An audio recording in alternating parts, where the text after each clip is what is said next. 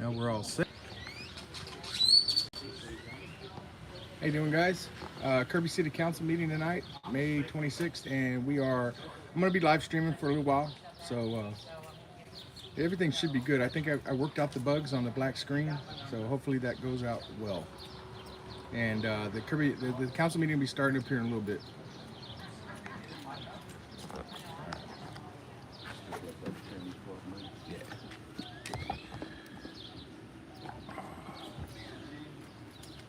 Yeah, man. So I don't.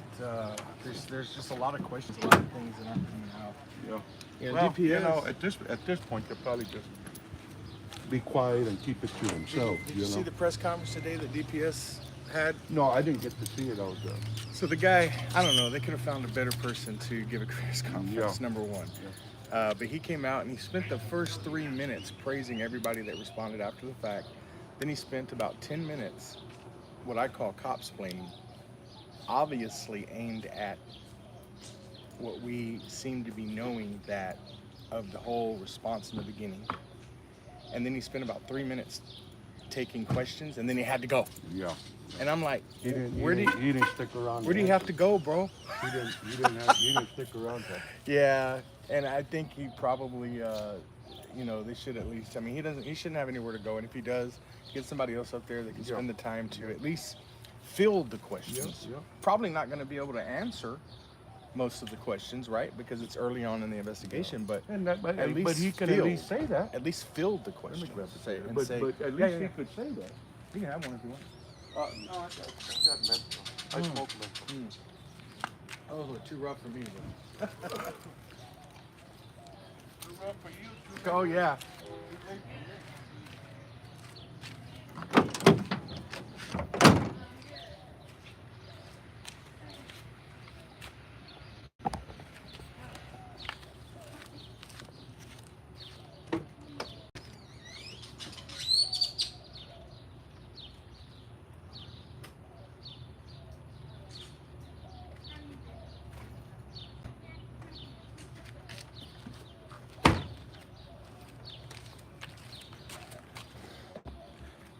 I'm gonna go inside. I need to have some conversations in there. But good to see you. All right, bud. Okay.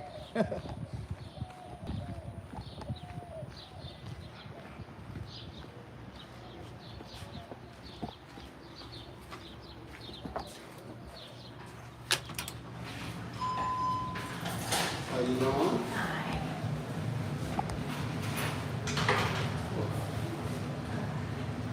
Take your time. No rush. How's it going? Good. How are you? Who first today? Where's your kid?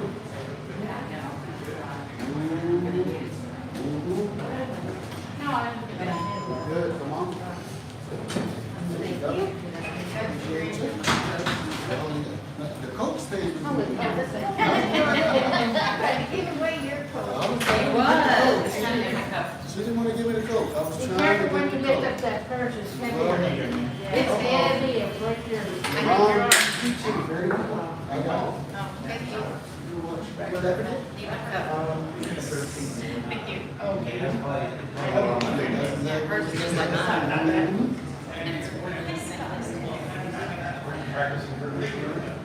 That's exactly. What? I'm not stealing, I'm just loaning. I'm just gonna borrow.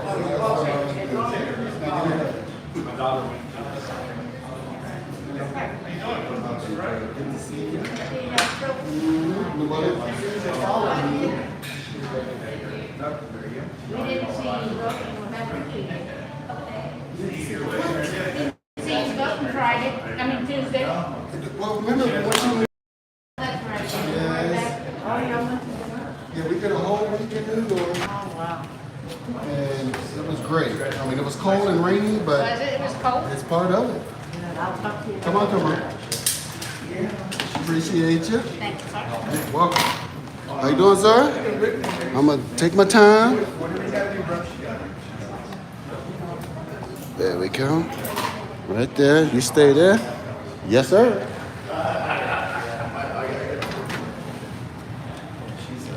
food, left some water. They all are. I'm a $4. I'm an hour.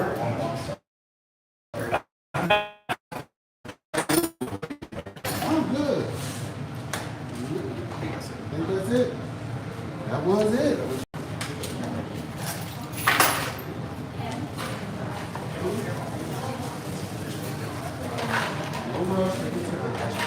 That's for me?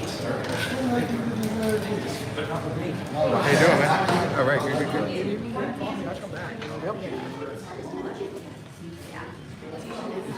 You're fine. You're fine.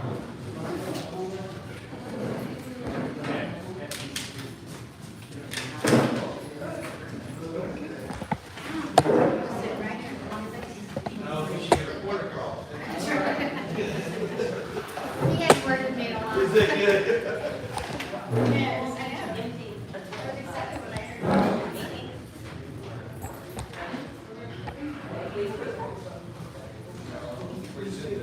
when I heard the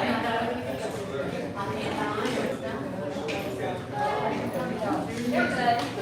Yes.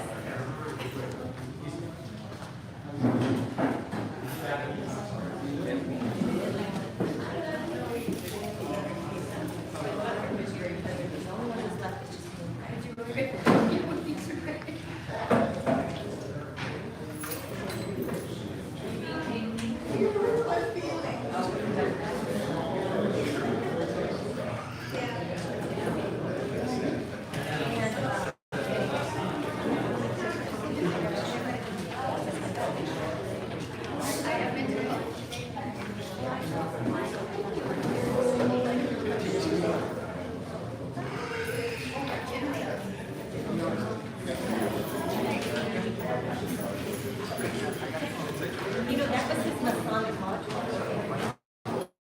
When he was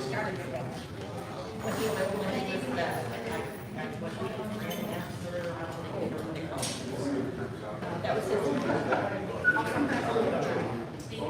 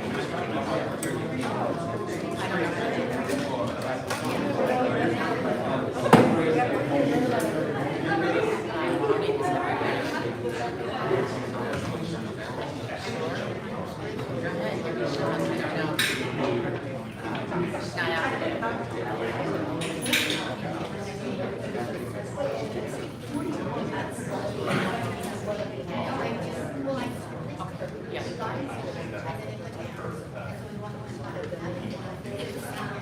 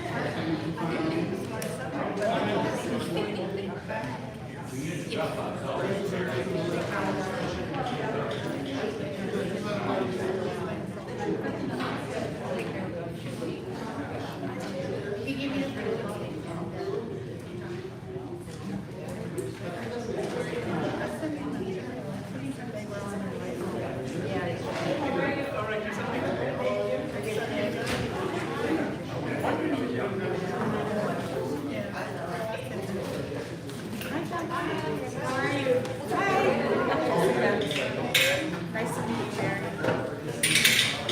That was me.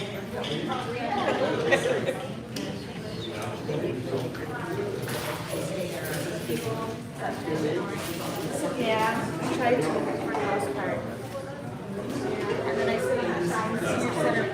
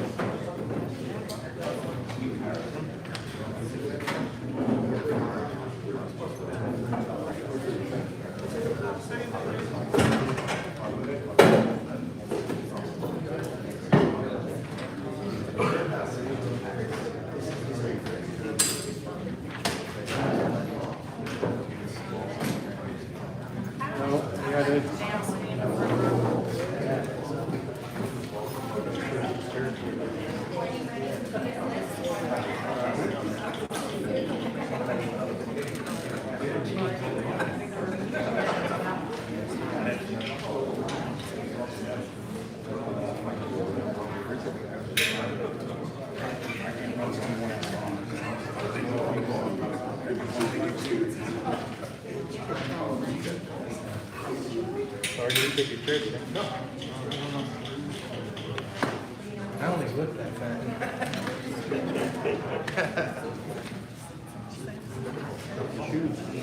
Thank you. I was doing some work today and I didn't have a chance to clean up.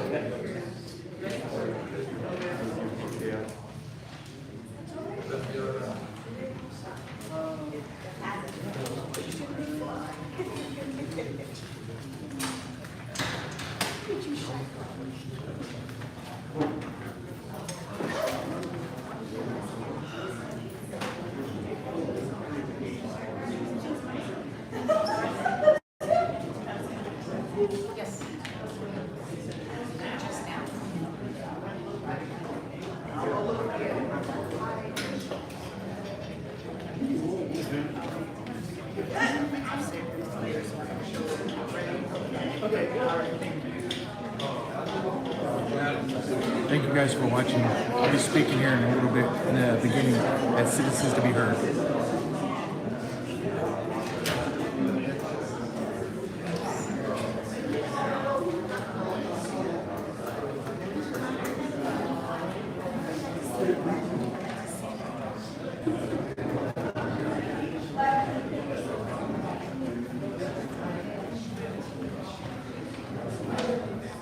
Guys, as the live stream goes on, I'd appreciate your feedback on audio and video quality. I made some adjustments.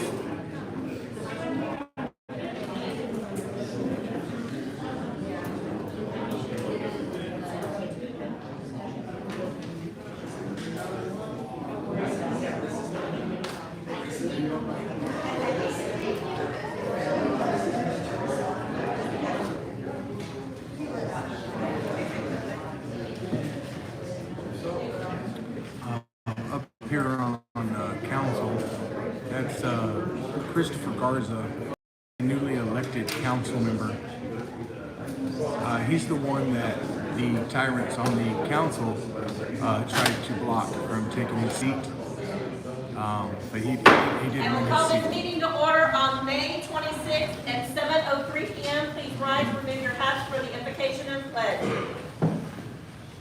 Dear Lord, we invite you to preside over this meeting and help us to listen politely as to others share their points of views, even if we have different opinions. Give us unity of spirit and help us to work as a unified team and combining ideas for a greater outcome. Please be with our police, fire, all medical staff, the city of Uvalde, and everyone in Uvalde that has lost a loved one. Please be with them in more ways than they need. And please, we pray, dear Lord Jesus, to be with people that are struggling with issues and demons, and pray that they reach out for help. Amen. Amen. I pledge allegiance to the flag of the United States of America and to the republic for which it stands, one nation, under God, indivisible, with liberty and justice for all.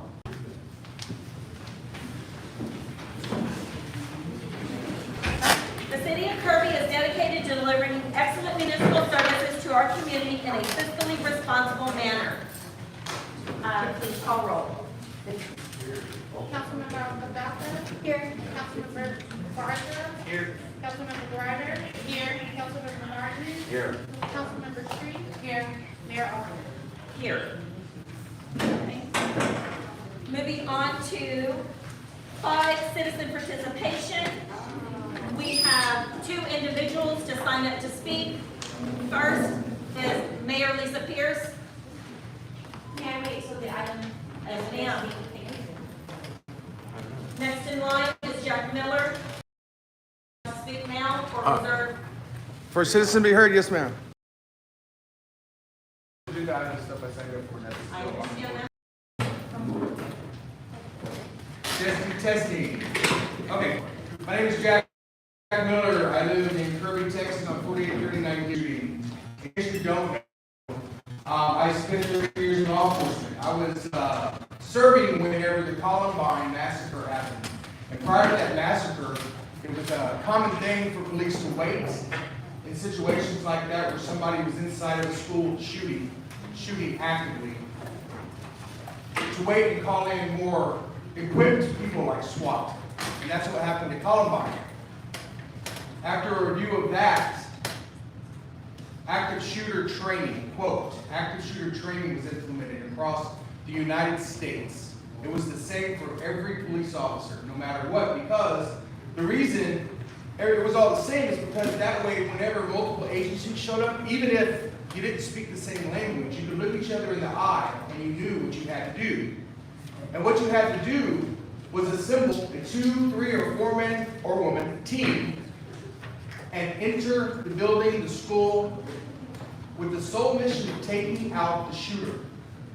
That meant, during training, and as awful as this may sound, the training was, even if a victim were to grab your leg and beg for help, you have to kick them off.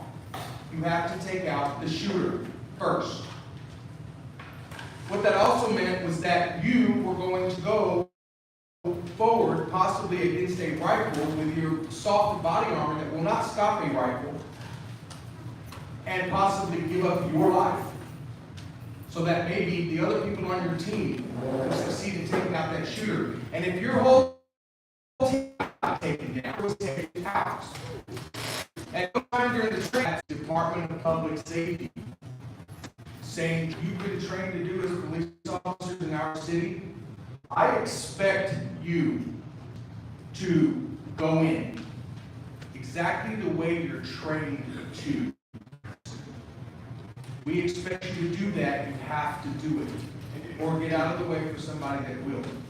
I don't know if our police are trained to do that yet. I'm figuring that out. I'm talking with the police chief to see what that training is. If they're not trained to do that, or whatever it is that the current guidelines are, which I can assure you they are still active shooter, just like I talked about. then you need to do just that. For our police, that means I expect you to die if that is what happens. That needs to not be a consideration for you. Chief Cardona.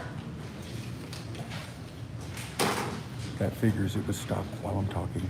Damn it. Period. Good evening, Council. Y'all will have to catch it on the city This council. week. Today we'll be swearing two new officers, Warren Sika, if you can come up here, and there's Corey Dawson.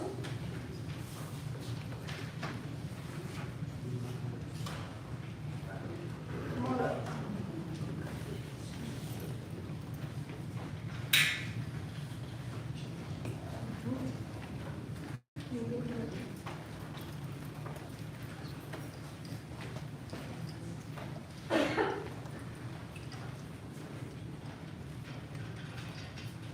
I'll begin by saying, as a law enforcement officer, your fundamental duty is to serve the community, to safeguard lives and property, to protect the innocent against deception, the weak against oppression or intimidation, violence or disorder, and to respect the constitutional right of all persons to liberty, equality, and justice. You will keep your private life unsullied as an example to all, and will conduct yourself in a manner that does not bring discredit to you or your agency. You will maintain a courageous calm in the face of danger, scorn, or ridicule. Develop self-restraint and be constantly mindful of the welfare of others. Honest in thought and deed in both your personal and official life. You will be exemplary in obeying the laws of the land and the regulation of your department. Whatever you see or hear of a confidential nature or that's confided to you in your official capacity will be kept ever secret unless revelation is necessary in the performance of your duty.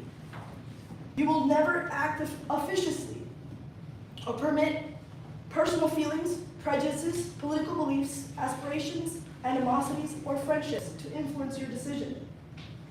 With no compromise for crime, and with relentless prosecution of criminals. You will enforce the law courteously and appropriately without fear or favor, malice or ill will, never employing unnecessary force or violence, and never accepting gratuities. You will recognize the badge of your office as a symbol of public faith. You accept it as a public trust to be held so long as you are true to the ethics of the police service. You will never engage in any acts of corruption or bribery, nor will you condone such acts by other police officers. You will cooperate with all legally authorized agencies and their representatives in the pursuit of justice. You alone are responsible for your own standard of professional performance and will take every reasonable opportunity to enhance and improve your level of knowledge and competence. You will constantly strive to achieve these objectives and ideals, dedicating yourself before God to your chosen profession, law enforcement.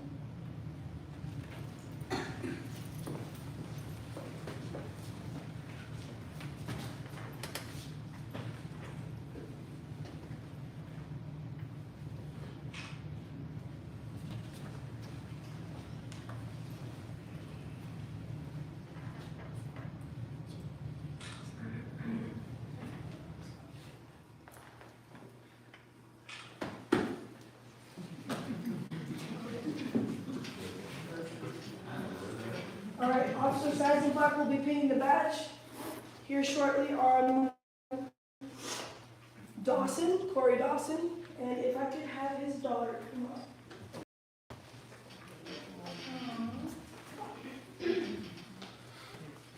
You have the badge?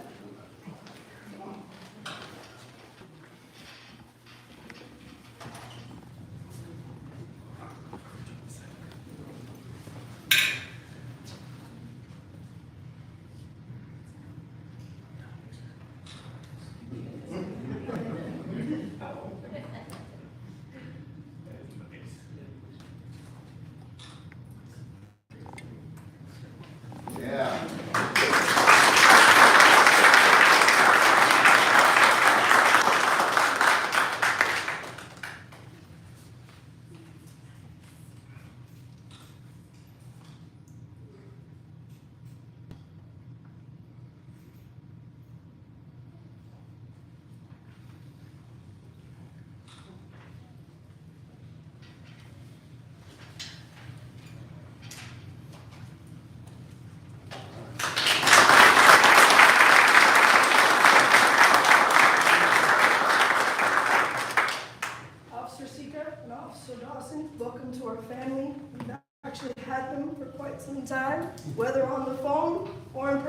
We welcome your family into ours and thank you for choosing Kirby.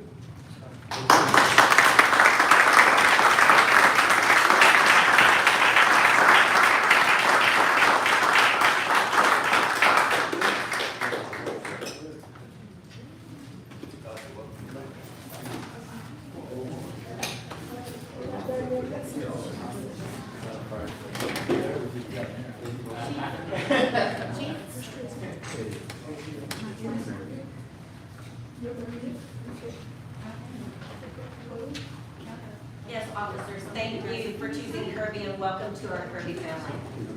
Thank you. Welcome aboard. All right, face me. Please raise your right hand.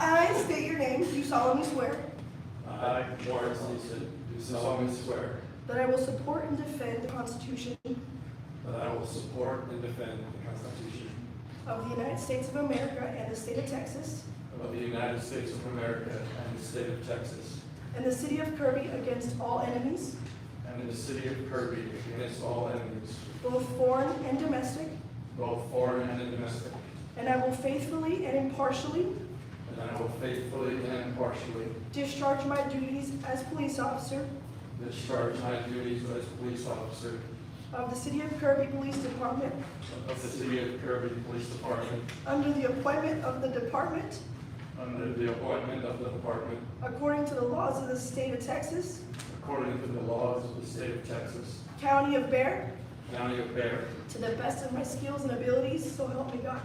to the best of my skills and abilities, so help me God.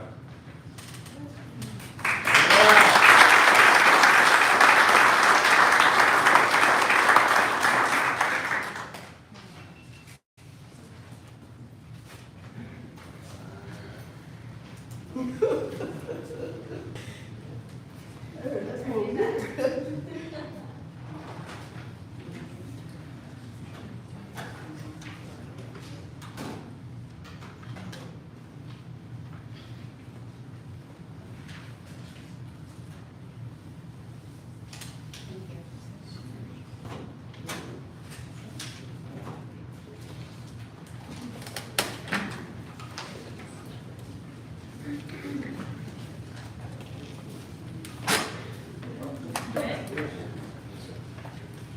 Moving on to 7A, consent quarterly financial report period ending March 31st, 2022.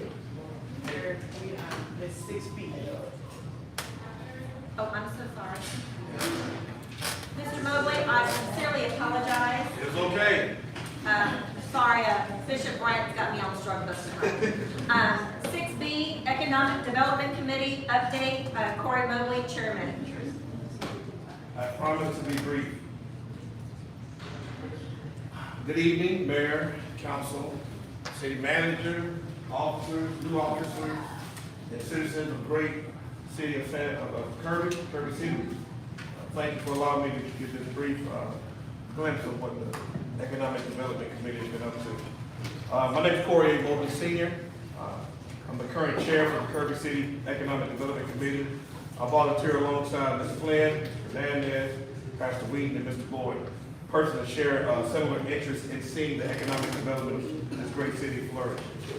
I've only been affiliated with the city of Kirby as a business owner since 2014 with a church right down the street here on Ackerman Road by the name of True Vision Church. I'm the assistant to the pastor and the youth minister for that church. So not only is my investment in this city just for, not just only for seeing the economic development grow, but also for the community to grow, as well as spiritual health flourish for the people of this city. Tonight, my presentation is very brief. It's to give you a glimpse of what we have been up to as it relates to trying to move forward in development. Number one, it has been a rebuilding phase for us. I've only been the chair for a few months. I'm coming on the end of Ms. Jackie Jackson's phenomenal job that she did for a number of years for the Economic Development Committee. And the program reestablished to make it more efficient for us. It became a concern of ours that despite having a 9-page listing totaling well over 100 plus businesses, ranging from storage, health and fitness, service industry, insurance and banking, convenience stores, many retail stores, worship centers, landscaping, restaurants, family and adult entertainment daycares, and a plethora of beauty salons and more car dealerships than any other side of the town. People still do not know the gold mine that sits here in Kirby. There's a number of businesses that no one even knows about. The city council, I would even suggest that you all may not know about all these businesses. These are not even new businesses. Most of these are at least 5 years old. We feel that it's our job to spotlight those businesses as well as bring in or recruit new business to move into Kirby. In doing so, we're going to have to go back to the personal method of going from business to business, developing relationships that are necessary in order to facilitate their needs. This will provide an opportunity for us to be able to point out the different ways our facade program could be helpful to these businesses, and moving forward, we'll bring more spotlight to our local business. Essentially, it will entail that once a month, a business will be highlighted from different avenues from the economic community. One avenue, of course, is the popularity of the. Listen, we have set a number of goals for our committee. One of these goals has been to reestablish looking at the signage for the city of Kirby. Recently, it was monumental for us to, as a committee, that we placed the new sign here on FM 78. However, we feel that that's not enough.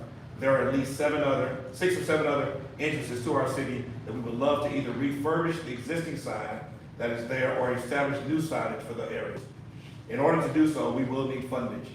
The sign on FM 78, we were fortunate enough to have a company that donated the materials for us, and we were able to compensate or work out the labor.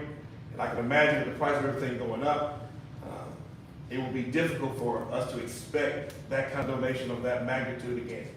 We will need funding for that in order to make that happen. Another goal is to ensure that a minimum of 10 businesses per year utilize our facade program.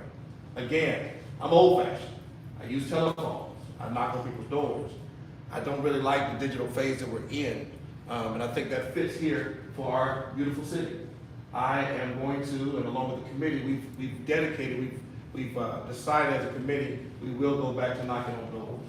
We will go back to seeing people face to face and asking them what they need and what we can do as a committee to help facilitate those needs. Theodore Roosevelt, y'all know him, he once said, people don't care how much you know until they know how much you care. If our plan is to show the people in this town of Kirby that we care about Kirby and taking care of the city, then one of the best ways we can show them is by investing in the business that they have established here. In order to do that, we will need funding. There's a presentation that's going to come forth later on. Mr. Chris and I have bonded, and I agree with his presentation. And I'm hoping that this council does sign off on it. Again, very brief presentation. We haven't done much. We are in I must admit, we are in a rebuilding phase. I believe in looking at the apple and seeing what's good at the core, and then starting from the core and working our way back out.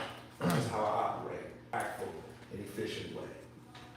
Any questions? Any questions from the council? Appreciate it. All right, thank you very much for your time. Thank you. Councilmember Street. Yes, ma'am. I appreciate all the work that goes into this. However, it's very difficult to read when it's in light gray.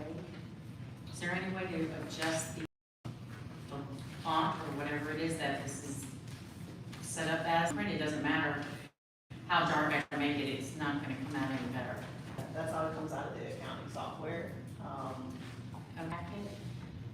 Because there's, I don't know, 10 pages in here. I don't have time to go through all of that in 2 days. I just don't. I mean, if it's ready earlier, then yes. But This is it's from built- March. Right, but it's built off of reconciling the accounts in that quarter, which does take some time. You have to wait until the quarter ends, and you have to go back and reconcile them. I'm just So- asking a week. I understand, if it's ready, we have to get it to you, but a lot of times, we're working on this around the same time we're getting the packet together, so, as soon as we get it ready, yes, I can get it out. It would make it easier for me to go over it. Okay, thank you. Are there any more questions? Councilmember Garza? There's just a couple things on here that I did want to ask about that I just don't know what they are. So the ambulance service cost report, it was showing, parentheses is 276, 567, 85. Wasn't exactly sure what that was. Okay. So MMS supplemental report is actually an annual report that we submit for our EMS services. We work with Specialized Billing, is the company that's contracted to do our EMS billing. And so within their contract, they also help us file this annual report. So what it does is based on the numbers of calls you run and other services, you get money back. And so it's usually kind of running a year behind. So for example, it's due March 31st of every year. We just submitted it this March 31st. Most likely won't get any money for that one until September timeframe. And so when we get that money in, you're able to spend that back on anything that helps the EMS. Got it. And I was just wondering because it didn't show anything budgeted for that. Because we never know what we're gonna get. Got it. Okay, that was the first one. I also, what exactly are we paying out to the Edwards Aquifer? Was Edwards Aquifer payment on contract services? Yes, and tell me where you're looking at. Page 3. Sorry, I don't look like that.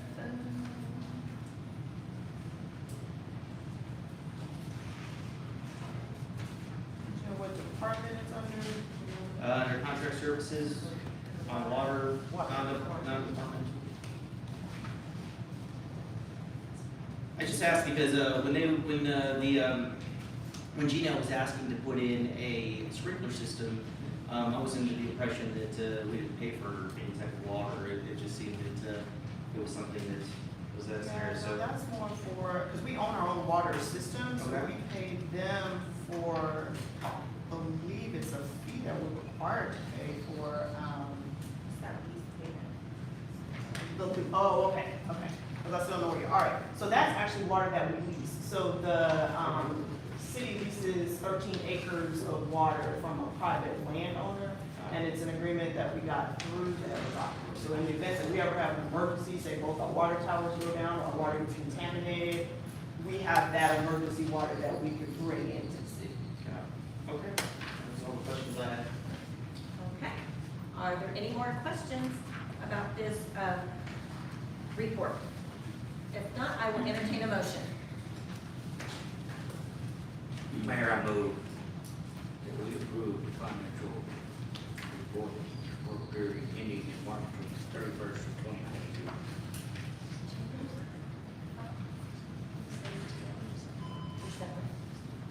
Second.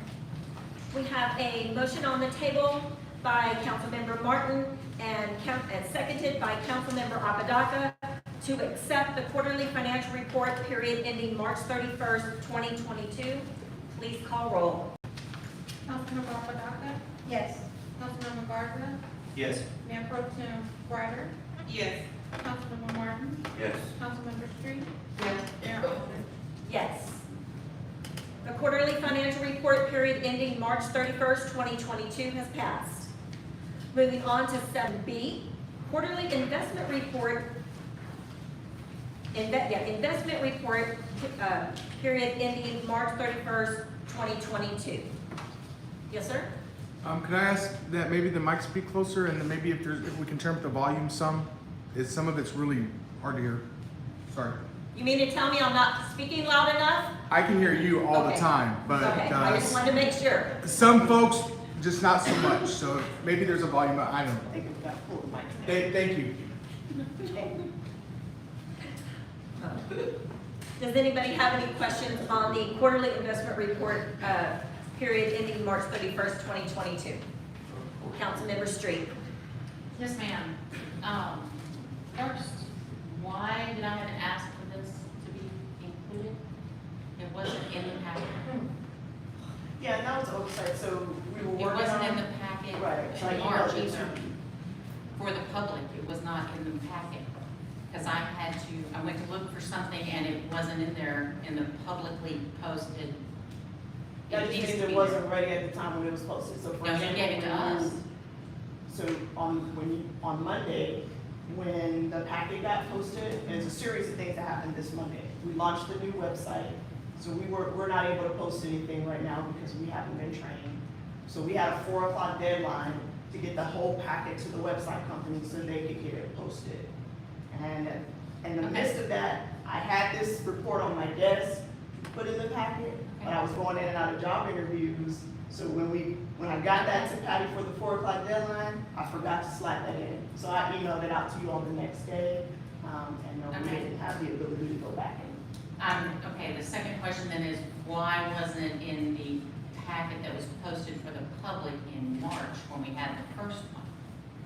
I don't know. I mean, The financial one was there, it was on the agenda, but the actual report was not included in Okay. the So how did agenda you receive, packet. did I send it to you later? Was it- No, we got it, the public didn't get it. When you posted the packet, it was not in the packet. Okay. That's what I'm asking. Because Okay, that so should it may be have been public pulled. information as well. That's the Yeah, point. there's I was- nothing on there that I know, can't be provided. that's why I was asking. And then when we didn't get it this time, I thought, well, maybe this is the one for public consumption, so there's no investment in there. No. And I don't have an answer. If you'd asked me in March, I might have known at that time, but I don't recall at this time. I just know this week, that's what happened. Okay. We had the financial meeting last week, and you showed us this new format, which is okay, it's a one-pager, but it does not have, obviously, it doesn't have all the same Councilmember information. Street, I apologize for interrupting you, but does that form have anything to do with accepting the investment report? I would like to get back on track. The numbers don't match, they don't add up. I'm trying to figure out what the deal is. Okay, please proceed. We started with, on the Series 2018 bond, we started with $3,388,932.16. We ended with the end book,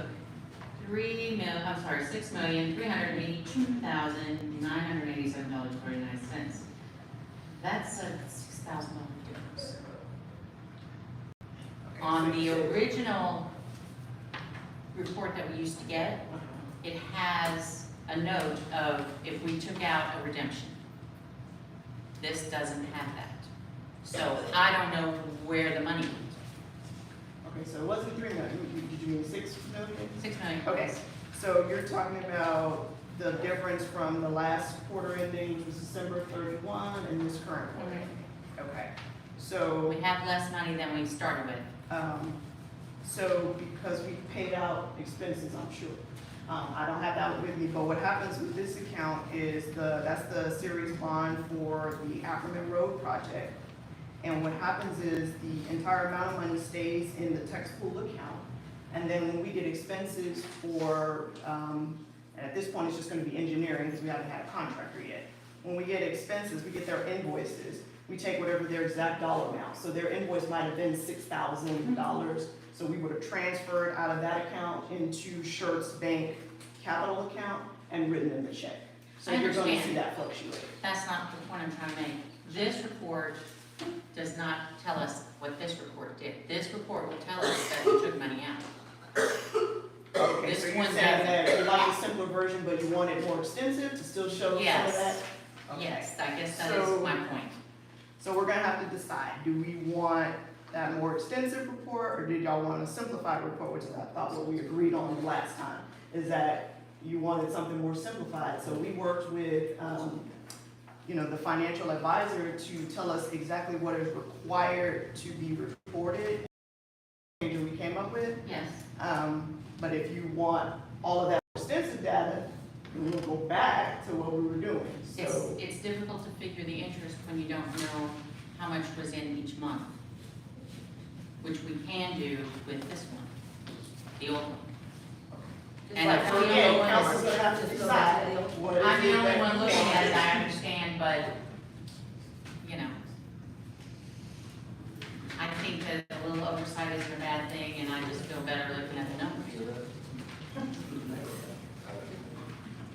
Okay? I think we're all fine with going back to the whole report, that's fine, we agree. All right, thank you. Are there any more questions regarding the investment report? Yes, sir? Is this an agenda item? Yes, it is. I'd like to speak on it. Go right ahead.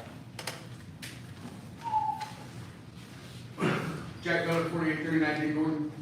I don't know if I heard correctly on this agenda item, somebody said you're the only one looking at it, to Councilman Street. She's not the only one. Oh, No, I thought- I'm doing the math, I don't know if anybody else I'm is. sorry, okay, all right. Please, everybody look at it, not just her, please, please, please. Oversight is a good thing, more oversight on this agenda item, please. Thank you. Are there any more questions regarding this item? If not, I will entertain a motion.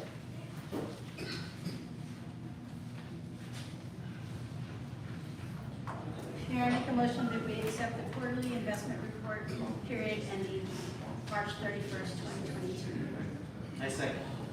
We have a motion on the table by Councilmember Apodaca, seconded by Councilmember Garza, to accept the quarterly investment report, period ending in March 31st, 2022. Please call roll. Councilmember Apodaca, Yes. Councilmember Gardner, Yes. Mayor Pro Tem Ryder, Yes. Councilmember Martin, Yes. Councilmember Street, No. Mayor Alden. Yes. The quarterly investment report period ending March 31st, 2022 has passed. Moving on to 8A, consideration of regular meeting minutes for May 12th, 2022. Do we have any questions regarding these minutes? I will accept a motion to accept. Mayor, I make a motion that we accept the regular minutes of May 12th, 2022. Second. We have a motion on the table by Councilmember Apodaca, seconded by Councilmember Street, to accept the regular meeting minutes of May 12th of 2022. Please call roll. Councilmember Apodaca, Yes. Councilmember Gardner, Yes. Mayor Pro Tem Ryder, Yes. Councilmember Martin, Yes. Councilmember Street, Yes. Mayor Alden. Yes. The regular meeting minutes of May 12th, 2022 have passed. Moving on to the public hearing. I will open this public meeting at 7:39. A public hearing on zoning change request for property located at West 2720 square feet of CB 5191 P-19 ABS 883, otherwise known as 5510 Seguin Road, Kirby, Texas 78219, which is zoned commercial, office and retail C1, to be rezoned as multiple family dwelling district R2 property. Is there anybody here to speak in this public hearing?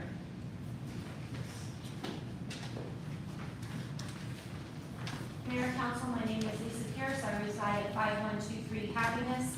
And on this item, this is actually a complete rezoning from commercial to residential. You just heard Mr. Mobley speak about economic development.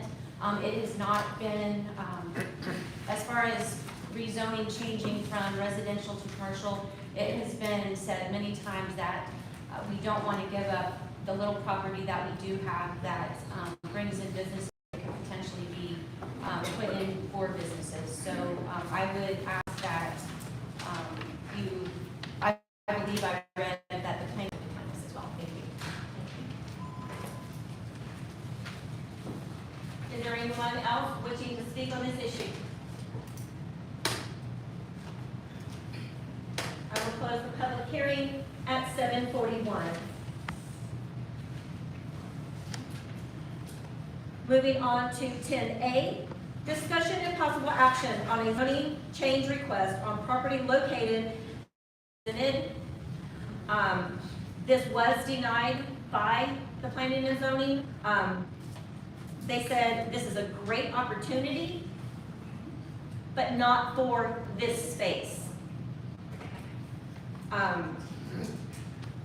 This project is wanting to build 6 houses on a lot to where a road, it's not gonna be big enough for a garbage truck or a fire truck to even go down and be able to turn around.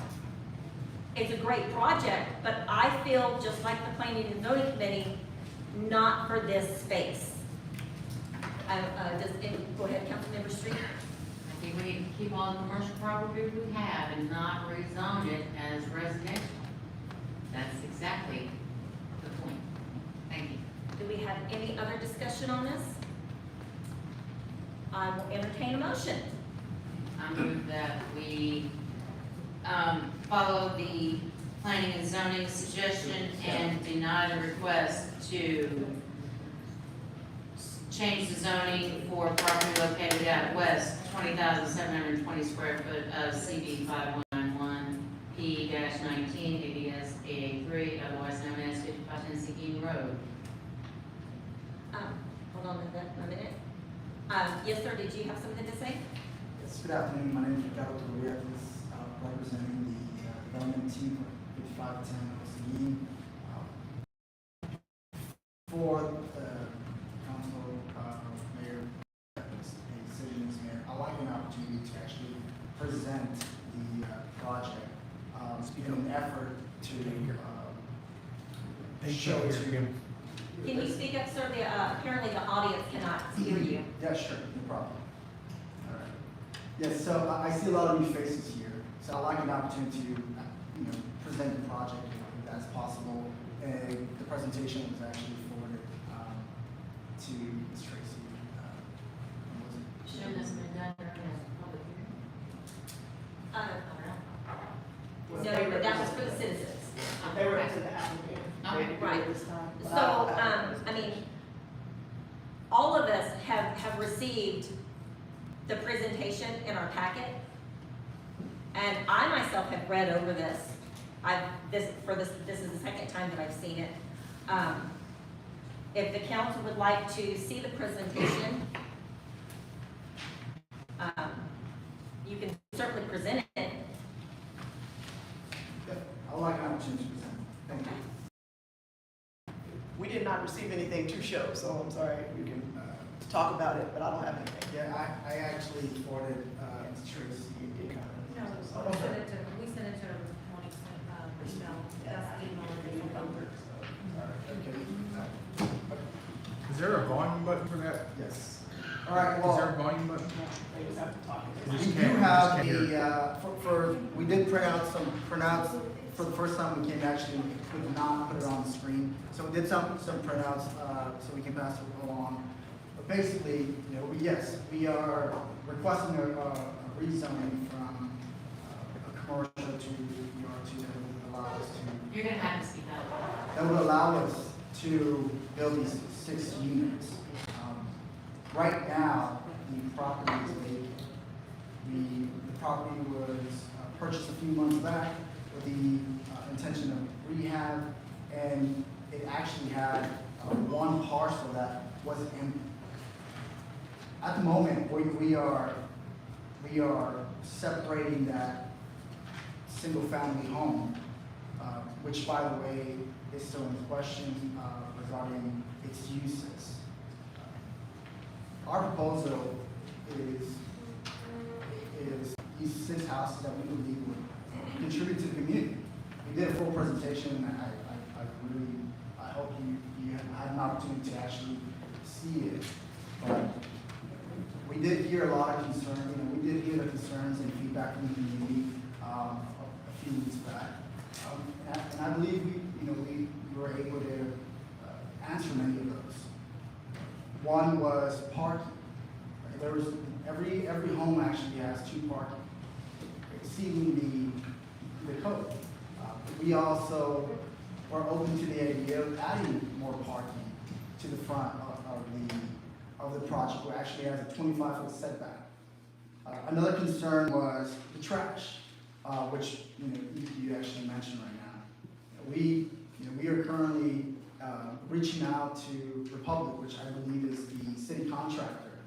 And we've worked with them in the past at the city of San Antonio and other developments where they do provide a service where it's more of a valet. They don't have to go in. They can just park at the beginning. Someone gets off, rows the containers over, and throws them in. They don't need to go into the property per se. The other one was fire. Per the International Fire Code, the minimum is 20-foot road. That is and with it being the PSI needed on the concrete, as long as we meet those regulations, it is more than enough room per the IFC for any emergency, that might happen. Additionally, we also spoke to, I believe, at that time it was the director of development, and he also mentioned that if there was any data at any moment, that we would include a Knox box and give the fire chief, police, any enforcement those keys so they can go in. Additionally, we would also add security systems that would automatically open the gates once a emergency, I think it was like a siren, that's what they called it. We agreed to that as well. And the other ones were street improvements. You know, right? We understand that this traffic, it would increase traffic. Obviously, there's nothing right there at the moment. So we offered, we are more than open to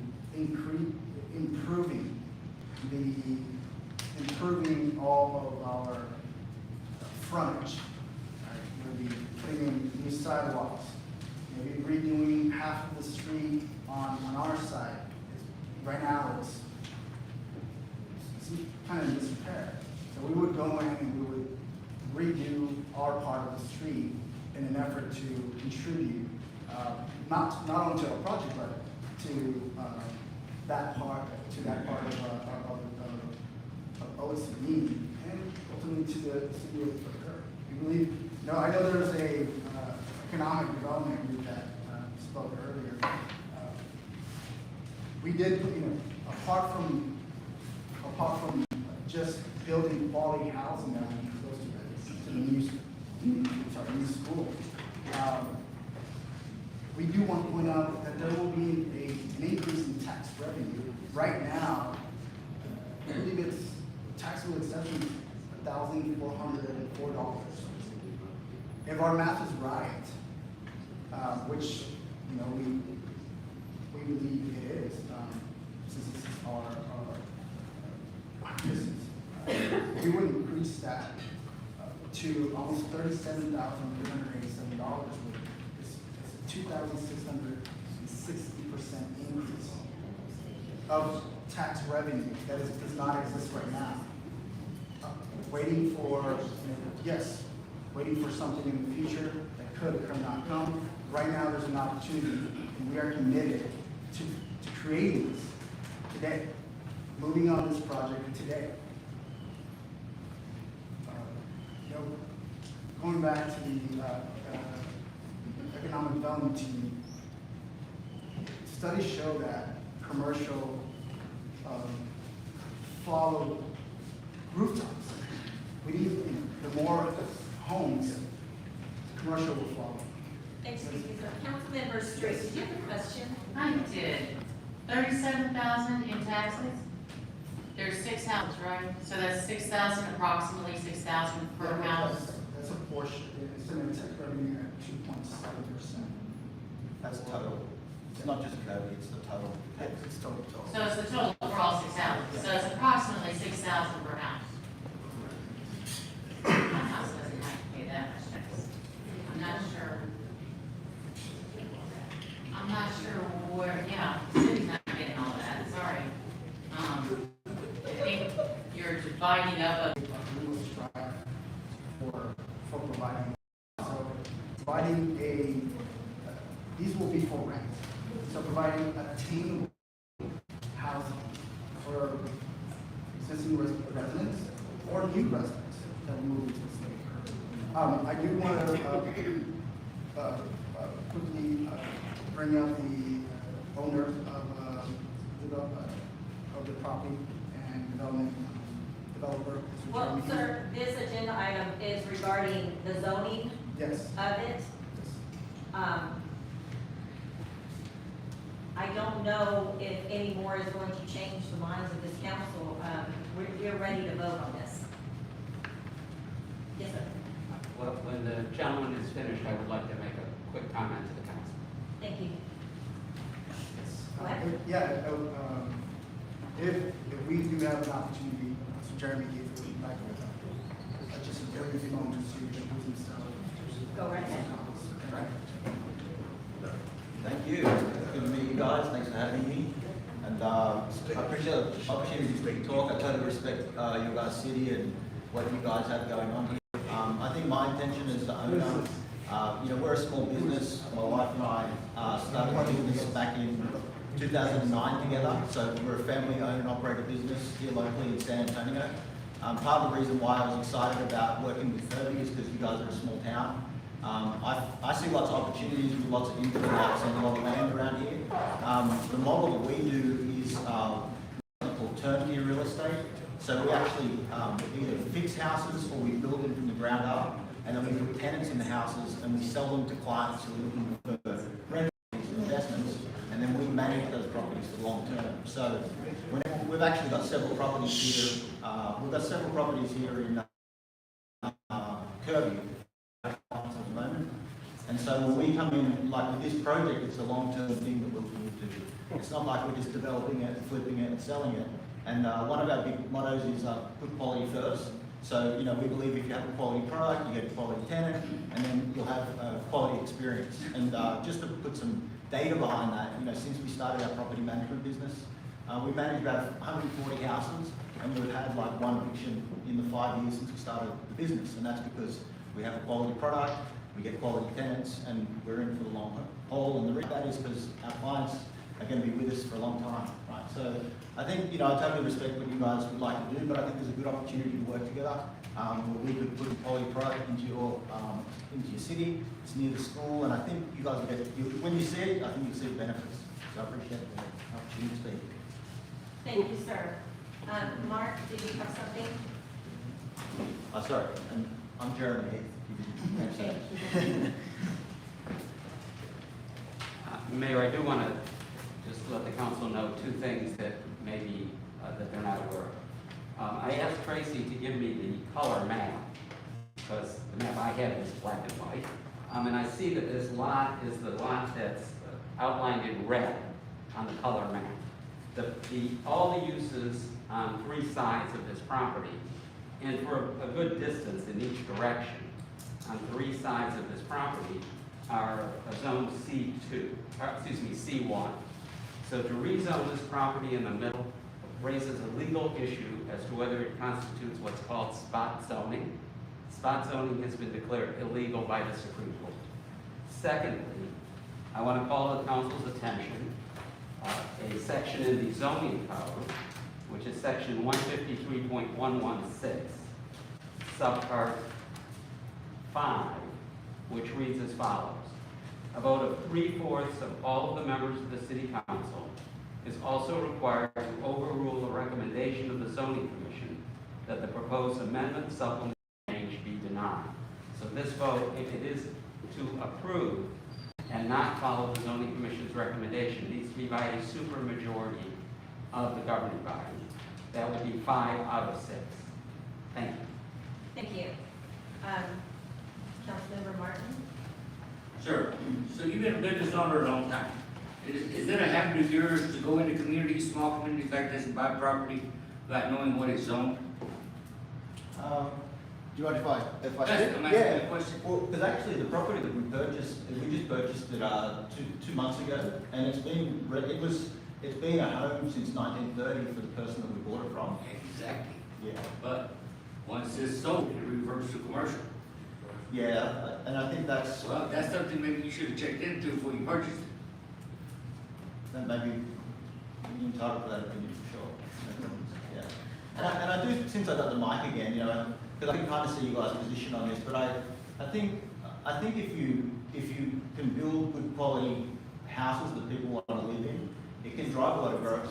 And maybe it's not on these lots, maybe it's some other ones, but I think if you're looking for some growth opportunities, if you can get good quality housing, I think it's a good step forward. So thank you. Thank you. Mayor Pro Tem Ryder. So I do agree with you with that one portion, what you said about quality housing that provide the growth. I do understand that. I do believe that we do eventually, I would like to see Kirby with some new builds, but just not there. That's all. Councilmember Street, does your motion still stand? Yes, it does. Yes, sir. Can I speak on this Go item? right ahead. Jack Miller, 4839 Gordon. So on this agenda item, I don't think that Kirby's ready to allow this company to do business in Kirby.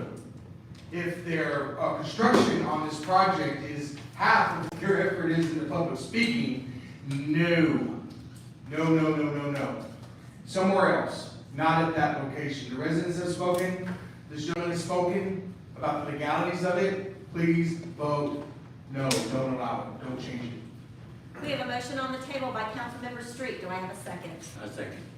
We have a motion on the table by Councilmember Street, seconded by Councilmember Martin to deny the zoning change request for property located at the west 20,720 square feet of CB 5191 P-19 ABS 883, otherwise known as 5510 Seguin Road, Kirby, Texas 78219, which is zoned commercial, office, and retail C1. Please call roll. Councilmember Apodaca? Yes. Councilmember Garza? Yes. Mayor Pro Tem Ryder? Yes.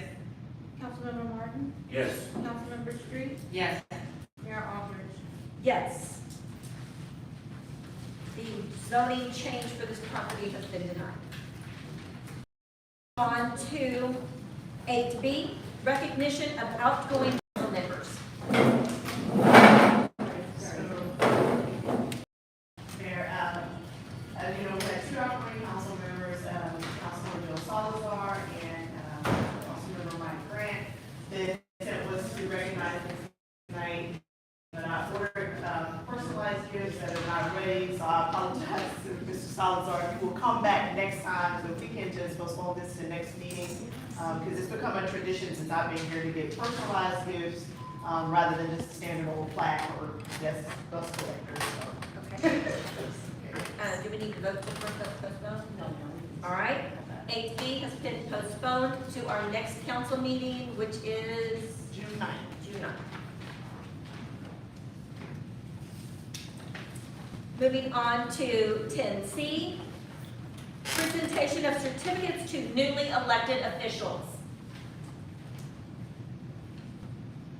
Right, so our police secretary, Ms. Teresa Wagner, is going to come up and present those. So if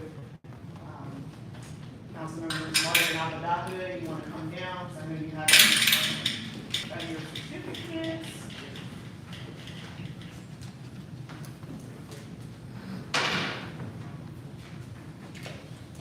And Mayor, if you'd like, if you could actually open up C and D. Okay. All right, now opening up C and D of 10, presentation of certificates to newly elected officials and presentation of statement of officers and administration of oath of office to newly elected officials. I state your name. Do solemnly swear that I will faithfully execute the duties as the office of a council member for the city of Kirby, state of Texas, and will do the best of my ability to preserve, protect, and defend the Constitution and the laws of the United States and and of the state, so help me God.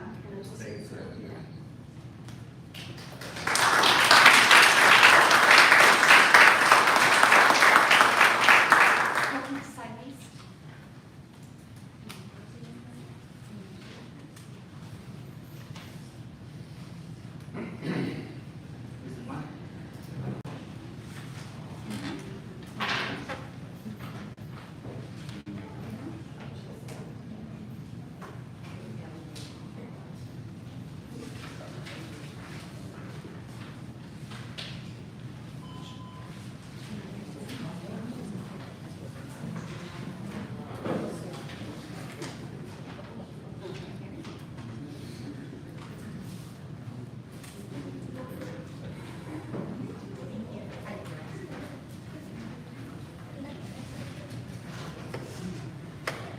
If y'all don't mind, would you stand out, Councilmember Garza, if you wanna come down this way, we'd like to get a photo of this of our, newly elected from this election.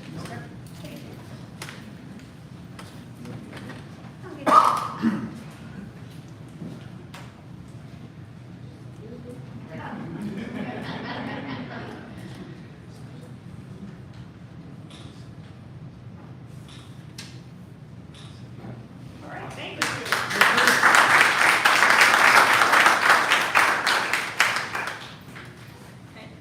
Moving on to E, discussion of possible action on appointment of a person to fill the unexpired term created by the resignation of Mike Grant. Mayor Lisa Pierce, did you have something to present or speak about? Mayor and council members, and congratulations to the new council members. Would like to speak on this item, the discussion of possible action on appointment of a person to fill. Grant. Although Mr. Grant was an individual to fulfill the vacancy created upon his resignation, his nomination for anyone other than Mr. Molina would have been irrelevant. The city of Kirby conducted a on May 7th, just 19 short days ago. As a reminder, allow me to read those numbers. Mr. Whedon received 106 votes, or 8.72%. Councilmember Apodaca received 194 votes, or 15.97%. Ms. Wyatt received 148 votes, or 12.18%. Mr. Molina received 174 votes, or 14.32%. Councilmember Garza received 220 votes, or 18.11%. Mr. Roman received 110 votes, or 90.05% of votes. Mr. Hernandez received 47 votes, or 3.87%. Councilmember Martin received 216 votes, or 17.78%. If this council does anything other than accept the nomination and unanimously appoint Mr. Molina to the vacant seat, you will send a clear message to the 170 people that cast their vote for Mr. Molina as next in line that their votes do not matter.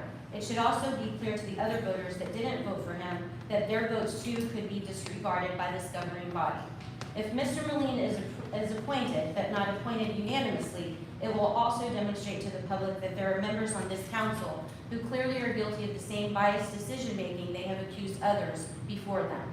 With voter suppression being at the forefront in discussions at a state and federal level, it would be extremely disheartening to see this council suppress and disrespect the vote tally, placing Mr. Molina next in line in the city of Kirby. Thank you. Thank you. Mr. Miller.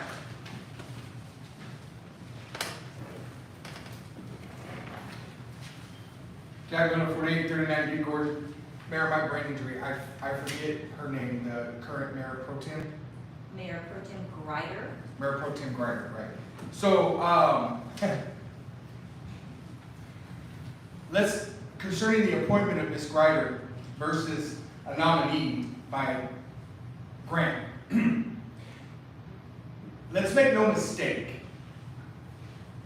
We can disregard certain things like tyranny and things that Mr. Grant did during his seat and appoint a person if it's within the laws and the rules. You did that, so what when anybody cares? You did it, it's within the rules, it's within the laws. With all due respect, Mr. Grant, your nomination is not wanted in Kirby anymore. Thank you. Thank you, Mr. Miller. Do we have any, questions for the council? Mayor Pro Tem Greider. So Mr. Miller, you might have got it mixed up. I'm Oh. actually, I was elected last year. I was officially elected. So they're not discussing me personally. I'm sorry. No, that's okay, that's okay. The argument was that somebody should have been nominated to Mayor Pro Tem instead of you, or? No. To a county seat that Grant has provided. That body doesn't become the mayor pro tem. He's the person He's the individual that ran for office that came in fourth. Fourth, okay. Yes. So, okay, so then you guys obviously, right, you operated within the rules and the laws. Maybe I got the seats messed up, but you operate within the rules and the laws. That's what we want. Thank you for operating within the rules and the laws. Okay, so yes, I just want to, so I do believe that we should, and I said this last election, this election, and I agree with Mayor Pierce that we can't. Are you It's a talking? slippery. Oh no, sir. No, sir. Okay. No, thank you, sir. Thank you, sir. It's a slippery slope. So let's don't accuse people of doing the same thing that I don't know might happen. I don't know how people's gonna vote tonight. I don't know what they're gonna say, but I do believe that Mr. Molina, he ran. He did run. People voted for him. He did come in fourth. So I do believe that that he should be appointed to fill that seat. Councilmember Martin.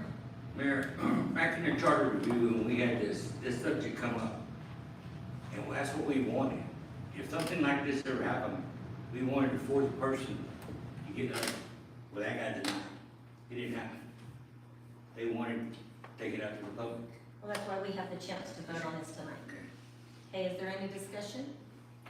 I will entertain a motion.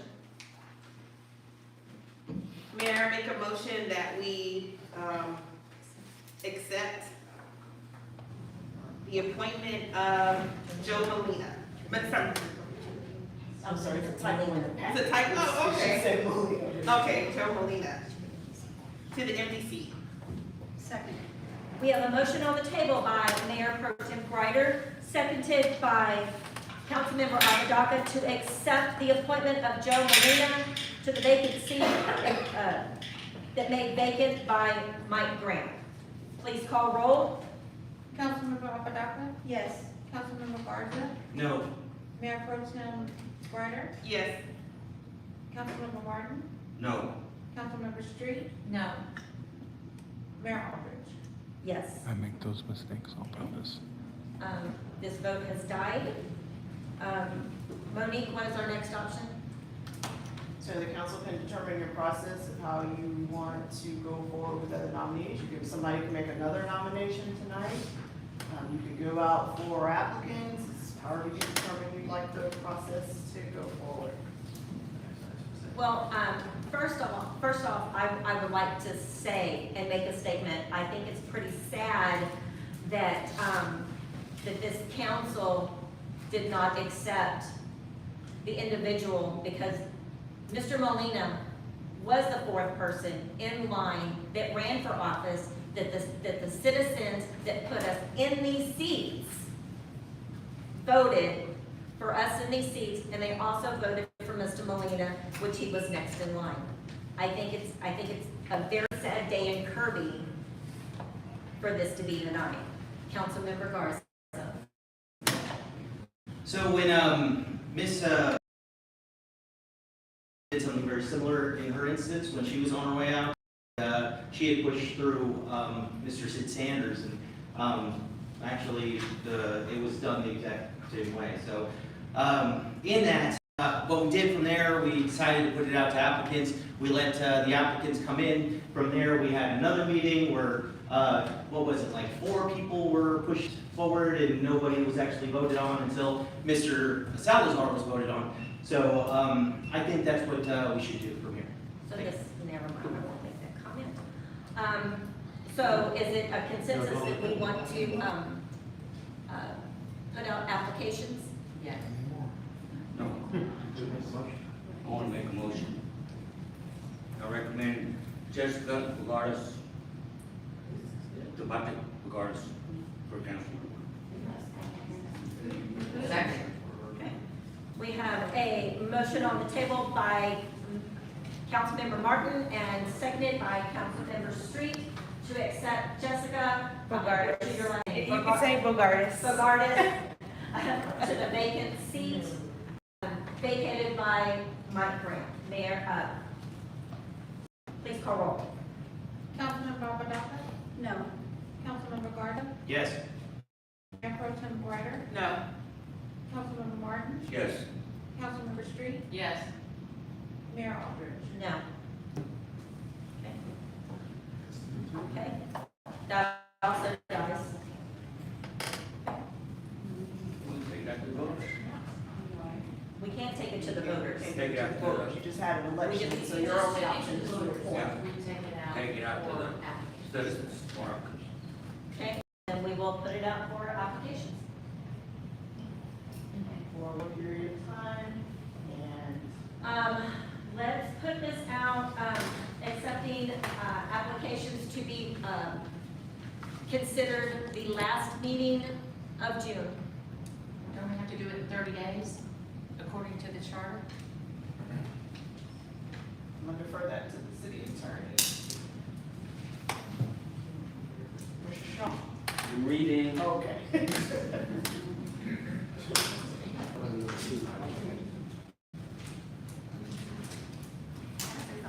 Yes, ma'am, you can. So while we're waiting, on our city attorney to make a statement, so this is what I want to say. So Councilman Martin, like you were saying about the charter and how that was denied, so you agreed with that, if that was in the charter, that would be okay. But now because we're doing this, We had a charter, we had something to go by. We had nothing to go by, but you would have been fine with that, because that was in the charter. just because it's in the charter.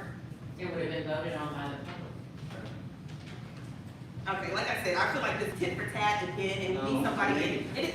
The voters, so my thing is, let me finish. The voters decided, they voted. They came up here and they actually voted. Same thing for, Councilman Garza. Same thing I said when we were dealing with stuff for ordinance and stuff, dealing with you. I said the same thing. The voters, I don't care what side or whatever's going on, the voters decided, they voted. And that's what my problem is. And I think that even moving forward now, by just even tonight, it's disheartening that we're gonna still continue. So I hope that even after what happened tonight, that we still find a way to work together and stop holding grudges. We gotta move the city forward and keep going, no matter what. Can I say something? Only since I was subject of this. Hold on. May I have a motion? I move that we allow Jessica Bogaris to speak. Do you have a second? Second. We have a motion on the table by Councilmember Street, seconded by Mayor Pro Tem Ryder to allow Jessica Bogaris to speak. Please call roll. I am Jessica. They have to vote. Councilmember Papadopoulos? Yes. Councilmember Garza? Yes. Mayor Pro Tem Ryder? Yes. Councilman Martin? Yes. Councilmember Street? Yes. Mayor Aldridge? Yes. Go right ahead. Hi, I'm Jessica Bogaris, and I live at 5419 Eclipse.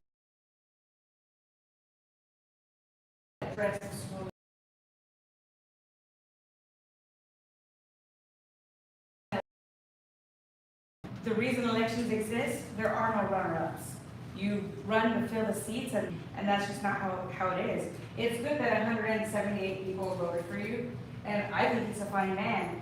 I think the application process is the perfect process because it lays out what somebody brings to the table, their background, and the kind of involvement that one has within the community, and I think that speaks volumes. And just consider that when you start receiving. The charter reads as follows, section 2.06, section C. A single vacancy in the council shall be filled within 30 days of the occurrence of the vacancy by a majority vote of the remaining members of the council by selection of a person qualified for the position as described in this charter. The point about allowing an outgoing city council member in good standing, you make a nomination is later on here. That's been disposed of by your action a few minutes ago. So the comment that this needs to be known within 30 days of Mr. Grant's resignation is correct. Your next council meeting is June 9. Ms. Vernon, is that within 30 days of his nation? Yes. So Mayor, I would suggest that you have this put on the agenda for the June 9 meeting. Set a deadline for applications.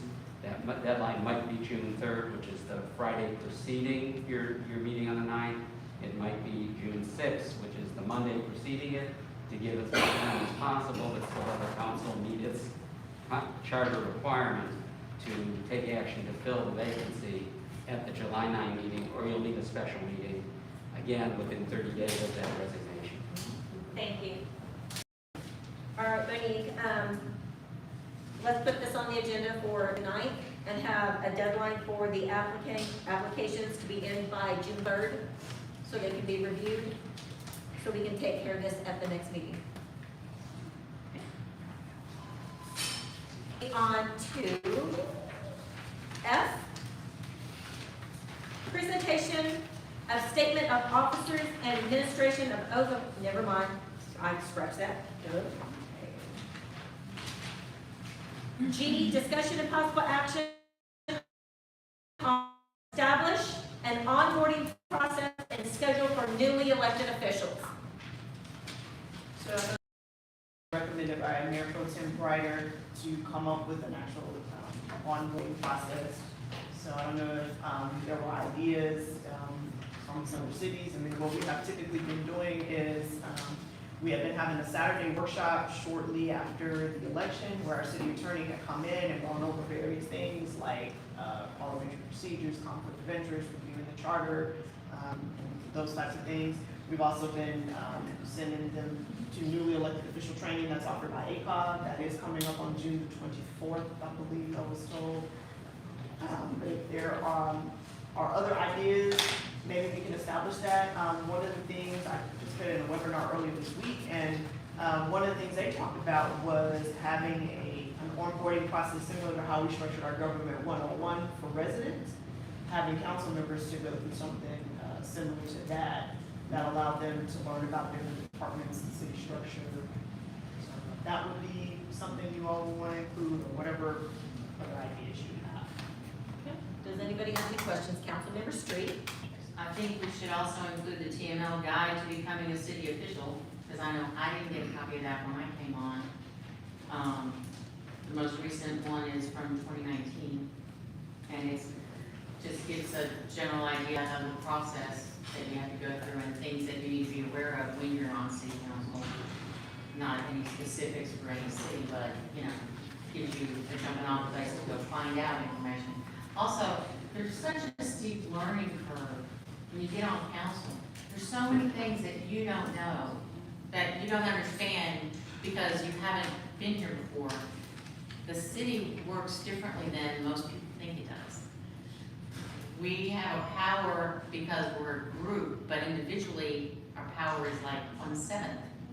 So you have to understand that you've got to build a coalition, get everybody working with you if you have an idea or you have something going on, but you don't always know that when you walk in the door. There are a lot of things you need to learn along the way, and when you walk in and they hand you the code of ordinances and your iPad and that's it, it's sort of leaving you hanging out there on the edge with nothing behind you. So we need to do everything we can for new members, okay?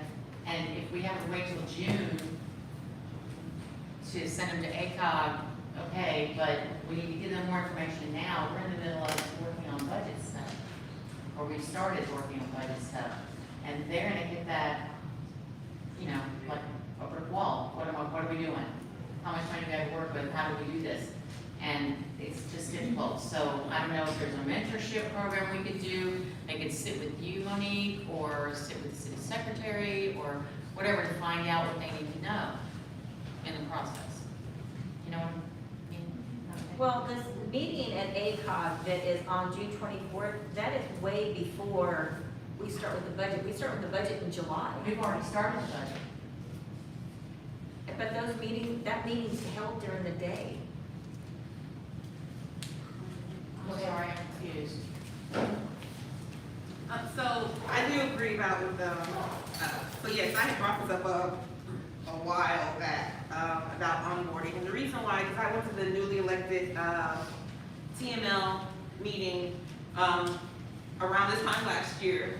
And I was speaking to other, council members and, from other cities around Texas. And they had a discussion with me, and these actually were seasoned, they've been in for a while. And we talked about onboarding process. I mean, they had, for instance, they made it almost like a field day, like a field trip type of thing. They had where they went to the like fire station, they would go to animal services, they would go to the police station. Like they had it scheduled out for the whole day plan. They also gave them information on, you know, the do's and don'ts. Like it was actually like a mini briefing, but it wasn't just like Councilwoman Street was saying how we're just given like the ordinance book and it's like good luck. There's so many things that you do not know. Actually, I was speaking with one of the candidate forum that Councilman Martin had. One of I can't think of his name, but it's one of Tommy Calvert's team. And I was asking, because I was just like, where do I go to get the basics 101? Because even though I've been doing this for a year, there's so much stuff that I have no idea about. And like he was saying, ACOG and others, like they were throwing out different things. And he asked me about the onboarding process. And I was like, well, we don't have one really. I mean, when you come think, we really don't have one. Now, did you give everybody a print, like send a print out of that one for the city of Alvin? No, I haven't. Okay, so, Councilmember Street has, it was actually, I looked at that, and it was from the city of Alvin. They have basically like onboarding, package. It has like addresses and everything on it. And I mean, it was not that many pages, maybe 10 pages or so. But I read through it. It was like decent information. And then also too, she sent me a study it was a dissertation done in 2020 by someone up in the Northeast who looked at onboarding processes for new council members and specifically found the holes in current processes in some cities, and they looked at one city in particular and looked at the issues that they had, and then they made a best practices list of things that they can do to bring in new people with little pain and agony, as well as making them more efficient in their job more quickly than 6 or 7 months down the road. So I can definitely share that. Yeah. Can we, can you share that with everybody? Because I think that was helpful information. And that dissertation that when I read through it, some of that stuff in there, I felt before myself as being newly elected. So I think that would be good for everybody to read that information. But I do think we definitely need to get a process going, because just throwing people up here because, you know, we have people who are ready to work and willing to work, and they need to know like what the parameters they can work in. So I think that's a great idea. Susan, if you could send that to Monique and have Monique send it out, because to avoid a quorum. I will. Councilmember Garza. As a newly elected, when I basically came in, it's exactly what they're saying. It's literally just a big book, code of ordinances. They give you an iPad and some passwords, and then, ask if you have any questions. It is a little taxing, and I've been coming to council meetings pretty frequently for like 3 years, so I have a good idea of what's going on from that end. But again, as Brad was stating, I mean, it makes it very difficult to know the parameters of what I can do and what I can't do without a bunch of parade emails. So I think it's a great idea, and I think we should definitely do it.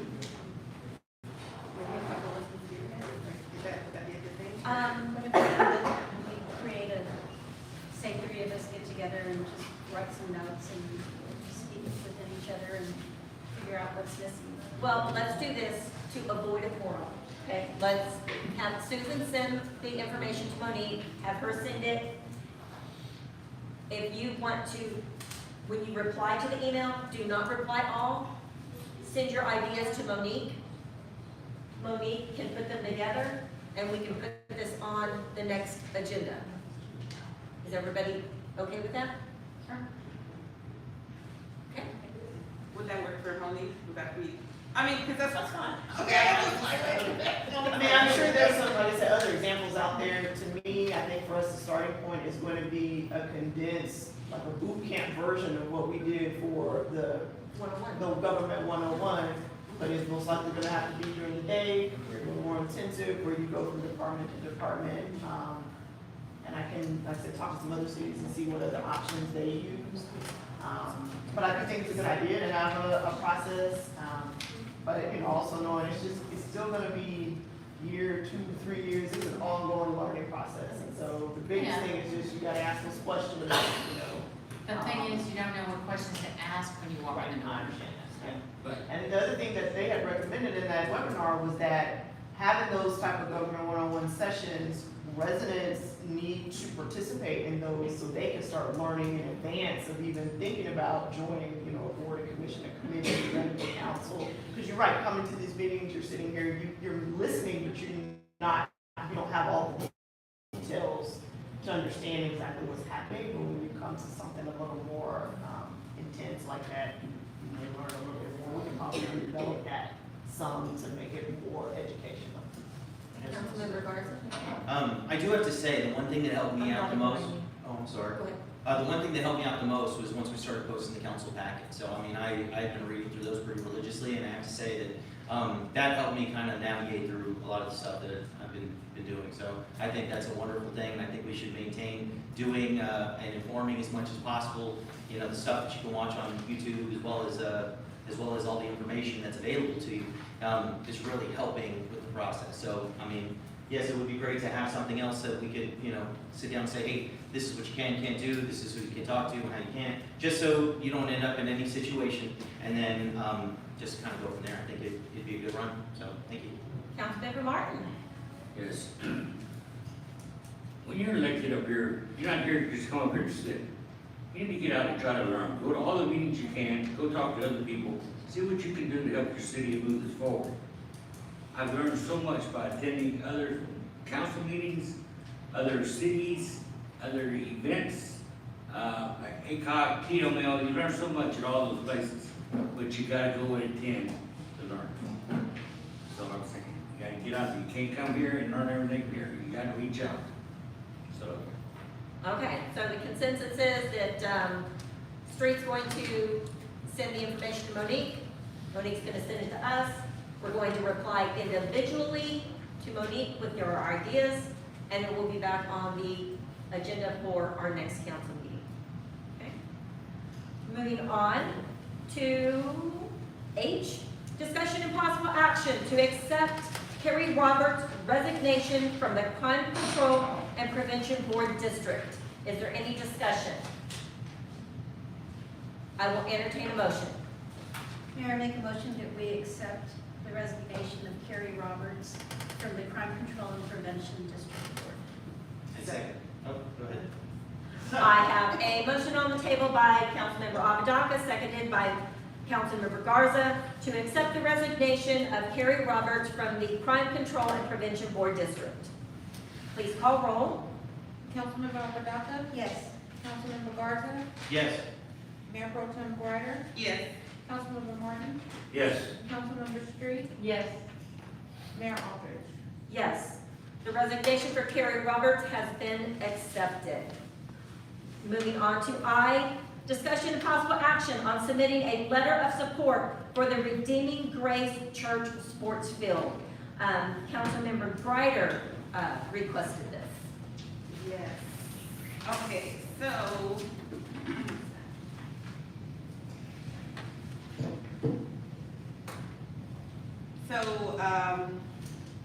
Bishop Bryant from Redeeming Grace reached out for a letter of support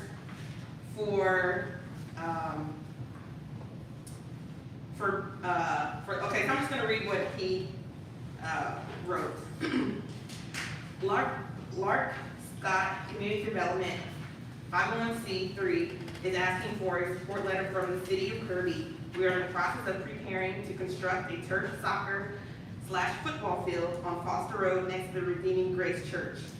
We have formed a partnership with the Junior Thunderbirds football organization, which includes children from the ages of 8 through 16 years old. As a matter of fact, the 12-year-old team just won the spring championship this past weekend.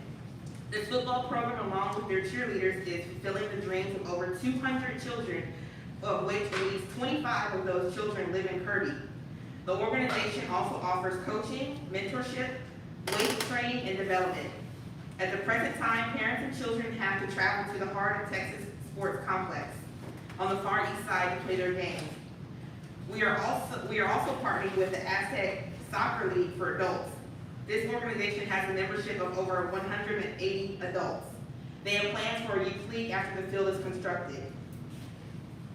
There will also be a walking track, concession, restrooms as a part of the project. So basically, he just wants a letter of support. So the City of Congress is already on board. They submitted their letter. District 2's already submitted their letter. Not asking for any money, just a letter of support. That's it. Just saying the City of Kirby supports this project. That's all that we're asking, that he's asking for. And I think that, number one, like I said, not asking for money. Number two, it's gonna support our youth. And again, it's 25 residents here in Kirby, and then potentially many more, since it's gonna be soccer and football now added to their property. It's gonna be more. So I think this is a good thing for the community as a whole. We should obviously support our communities around us and organizations that are helping our youth. Councilmember Street. I totally support this, but I have a question. Mayor Pro Tem Grider told me that she talked to our city manager and said, can I write a letter? Can I use the city letterhead? And she said, no, we need to put it before council because that represents the whole city. Well, I'm wondering why we don't have our own letterhead for us to send thank you notes or letters of support or things of that nature. How difficult is that for us to have access to, Ms. Monique? You just creating and ordering your letterhead? Well, no, on electronic. I mean, it doesn't even have to be, you know, actual letterhead. It's just something we could send a letter on. Like individualized council letterhead? Yeah. I mean, we can make that, Okay, because that, otherwise we wouldn't even have to look at this. Because she could have just sent a letter of support from her with the city of Kirby letterhead. But that's not what they're That's not asking. what They're she asking for the No, but I city mean, we support. did. Initially, that's what she was. Just ask me, but I said, so that's not, well, that's a whole nother topic. Okay. But, because there's the question, the way I understood it was, are we writing a letter of support as Sure. an individual? But if we're writing a letter of support as a city on city letterhead, then yes, we would Okay. have to come before council for a vote. Well, But we had actually, I would like the letter to come from the city because Lark is former, Warren Lark, which is a former mayor of our city. Which that's one of the reasons why I would like, this letter to come from the city. Well, that's fine. Okay, Mr. Martin, did you have something to say on this? Miller? I'm sorry, Miller, sorry. It starts with an It's M. okay, it's all right, it's all right. I'm okay with being called Mr. Martin. I like Mr. Martin. On this, why not, man? It seems like they're just asking for some type of maybe like symbolic or ceremonial type of acknowledgement by the city, right? And it should come from the entire city, right? So it's signed off maybe by everybody in support of this great program.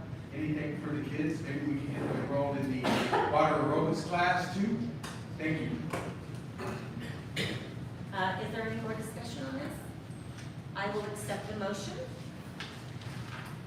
Mayor, I make a motion that we write a letter of support for the Redeeming Grace Church Sports Field for the Lark Scott Community Development. Second.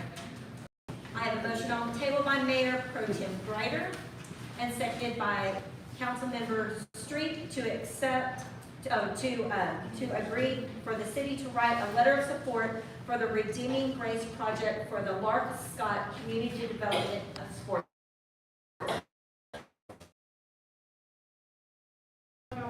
Yes. Councilmember Barco? Yes. Councilmember Ryder? Yes. Councilmember Martin? Yes. Councilmember Street? Yes. Mayor Albright? Yes. And I will add that former Mayor Warren Lark is actually my grandfather. And I want to thank Mayor Pro Tem Ryder for this. And this was the reason why I was a little emotional before this meeting. Moving on to J, presentation, discussion, and possible action on retail development services proposal. Christopher Brock, I don't want to butcher this name, Brocktagger, Retail Strategies. I'm gonna give you that so you can advance your. If it makes you feel better, it took me 20 years to figure out how to pronounce my name.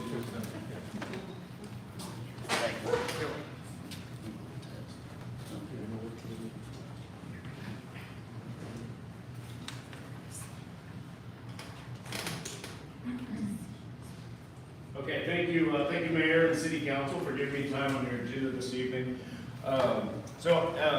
Chris Bontrager is my name. I'm from solely in the commercial and retail sector, and so kind of the gist of it, think of us as just a added outsourced staff member of a city or an economic development office.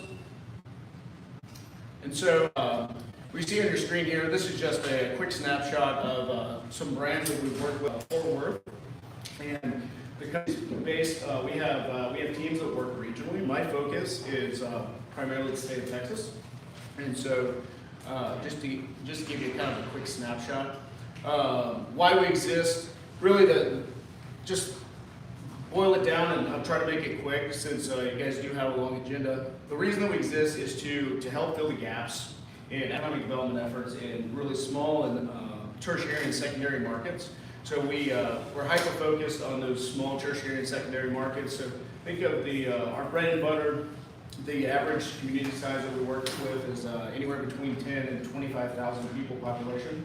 And the reason that we focus on that is when those populations start climbing, when you start getting to dense, maybe even some metro areas, oftentimes these municipalities have extensive staffs that do this full time. A lot of city of San Antonio has multiple people that work solely retail recruitment. That's all they do. They're specialized in it.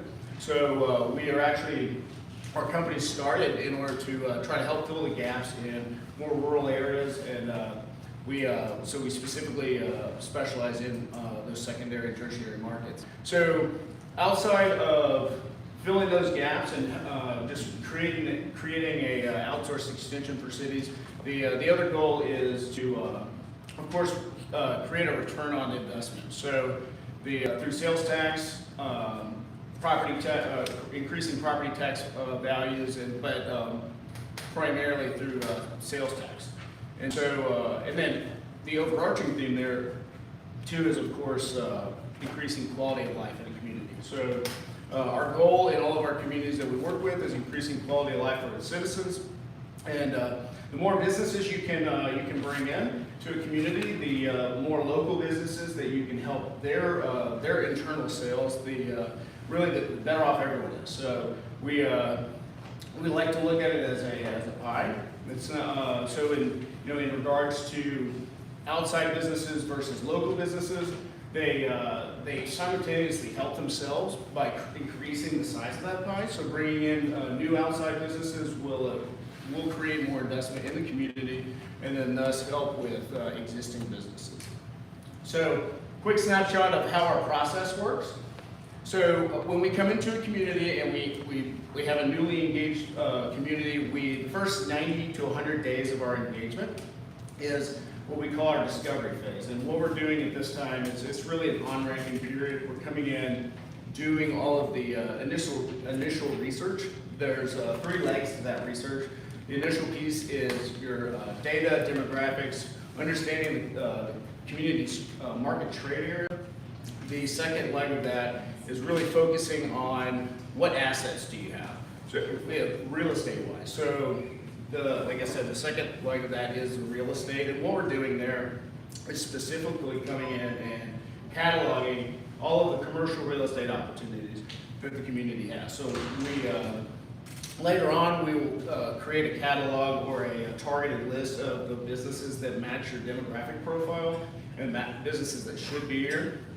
But that real estate is really the core of what we're doing, is so we can understand what product you have, what we can do to improve the product that you have. We base that off of your current zoning.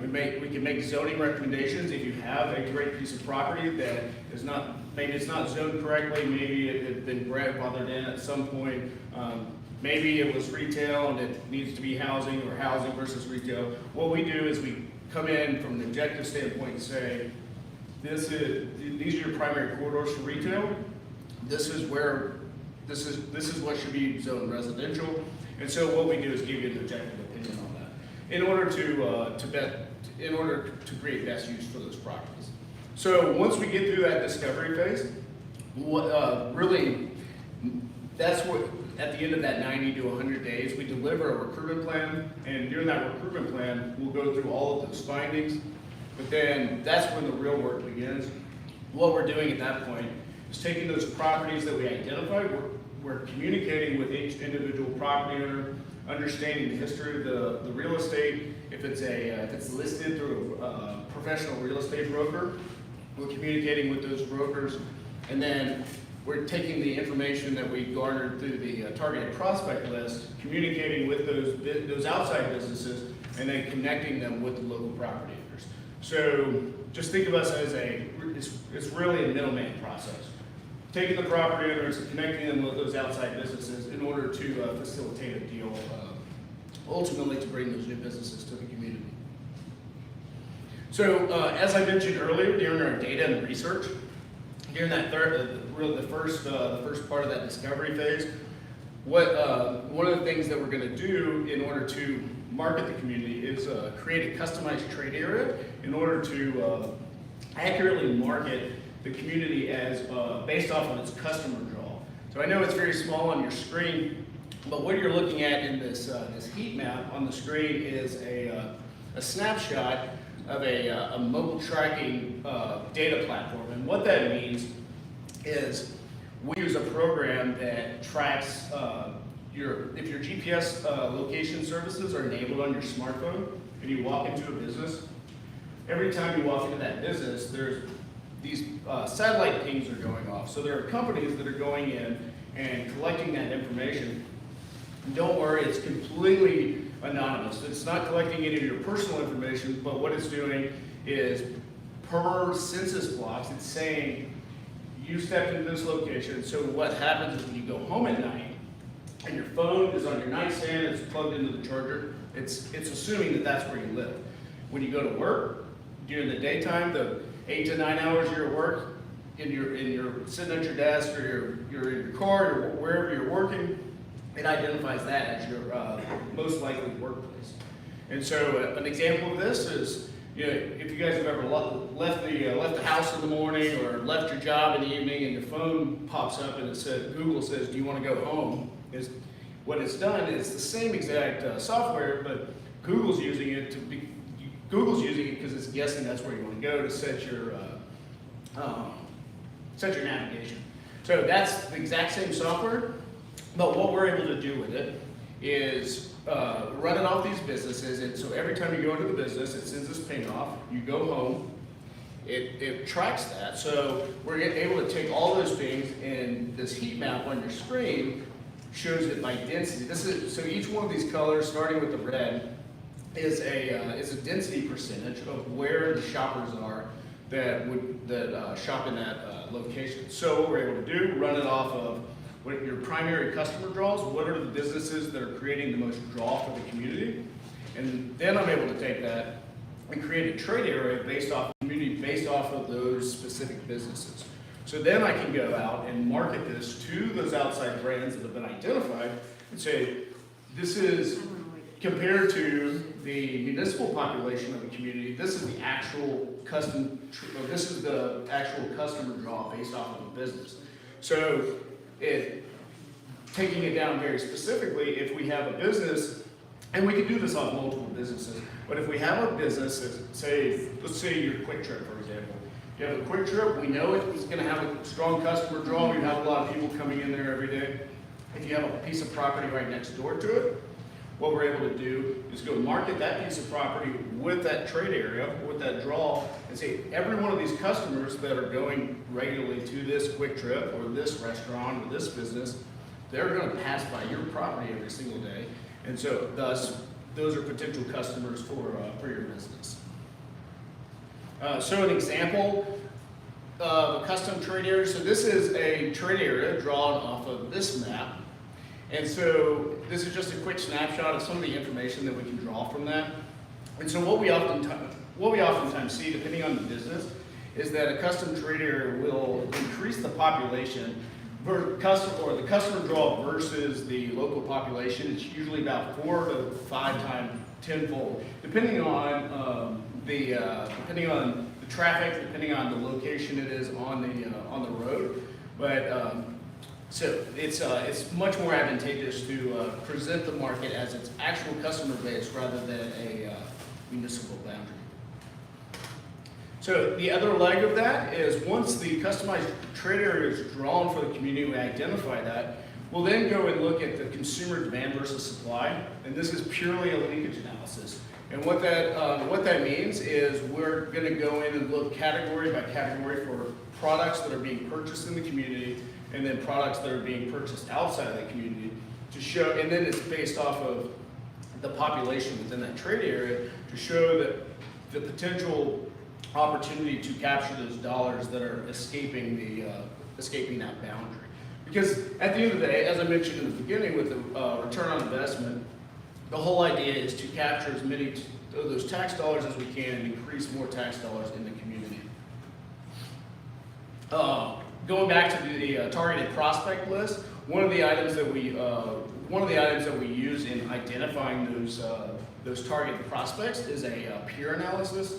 And a peer analysis, what that is we're going to look at your core retail base and run a peer analysis off of that primary retail corridor. From a completely objective number standpoint, we're going to take the data in that in your core retail corridor, and then compare that to cities across the state, cities across the region, cities that are bordering Texas. And what we're doing from a number standpoint, look at the customer draw, or we're looking at spending patterns, we're looking at population density, and what we do is narrow it down to 5 to 10 cities that within the region that most closely match Kirby from an objective data standpoint. We can then go into those communities, see what restaurants, see what retailers, see what businesses are there, in order to identify those initial top prospects that we should be targeting. What we can do from then is when we're having these conversations with these prospects, then what it does is it gives us leverage to talk to them. So if we're talking to X brand, maybe they've looked at the community before, maybe they've turned the community down in previous economic development efforts. If 5 to 6 of those 10 peer cities, if they match up with if those retailers are in those peer markets, maybe ideally the peer markets, maybe they don't even match up to Kirby. Maybe they're a little bit lower than where Kirby is. It gives us that leverage to talk to those brands and say, well, I know you said no, but you have very successful stores in 6 to 7 of the peer communities that we've identified for the city. So going back to the real estate, so a big core of our focus is real estate. Everything is based in available product. We can go and get the brands, we can get them to the table, but if we don't have available product, it's almost futile. So what we do, and as I mentioned, one of the initial pieces of our discovery phase is identify what the product is in the community, what the potential product is, and that discovery phase is versus the demographics and the data study that is actually done in person. So myself and my counterpart I'll actually come to the community, spend a day in the community logging all of the real estate opportunities. We're literally going line by line, driving the corridors, logging each one of the opportunities that we see. And we do that, everything that we do is we start with an objective base. So what that means is just a quick breakdown of what that day would look like. We'll come early in the morning, we'll drive the corridor, we will do our initial market tour completely on our own, no city staff, no elected officials. That one comes later. Don't worry, I'm not gonna leave everyone out, that comes later. But the first piece of that, what we wanna do is look at the community from an objective standpoint. We wanna see, what is it that real estate director or real estate broker that's representing X brand, what is it the first thing that they're gonna see when they come to the community? So if we can put ourselves in their shoes, then we can objectively look at the community and say, okay, this is where I wanna be. Maybe this site might work, but this is really what I wanna be. What that often means is, sometimes it's properties that we overlook. Maybe there is maybe there's an old dilapidated building on it, maybe it's just not readily apparent to everyone that this is the best piece of property in town. Maybe maybe there's an existing business that once the property owners are reached out to, maybe they have plans that they want to, maybe they've been thinking about selling their property or they would like to lease it out to someone. So we're looking for higher and better use opportunities as well as vacant properties. Once all that information is collected during that real estate analysis, the next step is taking a deep dive into each one of those properties. And what that means is if we can't, if the property owner information is not readily available, one of the things we do is really dig into it, do our homework on who the property owner is, what's the history, as I mentioned, what's the history with the property, are there any kind of due diligence issues from an environmental or geotechnical standpoint. Our goal during the real estate analysis is to understand anything and everything about this piece of property that could potentially make or break a deal. So that way, when we do have a prospect online and we introduce them to the site, then we've done our homework, we've pretty much done their homework for them as well. It makes the process much smoother. So items that, just a quick snapshot of real estate that really, as it says, what is home run real estate for an outside business?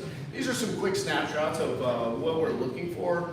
Signage and visibility. I know that was discussed earlier, was improving signage in the community. This also applies for business signage. So if a business comes into a piece of property and they put up a sign and no one can see it, it's not going to do them any good. So they want to know the visibility of their signage. If there is no room for signage, then it needs to have low-level visibility, so you're driving up and down the corridor, you can see those businesses. Parking. If it's a tight piece of property or it's a shopping center with very limited parking, then that's going to be a detriment to businesses coming in, because each business has an idea of what their threshold is for a community and what kind of parking they would need.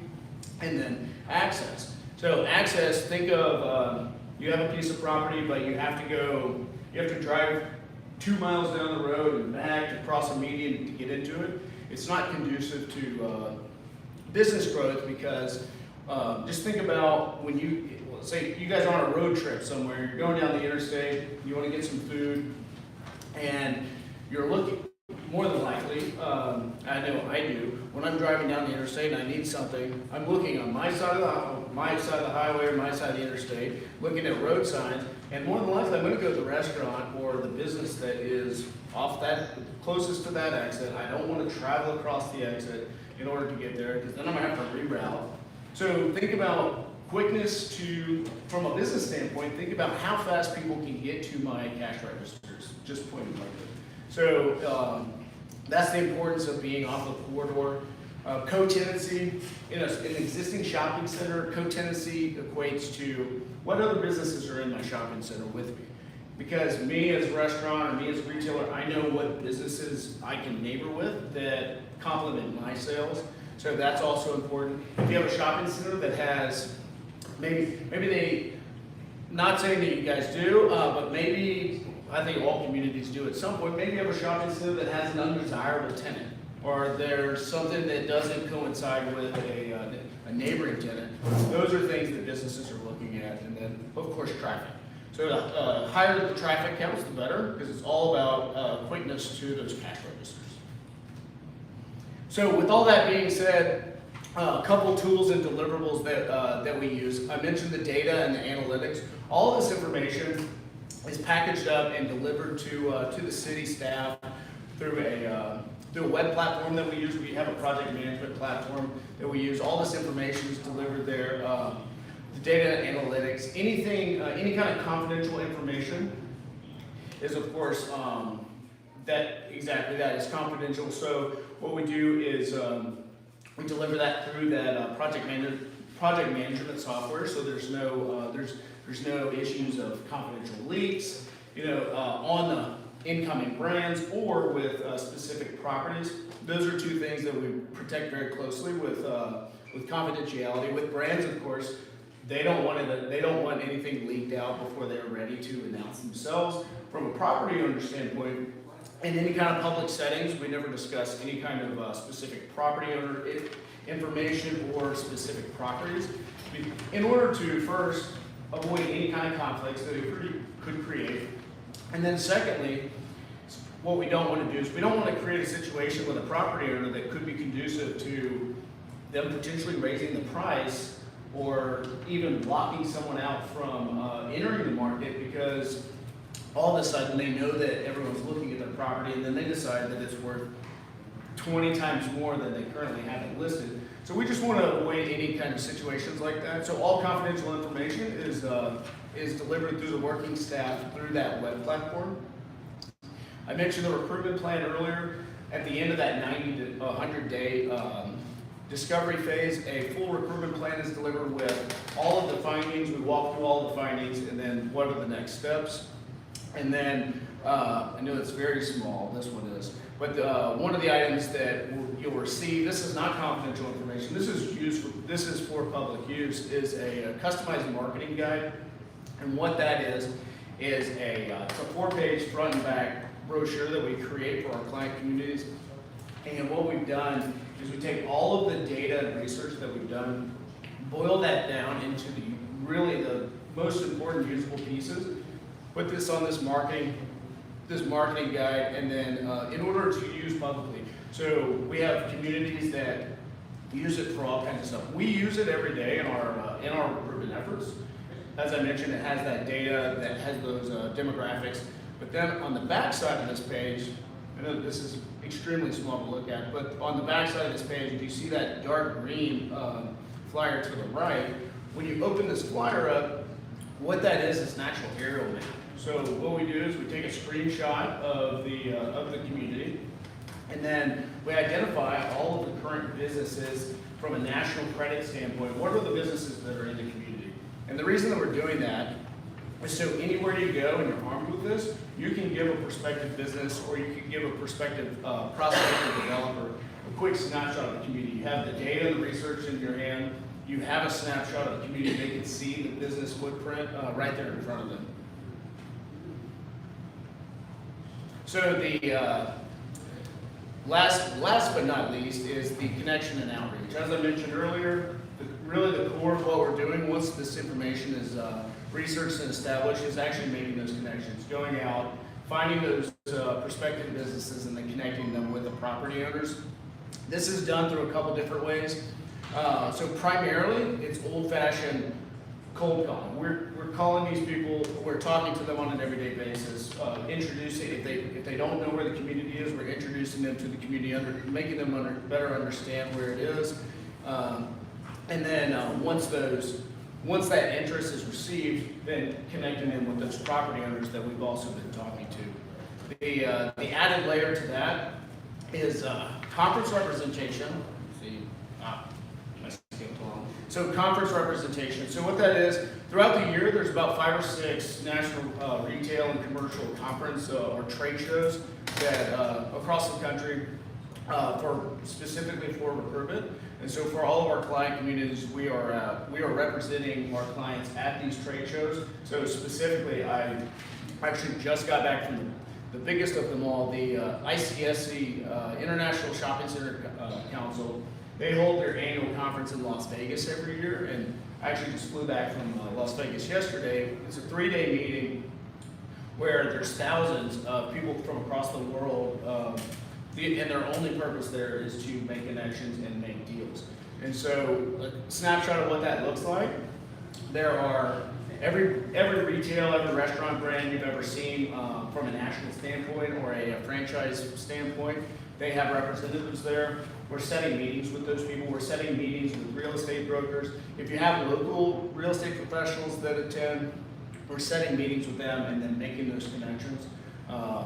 And so it's a 3-day show, starts on Sunday, ended on Tuesday night. But throughout that time, each one of us we're accounting for about 30 meetings apiece. So just think, every 30 minutes on the schedule is booked with another representative, another brand. So to kind of wrap this up a little bit, once all this information is, once all the information is collected, once these connections are starting to be made, once we're out representing the community at these conferences, of course we have to recap this. We have to communicate it. We communicate it with our key working group at the city. And what that consists of through that project management software. In real time, this information is being delivered to the working staff at the city through the project management software. But then also every year on the anniversary of our agreement, what we do is we basically give you an annual report. And what that's going to have is a summary of all the work that's been done throughout the year, all the conversations that have been had on your behalf with these brands, with the property owners, and then project updates. So just think about it as a real comprehensive annual recap. And with that being said, I will open it up for questions. Yes, sir, I have a couple. Yes, ma'am. What other cities have you worked with? So in the state of Texas, we have about 15 clients right now that we're actively working with. The closest one that we're working with right now is Selma, Texas. All right, and from what I've heard in your presentation, you will go around and look at our commercial properties, what are vacant commercial properties that are available, and also other commercial properties that you will approach the owners to see if they want to sell their properties. Is that a form of gentrification? No, ma'am. Okay. So in other words, like the property in front of the middle school, you're going to bring us a Chick-fil-A? I'm not making any promises. It's like a coffee shop, that would be good. Ma'am? Coffee shop would work. Is there, so if we hire you to do this, is there any guaranteed return on our money? So the guarantee is, first of all, guarantee of anything is tough, of course, especially in the economic development world. If I said that we're going to bring 10 new businesses in the community, I'd be lying, because there's only so much that we can control. The only thing that we absolutely can guarantee is that at the end of our agreement, at the end of our contract, that is, say, it's a year from now, 2 years from now, there's going to be hundreds of conversations that are had on behalf of your city that may not be happening now, or maybe they are happening now, but there will be certainly a multiplier on communications. And from a project development standpoint, you will see guaranteed project enhancement. But like I said, if I guarantee a shovel in the ground win, so to speak, then I'd be lying, and anyone else would come in here and say the same thing, they would also be lying. I just want you to understand our viewpoint. Our money is so stretched thin, you can see through it. I would just hate to invest in something where we didn't get a return on it. Yes, ma'am. And I completely agree. I would say going back to the return on investment, So, just a simple back of napkin calculation of a way to look at these things. So, you mentioned a coffee shop. If you bring say one national coffee shop, not going to name any names. You bring a national coffee shop in here, and they average sales $1 million, $1.5 million. If they're doing really well, maybe $2 million. Let's say $1 million, just for simplicity of math. So for every 1% of collection off of $1 million, so every $1 million in sales that one of these locations does, that's an automatic $10,000 annually per every 1%. So you base it off the local sales tax, and you bring one business in, and you can start seeing those automatic returns. I won't be picking, we'll take a Dutch Brothers. I know Councilmember Street, did you have any questions? Well, I was just gonna clarify, when you're talking about return on investment, you're talking about us investing in your company, correct? Yes, ma'am. Okay, because that wasn't always clear. Yes, ma'am. You only work with Selma that's nearby, and where else in Texas? I have a huge list, but Any other small towns? Yes, ma'am. And so I should have clarified this earlier. So I mentioned briefly so we primarily only work in small towns. So primarily secondary, tertiary markets. Okay.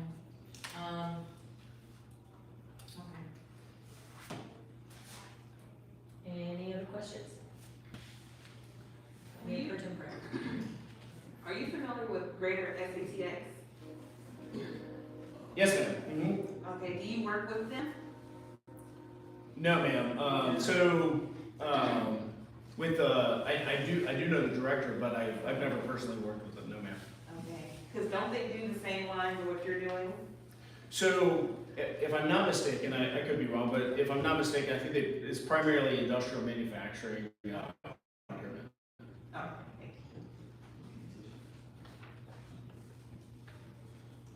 Is there, Mr. Miller? Do we switch? I mean, is it? You can approach it. Is it time? I don't know, Mary. Is it time for me to speak on this item, or? Well, actually, let's let council finish, and Yes, then ma'am. I'll call on you. Yes, ma'am. Thank you. Councilmember Street. I like the idea.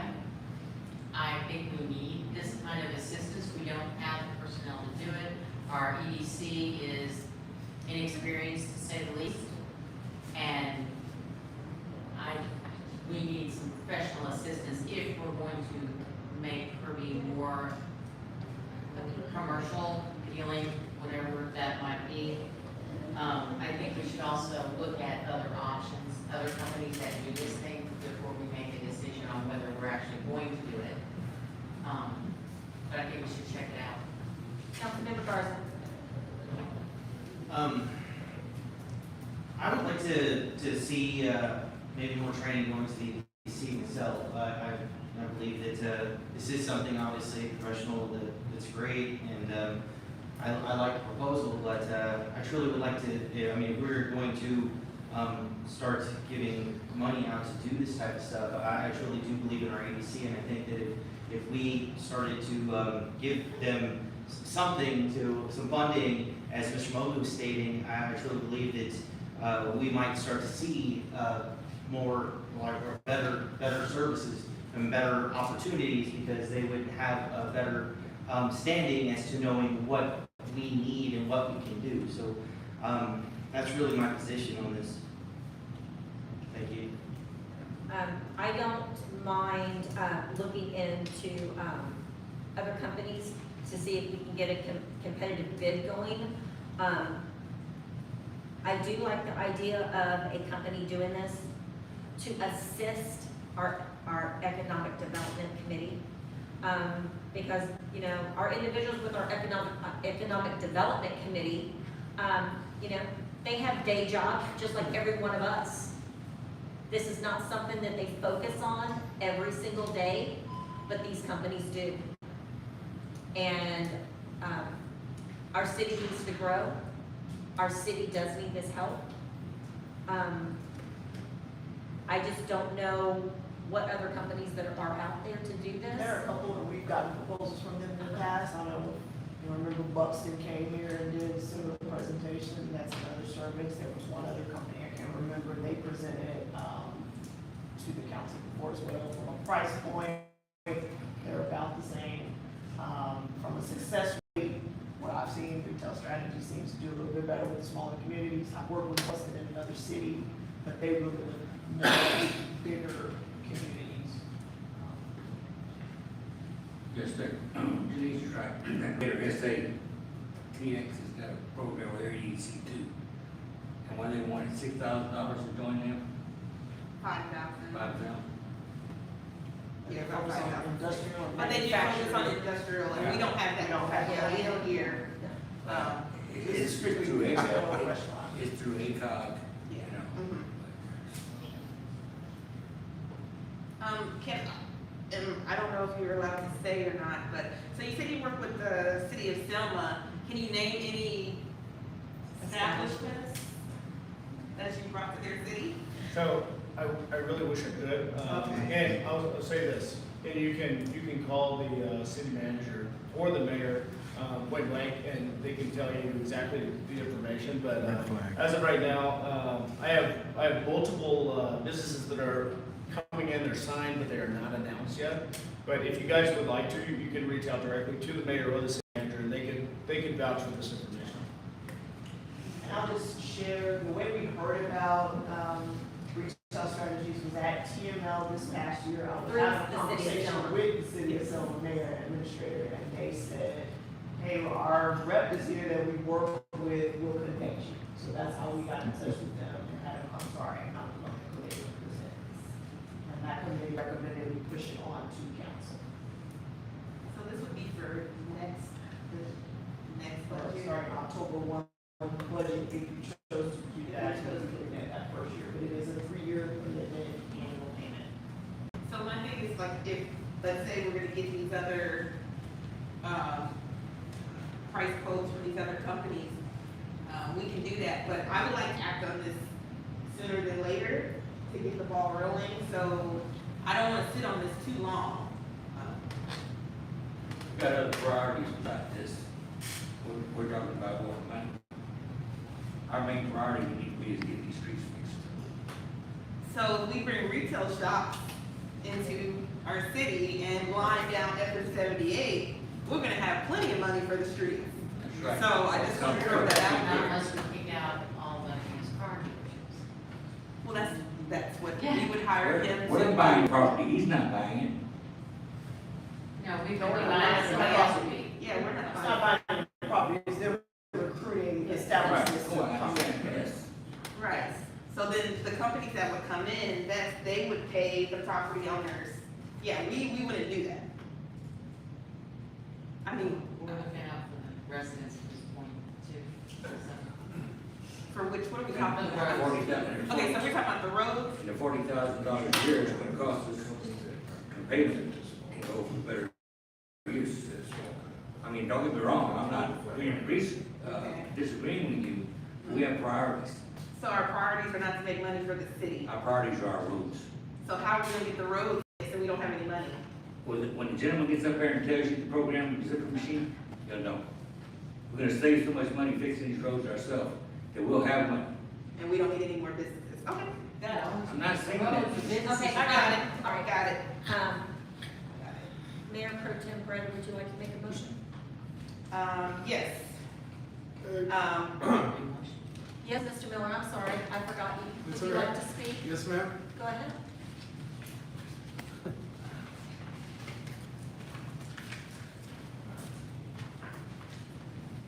Thank you to the gentleman for his presentation. I heard a lot about what good art you just find out on the internet. I'm curious about relationships between people who brought them into our city. I have trouble, and you should too have trouble, red flag when you ask, what businesses have you brought into Selma, and a person can't say the name of the business. Either they haven't, or there's information they don't want to share. I don't buy that. Sorry, so you guys need to ask questions about that. I expect you guys to get with Selma and find out what their experience is with this company so far, if they have buyer's remorse. know if there's any relationships in that city that, you know, for example, somebody in that city is financially invested in the success of this company here, and they just haven't disclosed it yet. So, I have to ask, why can't we have an economic development committee? Why can't they reach out to the same people they're reaching out to and say, hey, bring your business here. This is what the city will do for you. Why do we need to pay a bunch or pay money to somebody to do that for us? It certainly is okay to do that. These folks they have networking that you don't have. They have friends and handshakes at conventions, and they need to have it. So they do have something we don't have. But I think that we can do a little more than what we're doing. I think we can also reach out to shake hands and give incentives to businesses to come in and be in our city, right? So more training for economic development committee. Great idea. Thank you, Mayor, for your input. That was some really good stuff. Look into this further, Mayor Pro Tem Breyer. Yes, I agree that we need to act on this soon. I also agree we do have streets that need to be repaired, and frankly, I can see why that would take priority, and Councilman Martin's, why he would think that. And I understand why Councilman Ryder wants it to happen sooner than later, right? We don't need to wait on anything that can develop economic things for us. But I think there's a little more questions that need to be asked, more things that need to be looked into, and I would appreciate if you guys would do that due diligence. Thank you.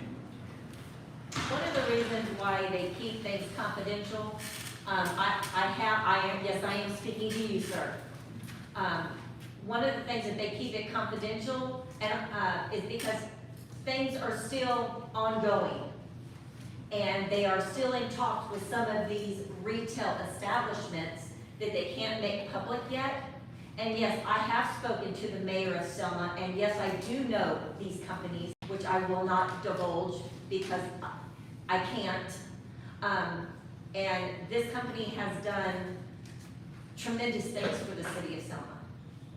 And that's all I'm going to say on that. I think the question was, what companies exist now? Or if it wasn't, here's the question. What companies exist now as a result of them being in the city? Exist now. We're not asking for secret trading related things going on. We're asking what companies exist now that as a result of them being in the city. I think that's what we were trying to find out, and that's what I would like to know. Okay, thank you so much for your input, sir. Thank you. Mr. Mobley, did you have a comment to make? Yes. More of an analogy. As a chairperson of ABC, I know a little bit about fixing my car, but I don't know enough to actually dive into an expensive project of that magnitude.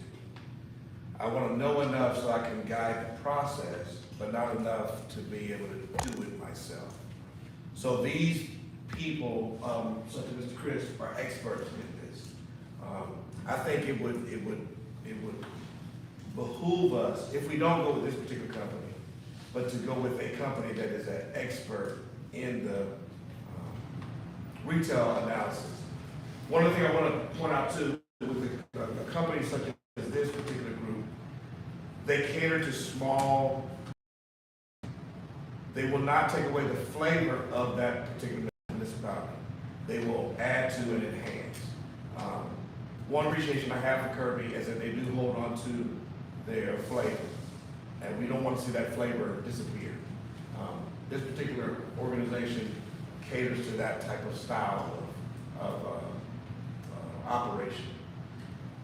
As the chair of EDC, I don't have the time to knock on every door and the checkbook from the city to offer some money for property. I don't even know where to begin to do that, as a matter of fact. I'm not a realtor. Even if we did have a realtor, we would still need to pay them for their time.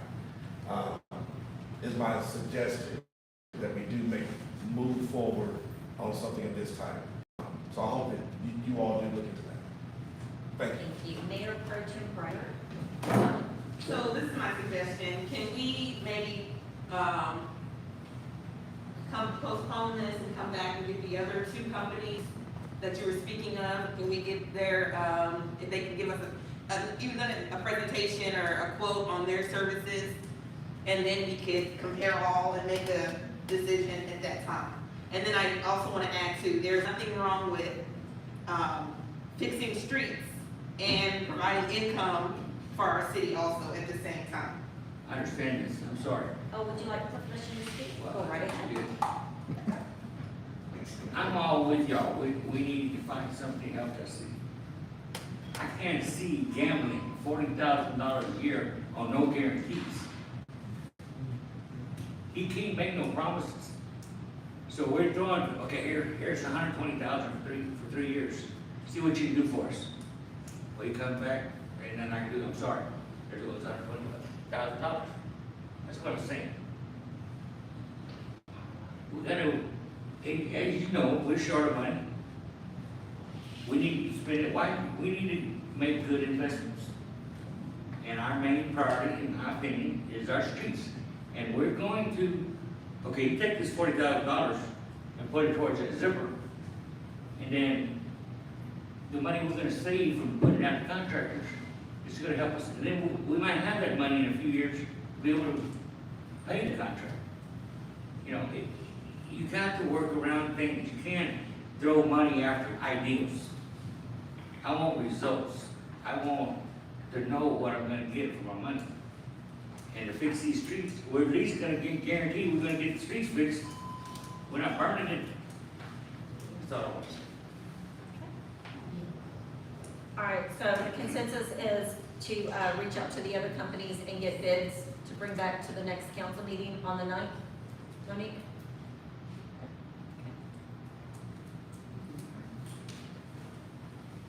Mr. Chris, thank you so much for your presentation. Thank you so much for coming out and visiting with us tonight. Thank you for your time. Moving on to K, presentation, discussion, and possible action on the asphalt zipper machine. I believe Councilmember Street has brought this back to our agenda. Yes, ma'am. I have, in the audience, I have John Donnelly from the city of Seguin. I also have Barry Dill from the Asphalt Zipper Machine Company. And they are here to talk to us a little bit about their experiences and answer any questions we might have. Well, did you get the email for this presentation? While they're coming up, I handed you all a copy of basically a testimonial from Tony Vasquez with Bear County. And they can back up what he says, but they've gotten rid of their pothole machine because the zipper works better. So that's in a nutshell what's in here. Was it since this meeting started? I don't have it, and we sent it to Monique, but it's not working. So you can wing it. Mayor, council, city manager, thank you for allowing me to come in and see you. My name is John Donnelly, Public Works Director for the city of Seguin. I've been here about 7 years. When I was hired, we had zero opportunity for any street maintenance program. When they brought me in, they said, we're going to go to some type of program. We're going to give you X amount of dollars. We're going to do full depth reclamation or full depth excavation, dig the road out, haul everything off, haul material back. My desk and a gentleman came in and we started talking about different things. He was from Durapatch. So that led to Barry Dill with Asphalt Zipper. We did 2 different demos with Asphalt Zippers. One was a 3-footer, which was too heavy for the loader we had to push around. So we went with the 4-foot wheel assist. What we do with our zipper is we do full depth reclamation. We tear the road up. We haul off 2 inches, we screen that 2 inches, and then we resell the recycled base out of that. We also used it for milling areas or planing areas that were too high and actually caused the water to stand upstream, so we cut that down without having to cut the road out. Again, we generated material we could reuse. We use it for potholes, we use it for utility cuts, we mill areas, and then we clean them up and repave them.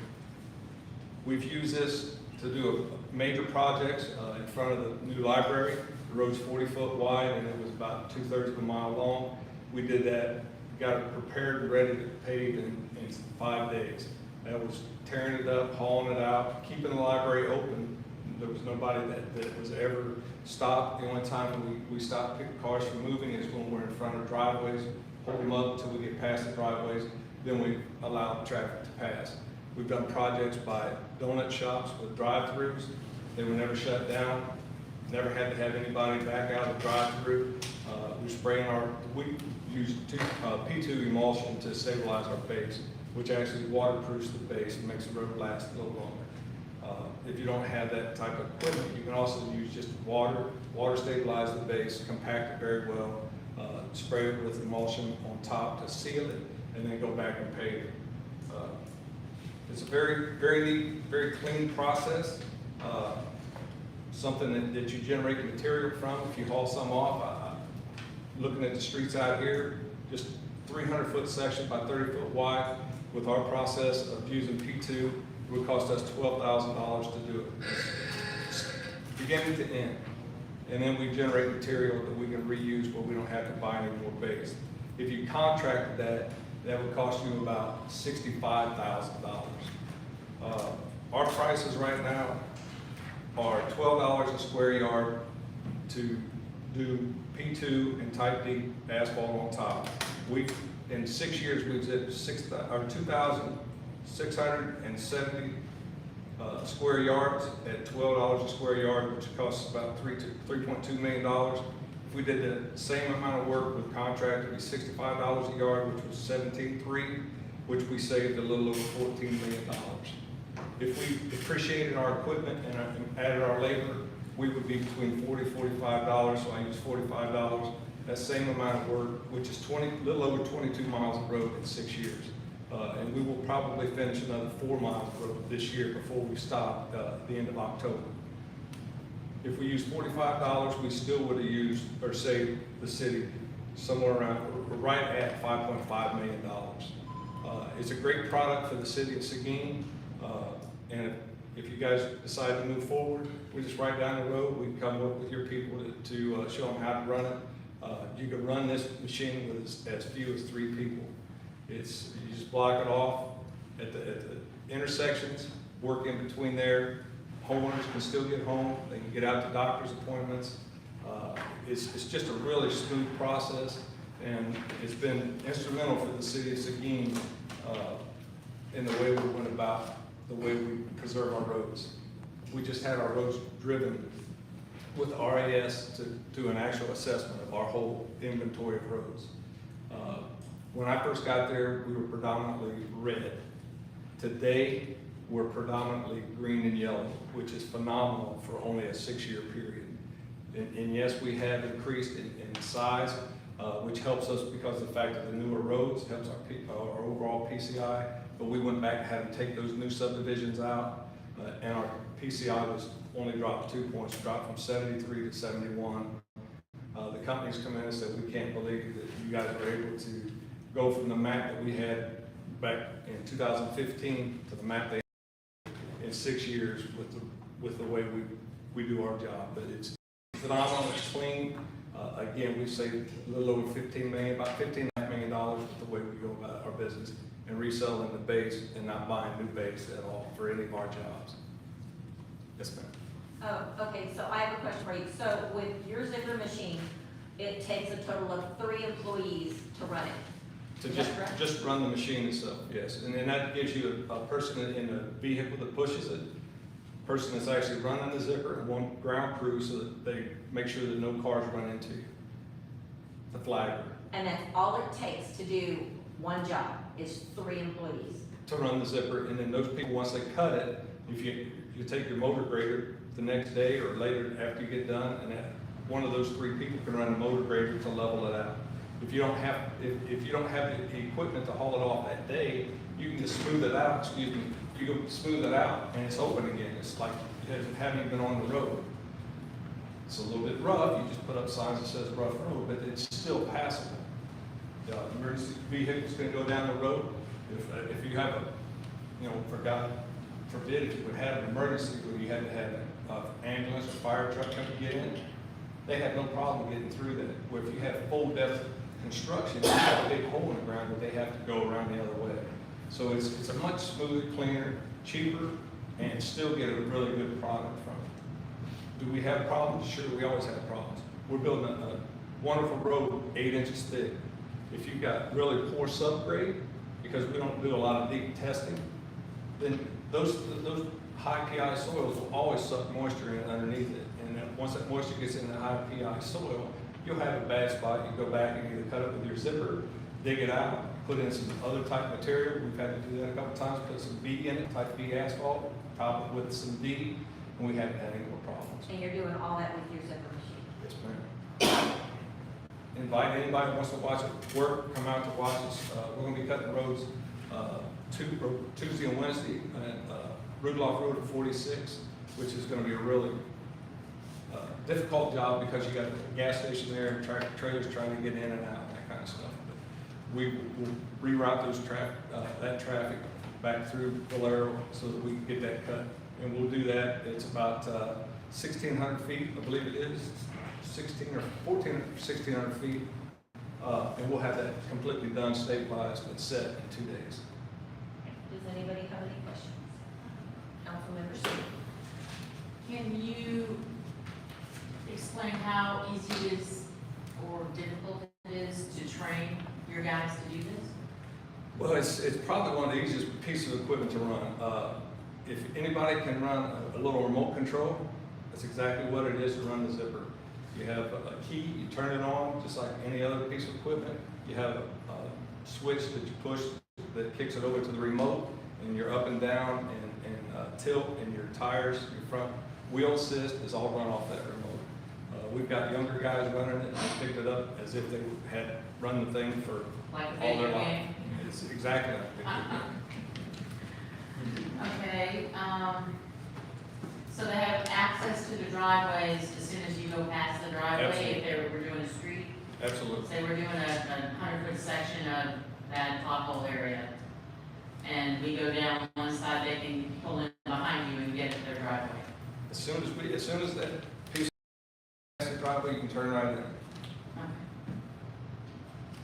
Again, we've done this at a drive-through for a donut shop, and again, the only time that they couldn't go through was when the equipment was there, or if we had sprayed our emulsion down, and as soon as we mixed the emulsion, they come right out of the drive-through, never stopped any of their business, and they had 3 or 4 cars at a time in their drive-through. It takes us about 2 seconds to get through a drive-through, a driveway that wide.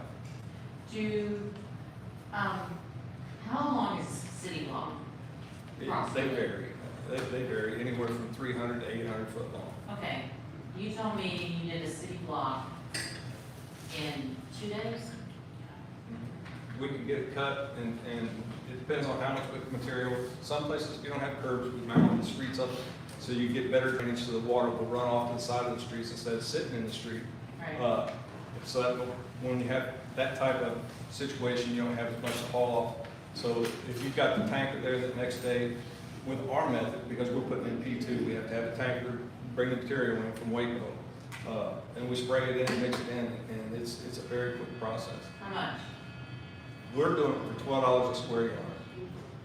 That's P2 and type D asphalt, and we use the P2 to prime the top, to waterproof the top, so before we pave it.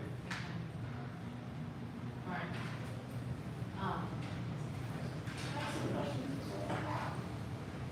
Should I ask a couple questions? Yes. Okay, so I'm just curious as far as, do you all shoot grade before you go out into the streets? Is that something y'all doing internally? Because we have a lot of streets where the driveways, every time we do reconstruction just from curb to curb, and no driveway elevation, then it becomes a problem. Are y'all actually shooting your own grade? We are helped grade by driveways, by manholes, and valves. So what we do is we come in, and if the road is above the driveway, we'll cut it back down so that we come in and blend in right at the driveway height. So how are you you have the staff internally, like engineering, that is determining that, or you all are able to do that yourselves within the street In department? the field. It's all field determined, because if you try to do it behind the desk or have somebody come out that's not really, I mean, you can go out and shoot everything you want with an instrument, you make numbers say what you want, but field elements hold the grades. So we can make sure that the water runs. And if you got a water problem, you know, because you can make minor adjustments with the road, but you cannot make major adjustments like you would if you had full depth, where you're actually changing the elevation of everything. So you're held by the existing elevations, but with the way we pick up our crown, we're able to kick the water down to the gutter lines where they're supposed to be if you got curbs. If you got open ditches, it gets the water in the ditches and out. There's times that we have to clean the ditch out a little bit to make sure that it'll flow down.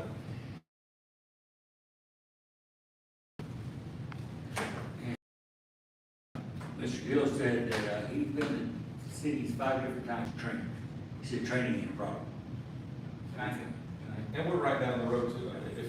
If that's the way you guys move forward, which, I mean, I'm impressed with the way it's helped our city improve our roadways. It does not require a CDL driver at all to operate. CDL's on for air brake type.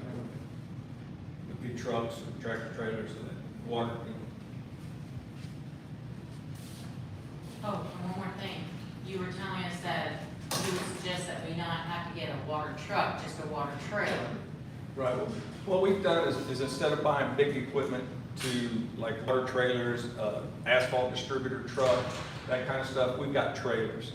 A 1,000-gallon water trailer that costs us $10,000 instead of a water truck that costs $180,000. We got an asphalt distributor trailer that costs $78,000 instead of an asphalt distributor that costs $240,000. We have since found another one, an asphalt distributor trailer out of Mexico, and they sell them here locally, that has ground radar on it like your big trucks do and everything, and they're less than $55,000. So we're looking at trying to buy one of those also. So they're not new, they're used. No, they're brand new. Oh, right. Brand new. Okay.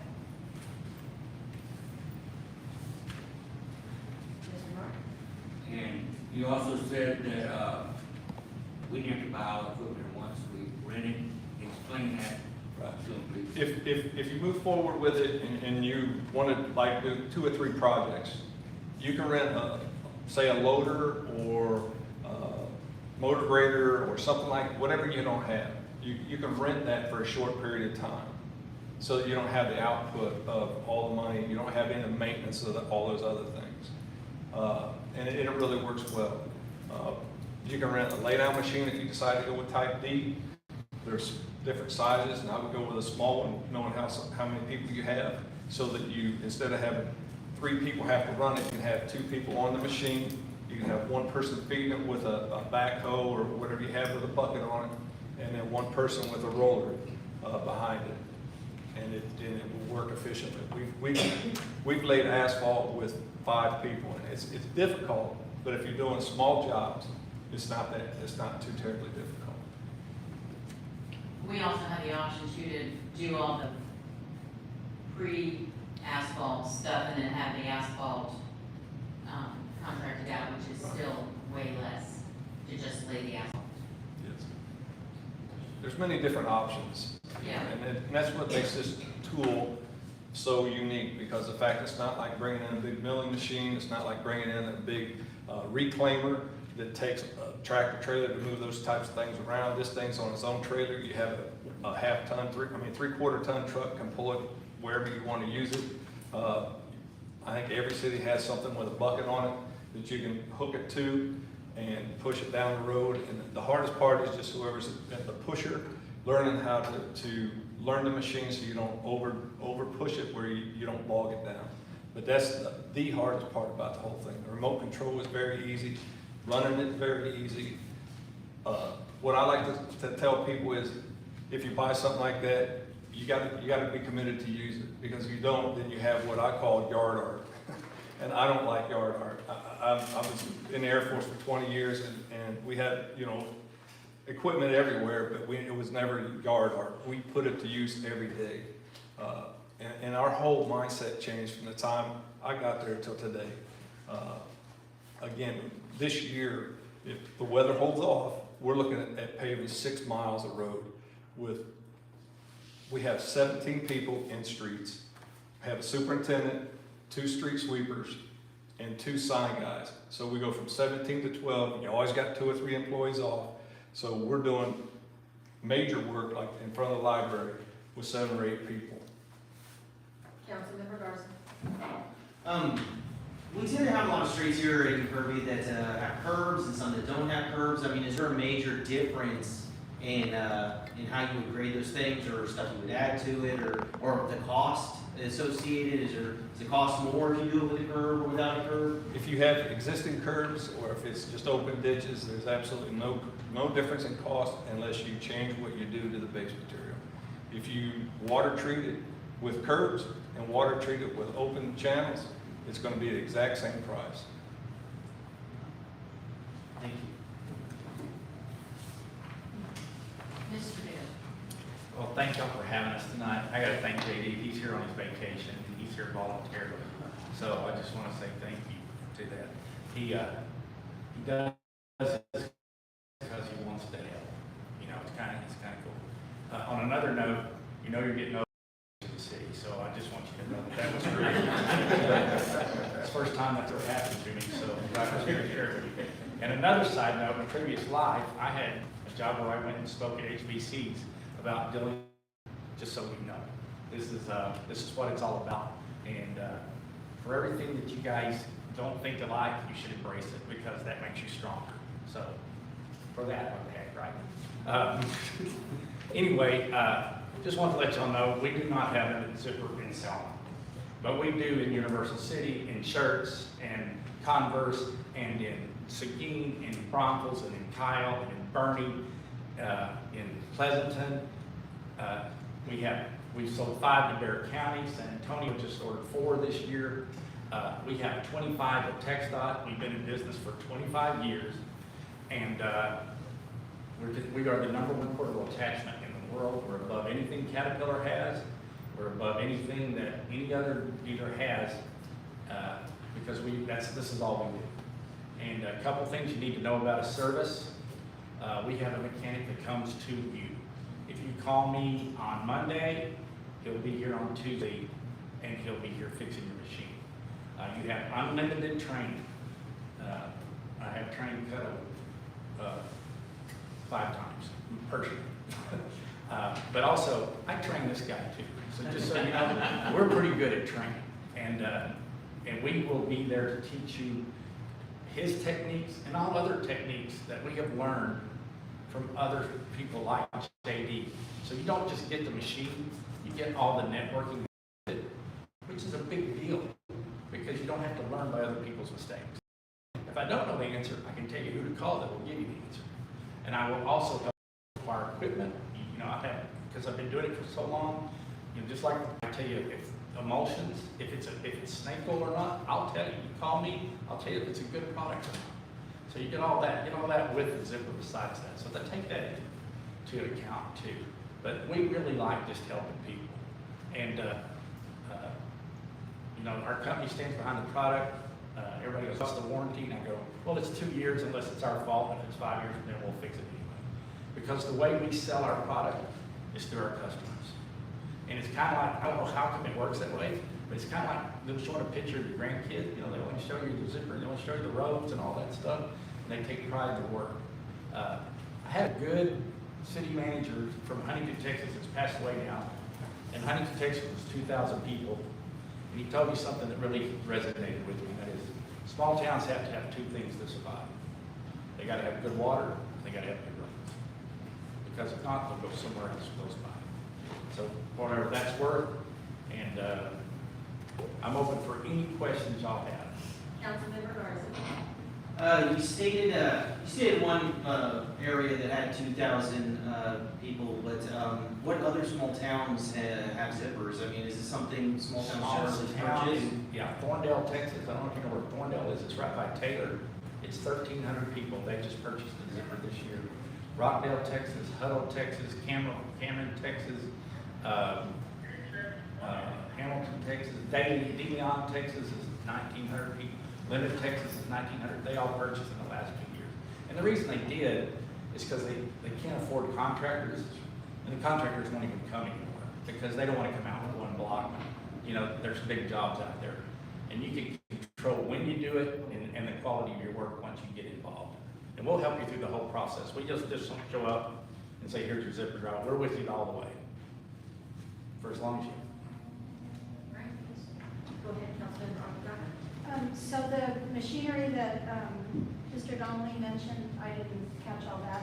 So what machinery is needed to work with the zipper machine? You'll need a backhoe or a loader. You'll need a roller. You'll need a blade of some type. And you'll need a water truck. And brake. That's a blade. Oh, that's a blade, okay. Sorry, yeah. You know, there's a lot of ways to do Different blades, ways. and we'll show you, if you don't have a grader, we'll show you how to get into it inexpensively. So, Money, do we have a blade? Small one. And we have the other machinery? No, so we have a backhoe, we would need, I guess if you use what we have, we would need a roller and we would need a water truck trailer that we need to be able to operate. And then, so we don't have any at all that we use? No, I mean, we got processes, we have a backhoe, but we had gotten processes on huge items, so we got before. And then I wanted to go back to like talking about the asphalt part. Y'all bring in, you said the contractor to come and do the asphalt piece, or you have? We lay our own. We have the smallest class of highway pavers that is made. And the reason being is we have more employees. When we first started this, we wanted to move up to about 20 employees in the streets. We haven't moved there yet just because, you know, budgetary confinements. So we stayed where we're at, the amount of people we had, and we've been very successful at it. If you have 4 or 5 people in your streets department, they can get everything ready, and then you'd either have to contract overlay it with type D or chip seal. We do chip seal on some of our roads, and we cut these roads this way, topped them with, or sprayed them with our prime, and then we went in with a double shot chip seal. They've held up. Well, the first job we did was Buffalo Trace, and it's chip seal. And it's, we have no potholes or anything in it. It's 6 years old. That would be great. Councilmember Martin. So, when we do this, and we lay this down ourselves, we'll rent out a machine, and y'all come show us how to do it. We're just right down the road, and we're willing to come help anybody. We've got people, our superintendent of streets, he was on the outside as a contractor. He came over to us, and he was working with ramming. He's worked with Lone Star Paving and all those. So he's very knowledgeable of the equipment. He's very knowledgeable of how to lay asphalt, what it should look like, and how to set the machine. The hardest part is to get your employees to buy into it. Once they buy into it, they get a lot more job satisfaction when they get done at the end of the day. Instead of just seeing a little small patch that they may have done, the whole block is done, and they can bring their families out and say, look what we've done. And it's amazing how the whole work environment that we work in, the morale has went tremendously high. Mayor Pro Tem Prayer. Okay, so I have no problem with the zipper machine. I don't feel that it has to be either or for a lot of things that we're talking about for our city. Now, I will say that obviously I see the cost has went up now, which everything, so I understand that everything has, but I see the cost has went up. The first payment will be due, wouldn't be due till 1 year from now. I do think that if we're gonna act on this, we need to act now, because if we wait again, the cost is gonna go up another, what, 30, 40,000. And honestly, right now, with everything going, we don't, that might be just the minimum, how much it might go up. So we don't know, so I think we need to act on this tonight. I have good news for you. You can sign a non-committal quote that will lock the price in. And then that's good for 60 to 90 days. So you don't have to worry about the price. And then we can fish around for our own financing if we wanted it. You can, or you can, we just use a local bank, or a little bank. Right, well, we have the one from Welch State Yeah, Bank. right, and that's one we use, but you can lock that price in by signing the quote. So, and the reason we do that is because sometimes it takes, 3 to 6 months to get all the stuff done. And somebody will call us and go, well, we're ready, and we put it in our budget, and I go, well, it's $10,000 or more now because of steel prices. We're not a big company, by the way, we're only about 60 employees, so. So let me ask, because this quote is directly from you all, but I know we have to follow the procurement laws. So are you within a buy board? We're HGAC, and you are a member, so you do not have to go to bid. It's a federal bid board. So we would need to get our quote through them though? Yes, we would help you We along have to through do that that, and process. there's a fee that they charge as well. Yes. Yeah. And you guys are, We can't just directly buy from them, we'd be violating the procurement laws because of the cost. you'll buy through HGAC, Houston Galveston Area Cooperative. And it says there's a $300 dock fee included, is that the cost? No, they would have to give us their quote, and they'll have a cost, a percentage. We take the of hit on what that it cost. costs. We take the hit on that cost. Okay. Well, that sounds reasonable. Mr. Miller, did you have something to add? Yes, ma'am. Is everybody finished? No, stay over there.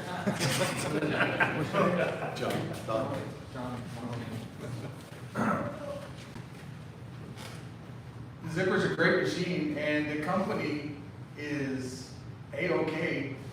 It seemed to have been a matter of contention for quite a long time, and so I looked into some things regarding that company, and I haven't found anything wrong with their company. Everything the gentleman from the company has said was accurate, and but I do have a question, and I would like an answer now.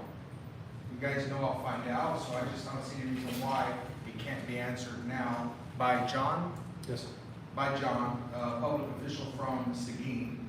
I just want to know, the first question is gonna be, has John received any type of remuneration benefit, money or not, to come here and speak on behalf of, seemingly on behalf of the company and their product?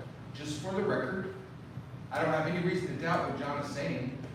I can answer that. Okay, yeah, sir, I'd rather John state it for the record, not you. Okay. So, that would be my first question. And I know he's not obligated to answer, and you guys aren't obligated to answer, but I think we would appreciate that for the record. And then, we need to act now. The other day, I was driving down the road, trying to roll a blunt. I got weeds all over my truck because of the potholes. And ridiculous.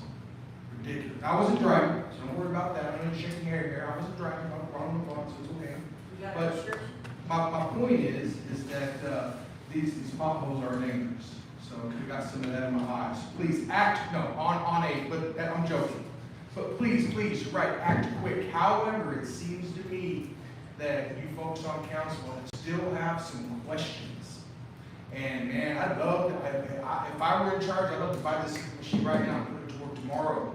But if you still have questions about it, they're offering a lock-in on the price. Maybe we need to hold off on taking action and use that lock-in to lock in that price. And maybe let's get whatever questions we have an answer before we make that commitment.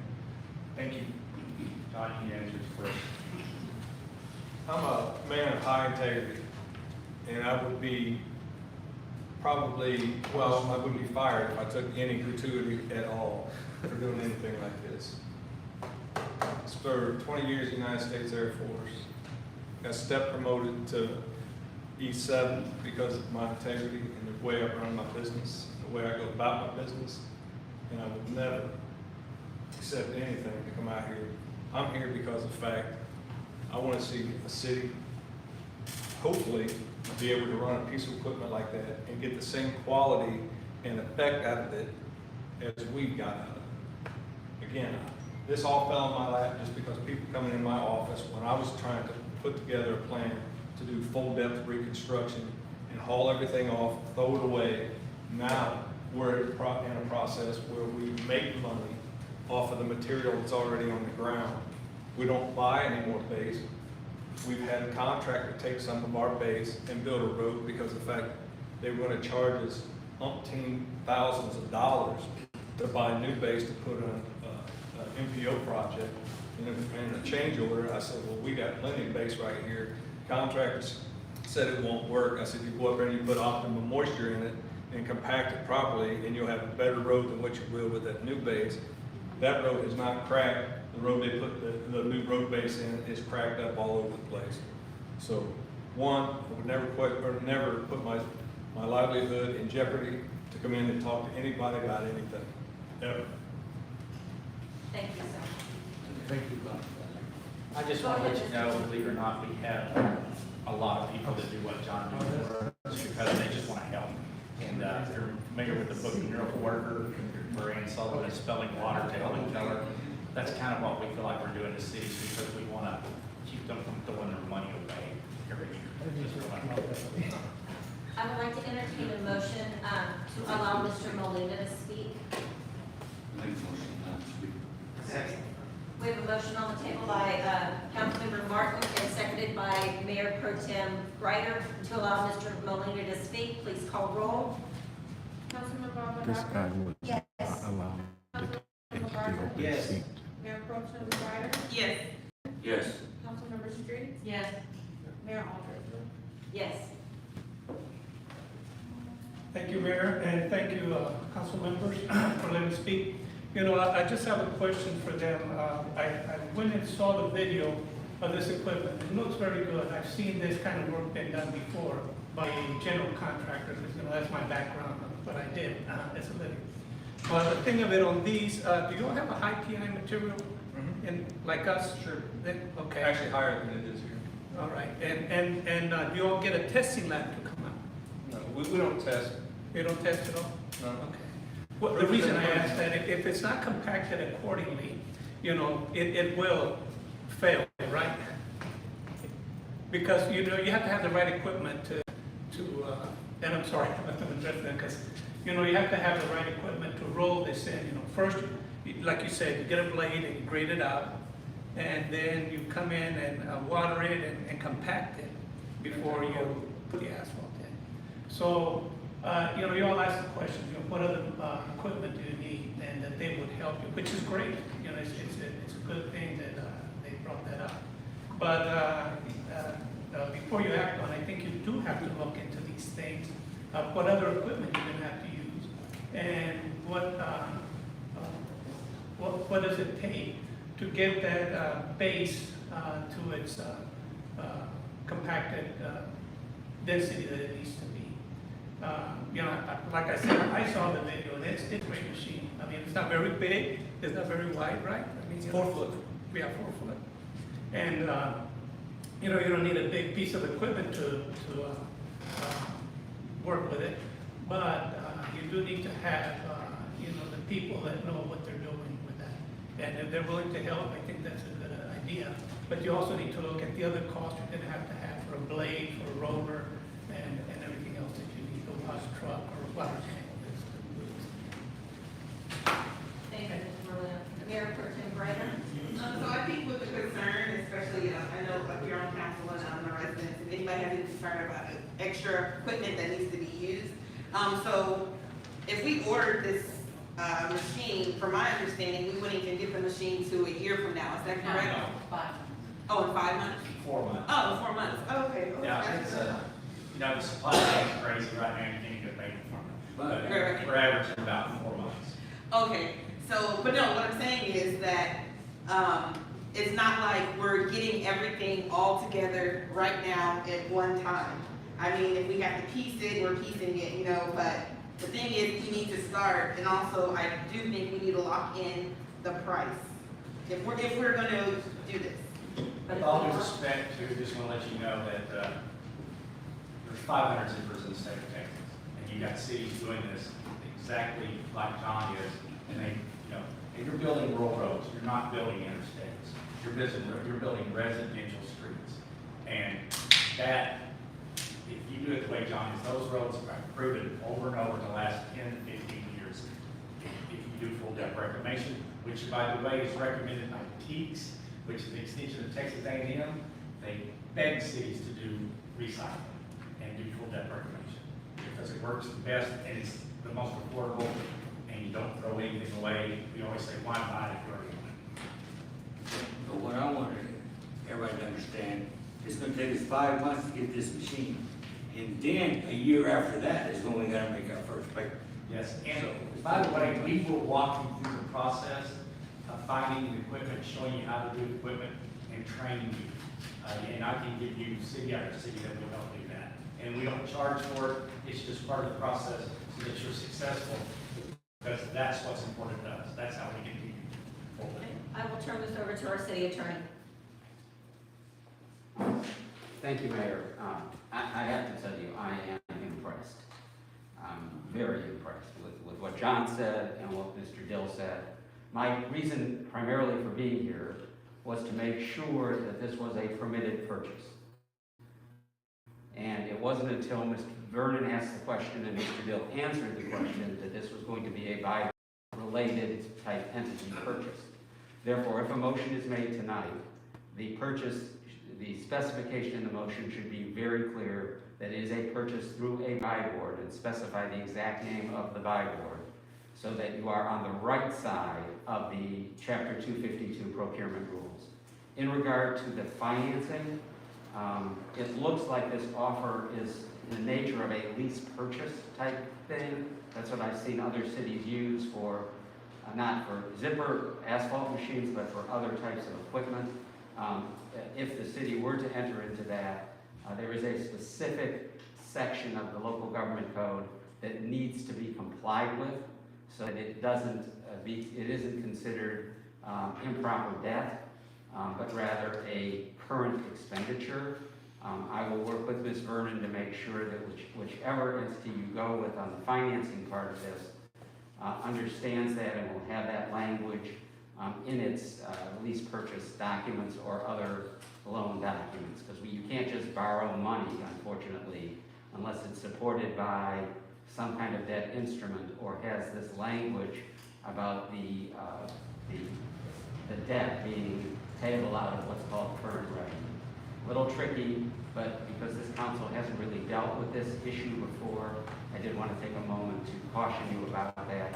Most importantly, the purchase needs to be through this buy board in order to bypass the competitive bid requirements, which would delay action. I was prepared, until that statement was made, I was prepared to tell you that action is premature. I no longer am telling you action is premature because the purchase is through a buy board. Thank you. All right, is there any more discussion? I have a question. Go ahead. If we lock in the price, at what point would the machine starts to be made? It's really looking like he's saying 4 or 5 months, but I would just like to know when we start. If you approve the purchase, which you shouldn't sign the quote unless you're going to buy it. Yeah. And if you sign the quote, we will start building the machine. As soon as you sign the quote, you can go to purchase it. I also have another question. Is there any major maintenance or anything that is something that's maybe a recurring expense on those ends that we should know about prior to the purchase? It's very inexpensive to run. You change the gear oil, you change the engine oil, you grease it. Everybody always works the teeth. You'll change maybe a set out in a year. You know what you're going to use it, and that's going to cost you about $1,000 for teeth. And it comes with a full change out when it comes anyway. So you have the first year of purchase. Monique, what is our current employee count in that department? Because I certainly wouldn't want this to be a monoline. We have 9 budget positions in public works. I currently have 3 vacancies to include the director. So yes.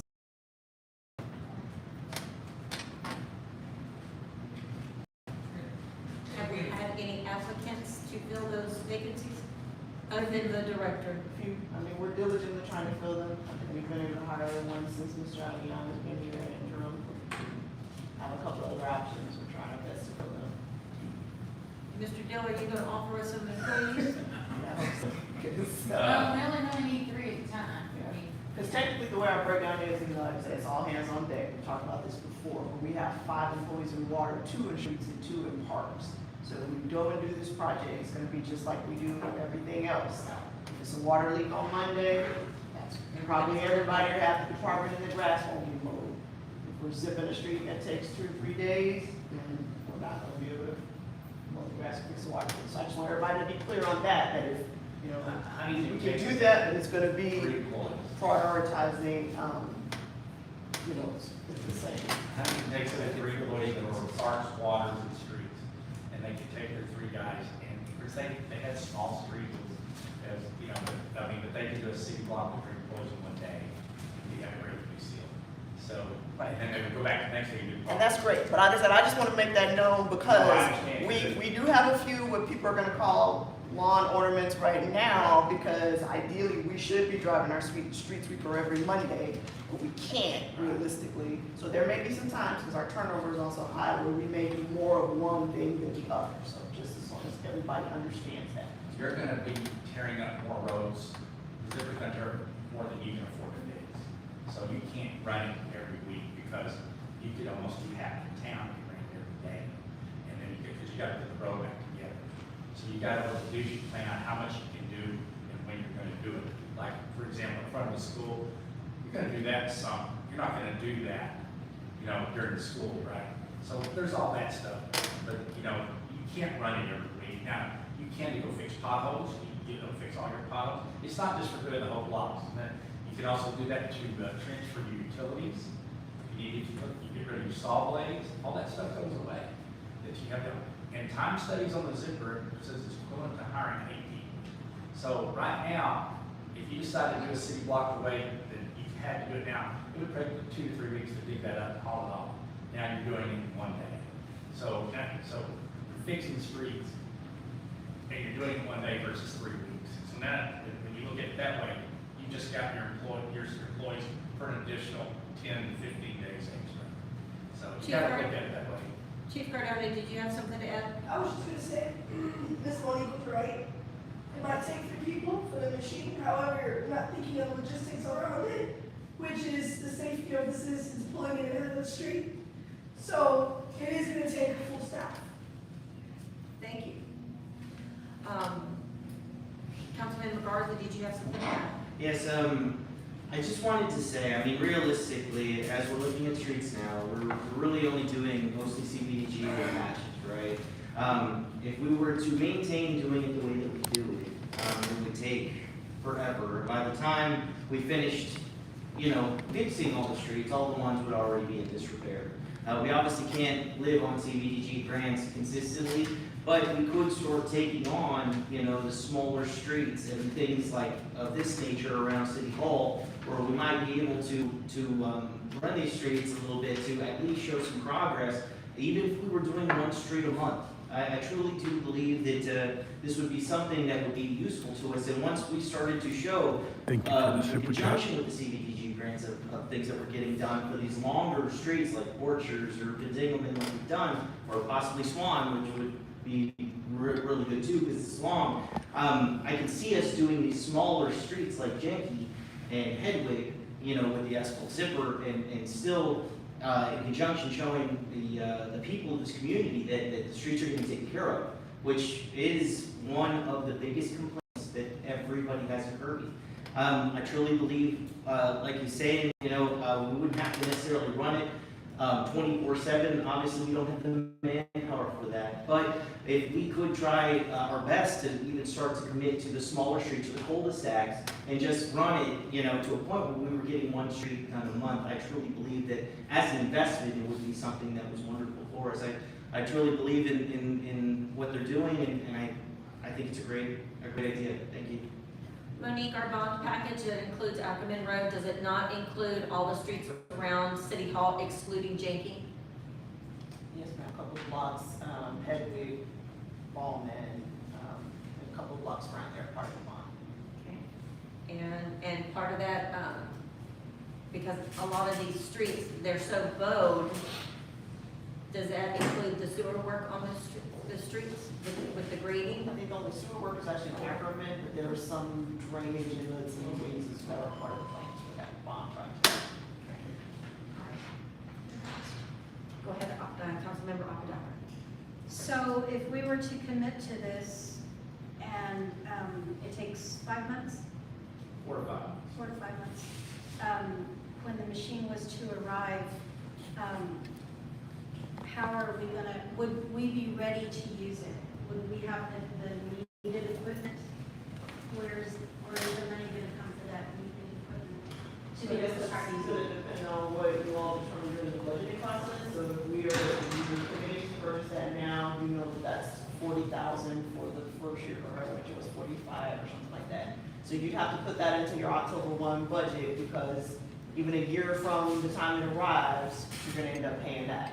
And then whatever other equipment you wanna purchase is also gonna have to be included in the October 1 budget, unless you're just gonna put a certain amount of funds for renting of equipment that first year. But I know for sure, we're gonna have to contract out the asphalt, or whatever we're gonna do, because we don't have that machinery or the capability to buy that right now. You can rent that machine also. Okay. So you would have, we're gonna add a cost for that. The other thing I want to remind you, I know we talked about once before about trying to develop that partnership with the county, because the video demonstration I watched, I don't remember where it was, but it was a joint city-county project. They had like 15 people out there, and most of them were from, what I understood, the county, who stands there and waits until they finish, the city finished sipping it, and the county was the ones who were doing the asphalt. I don't know if that's a viable option or not, but it's always something to get at.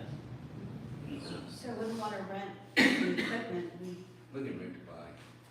Well, we rent it, you know, say we use it once a month. Okay, so we rent the equipment for the week we're gonna use it. And we do the zipper, we do all the stuff we have to do with it, and then we get the equipment back. well, Okay? as much repair as we need, why would we rent it? We should just. Because we can only afford to put the top on so much road at a time. I want everybody to understand that I think this machine is great. Yes, it's needed. And I understand we don't have to make payment for a year. I don't want the city to have to go into our reserves to pay for this. Right now, we are sitting at 4 months reserves. We actually have to gain back 2 more to be back where we were. I don't want to have to dip into the reserves to make these payments. That's all I have to say. Does anybody have a comment? We didn't get that money back in a year, we never gonna get it back. Councilmember Garza, do you have something to say? So as we started to get the generators, and we started to go over to this Army surplus place that obviously we can purchase from. If I'm not mistaken, I saw a water truck there. They might have some of the equipment. I mean, it may be a little used, and it may be, military grade or whatever. But I mean, perhaps we can start looking into alternative ideas to get this, to acquire the things that we need in order to make this work. If we continue to just sit on it, and as we've already seen, where the last council decided to vote this down, okay, and it went up. Not only did it go up, $13,000, but it also went up in interest rate. And if we continue to sit on it, all that's going to happen is it's going to continue to go up.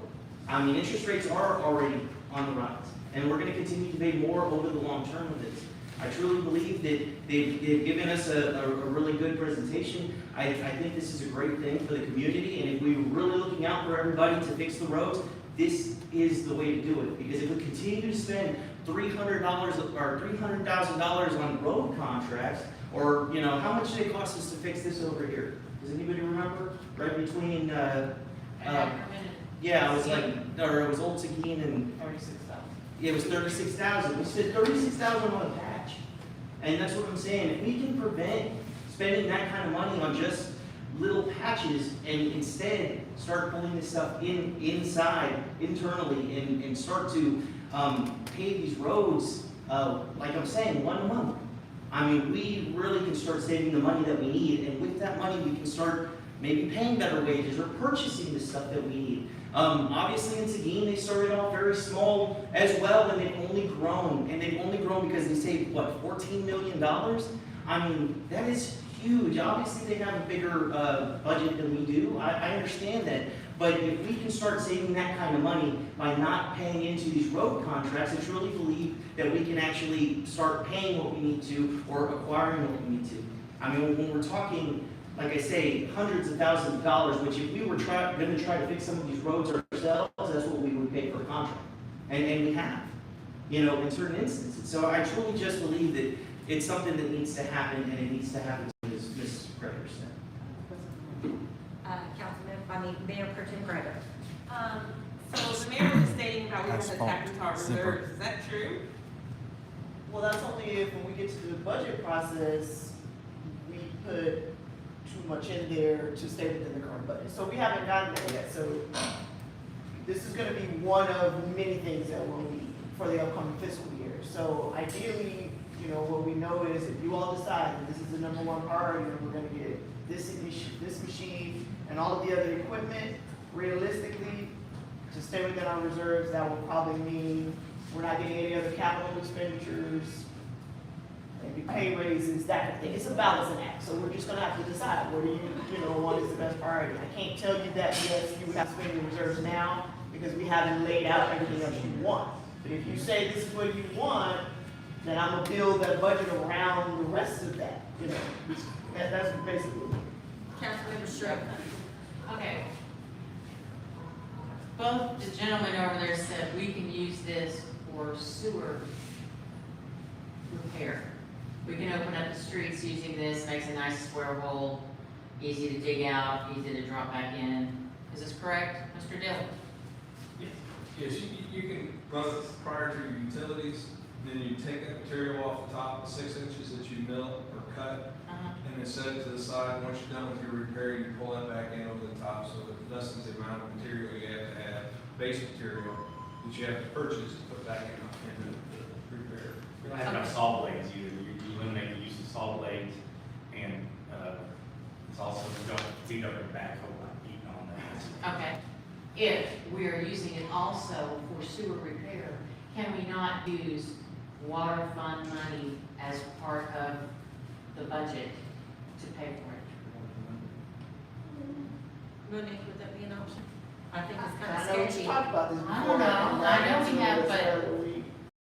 it's used to repair the sewer. Let's just move forward on this, 40 times a year, I mean, Well, I have a question too. I mean, Oh, go I'm ahead, sorry. permission I'm to sorry. speak, sir. Go ahead. Okay, did we not, at one of the council meetings, a few times ago, did we not state that we had just finished paying off our street sweeper machine? Is that something that we are still currently paying on, or was it something that ended, or is going This to was the end? final fiscal year for the street sweeper. Okay, and how much are we paying for the street sweeper? The mayor needs to eat. And that actually was, that was my question. Yes, it's gonna be my next question.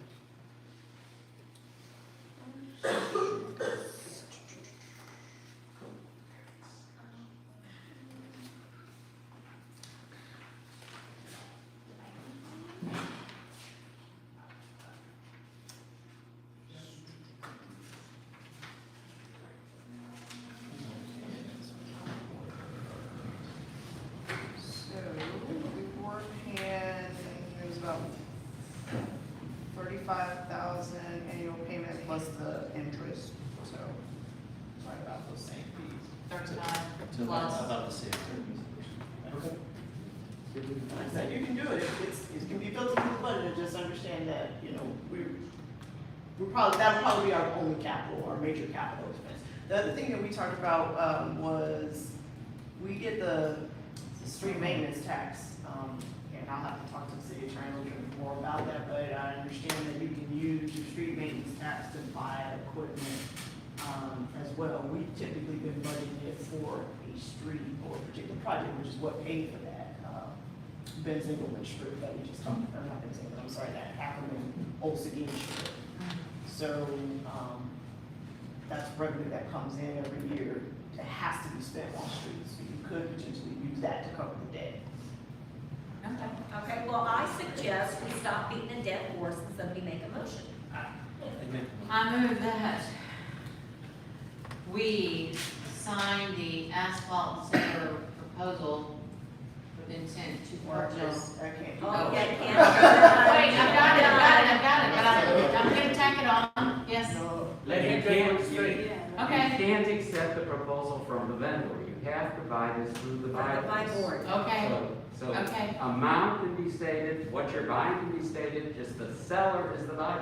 okay. And sir, please remind Councilmember Street what the buy board is. It's Houston Galveston Area HG. Cooperative, it's a federal bid board, and that is the quote we will sign, is an HGAC quote. HGAC, can I use HGAC? Yes, ma'am, you can. Yes, Okay. Councilman Street, you can simply, you say you make a motion to authorize the city manager or the mayor to sign the proposal to Right. acquire this equipment through the, HGAC. thank you. I make a motion. Sorry, we do this with every city, so we make sure that no one goes to prison. Including us. It's not in jail, but who's counting? I make a motion that we allow the city manager / mayor to sign authorization through the HGAC for the asphalt zipper at $201,090 on the current proposal. A second. We have a motion on the table by Councilmember Street and seconded by Councilmember Martin to allow the city manager or the mayor to sign the purchase agreement through the HGAC buy board for the zipper machine. Please call roll. Councilmember Apodaca? No. It's a good Councilmember purchase. Barker? Yes. Mayor Pro Tem Greider? Yes. Councilmember Martin? Yes. Councilmember Street? Yes. Mayor Aldridge? God, I don't want us to bankrupt this, but, and I know the street, so we so need it. So my answer would be yes. This motion has passed and we will be getting a zipper machine. Thank you, gentlemen. Thank you, thank you. Okay, next on is discussion and possible action on sponsoring the Frontline worker event to be held on June 30th, 2022 at Blue Bonnet Palace. Yes. That was me. Go ahead. I got this from Northeast Partnership. It is just this is the flyer. They're recognizing frontline workers. They were looking for sponsorship. I think we need to get the city of Kirby out there. We don't participate in a lot of things with Northeast Partnership. This is relatively inexpensive and painless. There starts at $100 for a gift sponsor, where your logo is displayed at the gift sponsor tables. Goes up to a platinum sponsor, where it's displayed throughout the event in a platinum size logo of City of Kirby. So I thought we could pick something in the middle, like $300. That's bronze size and is displayed throughout the event. And we get chips to go play. And what line item is this going to be taken from? I have no idea. Ms. Monique? City Attorney, I will turn this over to you. Just want to make clear to the council that this is in the nature of a donation, so there really does need to be some stated public purpose. I'm very much in favor of supporting the frontline workers, but if you could include, if a motion is made, please include some reference to it, that it will serve the city of Kirby, that the council believes there's a public purpose in participating in this event. So what purpose, what benefit would this bring to the city of Just like Kirby, that. Councilmember Street? It's showing that the city of Kirby is recognizing frontline workers. Our frontline workers are also invited to attend. It's our first responders, it's our city employees, it's hospital workers, it's doctor's office people, it's frontline people. And there's free admission. It is not an issue as far as, We need to get more support out there for our police and our Oh, fire. go ahead and speak. Well, I'm supposed to be running this meeting and everybody just freewheeling, if you raise your hand, I'll call on you. But come on. Councilmember Garza.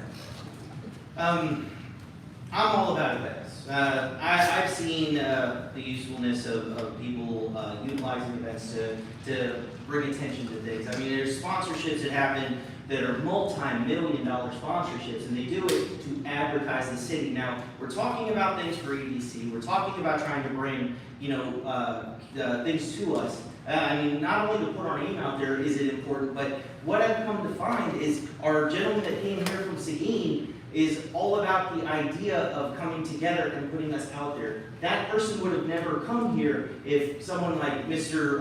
Martin here had never gone to visit with him and meet with him to really figure out what's going on with the zipper machine to ensure that it's something that we could actually utilize. Situations or things of this nature is really putting our name out there. I mean, even if it is a donation, it's something that really puts the city of Kirby in a decent light. And for what this is, it's honestly, on sponsorship ideas, this is minimal. This is very minimal. I mean, in some of the events that I've done, I've spent way more than this in trying to just get my name or get somebody's name out there of who I was working for. So I truly think this is a great thing, and I think the only way the city of Kirby is really going to get to know other cities and be a part of what they're a part of is to participate. And I think that's the benefit. And again, what line item from our budget is this $300 going to come from? So in your city council budget, you currently have $470 in awards and miscellaneous expense, and you have $2,032 in meetings and travel.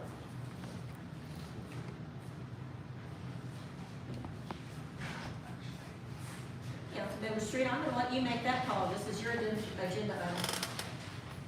Well, I know that Mr. Carson is gonna have to go to a meeting, but I think that's in San Antonio, so we'll just have to pay for the actual meeting, right? Registration. We won't have to pay a hotel, just the registration. What else is The coming up mayor for needs October a 1st? Snickers. Anything? She always gets GML angry will be after in 9. November. October, So it's after that. we'll have to register for TML before the end of this fiscal year. So that line item is the travel expense line item, that's what we pay for Northeast Partnership, TML, any other trainings that cost. The awards and miscellaneous expense are what pay for things like your name tags, logos on shirts, photos, those type of expenses. So we will have some new expenses on some things that still have to be ordered, but. I think we can take it out of the travel and what you do, whatever that was, meetings and travel. Well, we don't have a line item for donations or anything of that nature. Or sponsorship or something.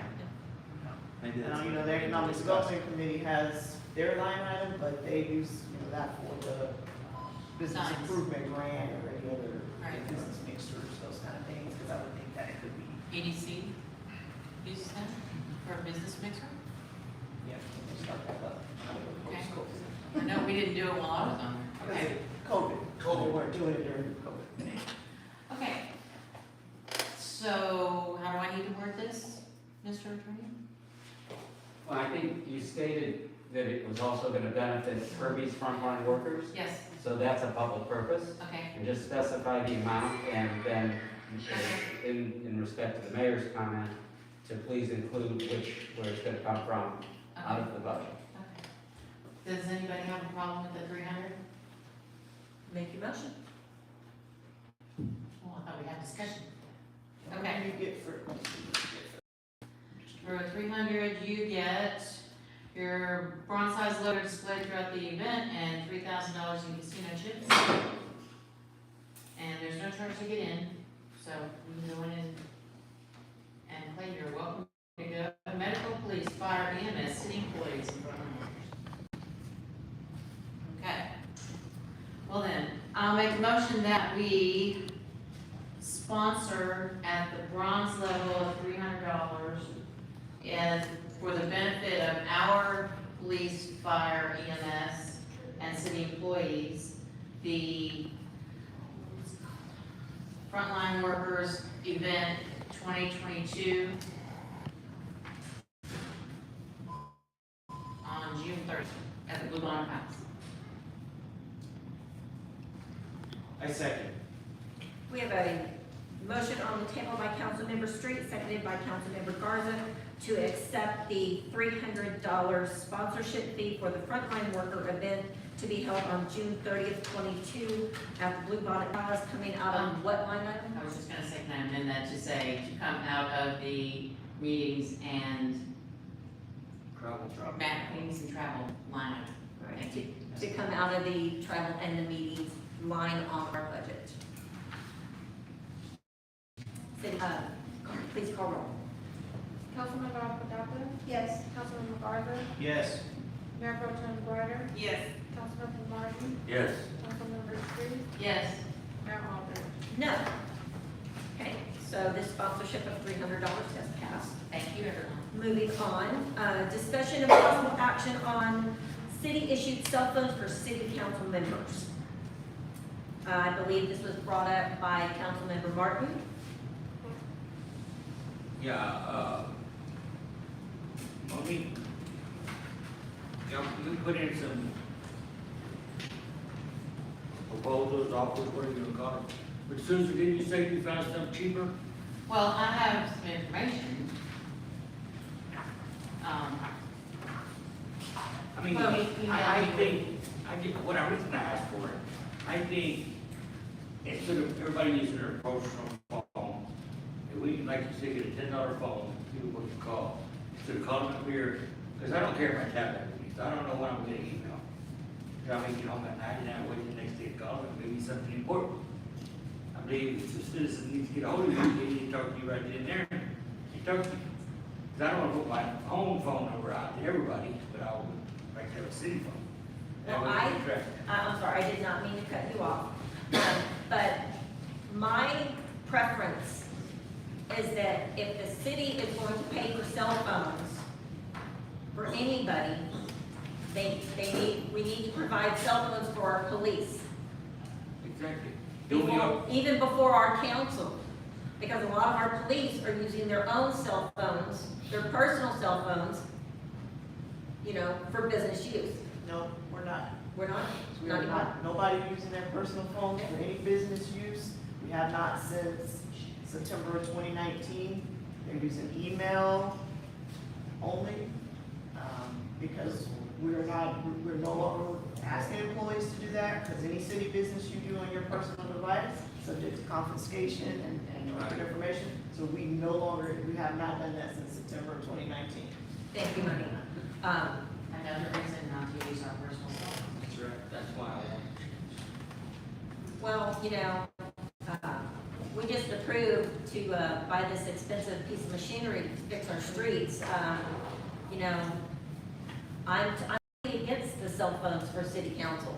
If you would like to use your stipend to purchase a $10 a month cell phone, go right ahead. But I don't think the city should pay for that. Councilmember Martin. Monique, does, who supplies the phones for the water department? So the city right now has phones through Sprint. It was Sprint, it's now T-Mobile. And the whole water department does not have phones. So we have, department heads have phones. There are phones on our emergency vehicles. The medic units have phones. The code officer has a phone. The animal control officer has a phone. And there is one on-call public works phone that is supposed to travel around to whoever's on call. But of course, right now, we only have 2 employees that's going back and forth to. And those are the ones that are used for city business. So, there's already been asked for your, a councilman's phone, he did not want to give it up. He has to take it to court, to get that information. Who's gonna pay for that? The person requesting it. Yeah, if somebody have to get a warrant to ask for your phone, that's gonna be at that person's expense. Whoever ask for your phone, if you refuse to provide it. But in the law, you're supposed to turn over the information. I gave my information to Patty. Everybody else gave their information to Patty. One person didn't. He could get a warrant for it, right? The city attorney stood up, so I'm gonna let him. It's, the legislature passed a statute, I believe it was effective September 1, that in part says that whether it's your phone or the city's phone, if there's city business done on it, it's subject to the Open Meetings Act, excuse me, the Public Information Act. And if the city gets a request from a requesting party under the Public Information Act for something on your personal cell phone that you use for city business, or a city-issued phone used for city business, you'll be asked to provide that phone to the city secretary within 10 days. And if you fail to do so, you may be subject to further sanction if someone declines to do that. It's always been the rule that if it's a city-paid phone, it is subject to full release under the Public Information Act, and there's a court case involving former County Commissioner Atkinson, where he tried to say that his personal phone wasn't subject to the act, whether he used it for public business or not, and the court said, yes, it is. So the expense involved is not necessarily going to be borne by the requesting party. There could be a city-related expense to fight some kind of subpoena or something like that. I just understand that your use of any device for public business of the city of Kirby makes it subject to a public information request made to the city of Kirby. I understand, that's what I'm trying to get to. If I use my phone, The councilman on the left and talking now is Mike Martin. okay, they're gonna get that, plus they're gonna get all of, oh, No, it's only the information that they requested. You have to read through everything to find it. yeah, that's what I'm saying. Okay, so, You ordered about $10, that's what you said. I'll pay, I don't have a cycle, okay, maybe I will start taking my cycle, so I can start paying for my things that I need. there you go. There you go. Councilmember Garza. I do have to say, I have taken in my tablet and I have started trying to get emails on it, but I am on the move constantly. So I have to tell you, as far as trying to sign in into every Wi-Fi, that to me is not very secure. I don't know exactly how that's supposed to go, but if I walk into every Starbucks and sign into their Wi-Fi, I mean, is there a VPN? Is there stuff that's securing all of the emails that are on there? We have security set up on all of our devices. So the iPads that you issue are city devices. They're not tied to the network. Council members are not tied to the network for security reasons of that nature.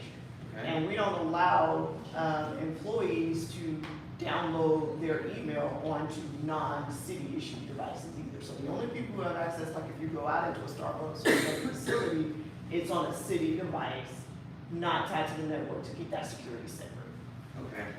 Either way, I mean, so we are saying that it's semi-secure, correct? Okay. Well, that's a good thing because, again, since I am always on the move, I'm signing into every network. That's number one. Number two, because I have to sign into networks, I have to make sure there's Wi-Fi to even get my emails. I mean, we're all talking about, we were talking about the idea of going green, and we are talking about the idea of efficiency. And unfortunately, I just don't see it without having some type of a device that can automatically get information. Not to mention, I mean, as far as the Open Records Act goes, I'm pretty sure you have to give up the information on your cell phone. I'm 90% sure. I'm sure Mr. Miller can give us more information on it. But I'm pretty sure that that's how it needs to go if it is requested and if it is pushed out that way. If not, letters will go out to the Attorney General. Next thing you know, everybody's going to be getting subpoenaed or whatever, and it's going to be something that we're going to have to pay more towards our city attorney to defend. I think for the small amount of money that this is generally taking up, I think it's well worth it. I think it's something that'll be useful. It'll make us all more efficient. And now you can give out your number like it's candy. Well, first of all, didn't mean to cut you off, but, Councilmember Martin is saying, $10 a month. Okay, well, let's think about this realistically. Councilmember Martin saying $10 a month. Okay, so there is the expense for the phone. For a phone that Councilmember Garza is speaking about, to be able to connect to the internet, get your emails and everything, it's not a flip phone. It's going to have to be an Android or an iPhone. And those are at least $800 a piece. They're not. Mr. Martin actually, sorry to cut you off, but Mr. Martin actually, Oh, go ahead, you have permission to speak, thank you. Mr. Martin actually, he was talking about stuff that wasn't that nature, but I mean, you can go get a track phone or a phone that comes right off that has its own SIM card that can easily be purchased for like $50, if that was the scenario. If you didn't want to spend the money on the phones, I mean, so be it. Pay for the service. Let everybody buy their own phones. Pay for the service. Because that is what's important here, to ensure that we have a separated city and our own person. And if not, you intermingle it, and as you're texting up here, somebody can easily ask for your information. And it's been done. If it's city related. If you're texting on your cell phone while you're in a council meeting, that is definitely city related. I beg to differ, but I'm not going to argue with you on that. Mr. Miller, did you have something to add? Yes, Mayor, Can I wear my asphalt zipper hat? Not inside this chamber. Oh, that is so tyrannical. Okay.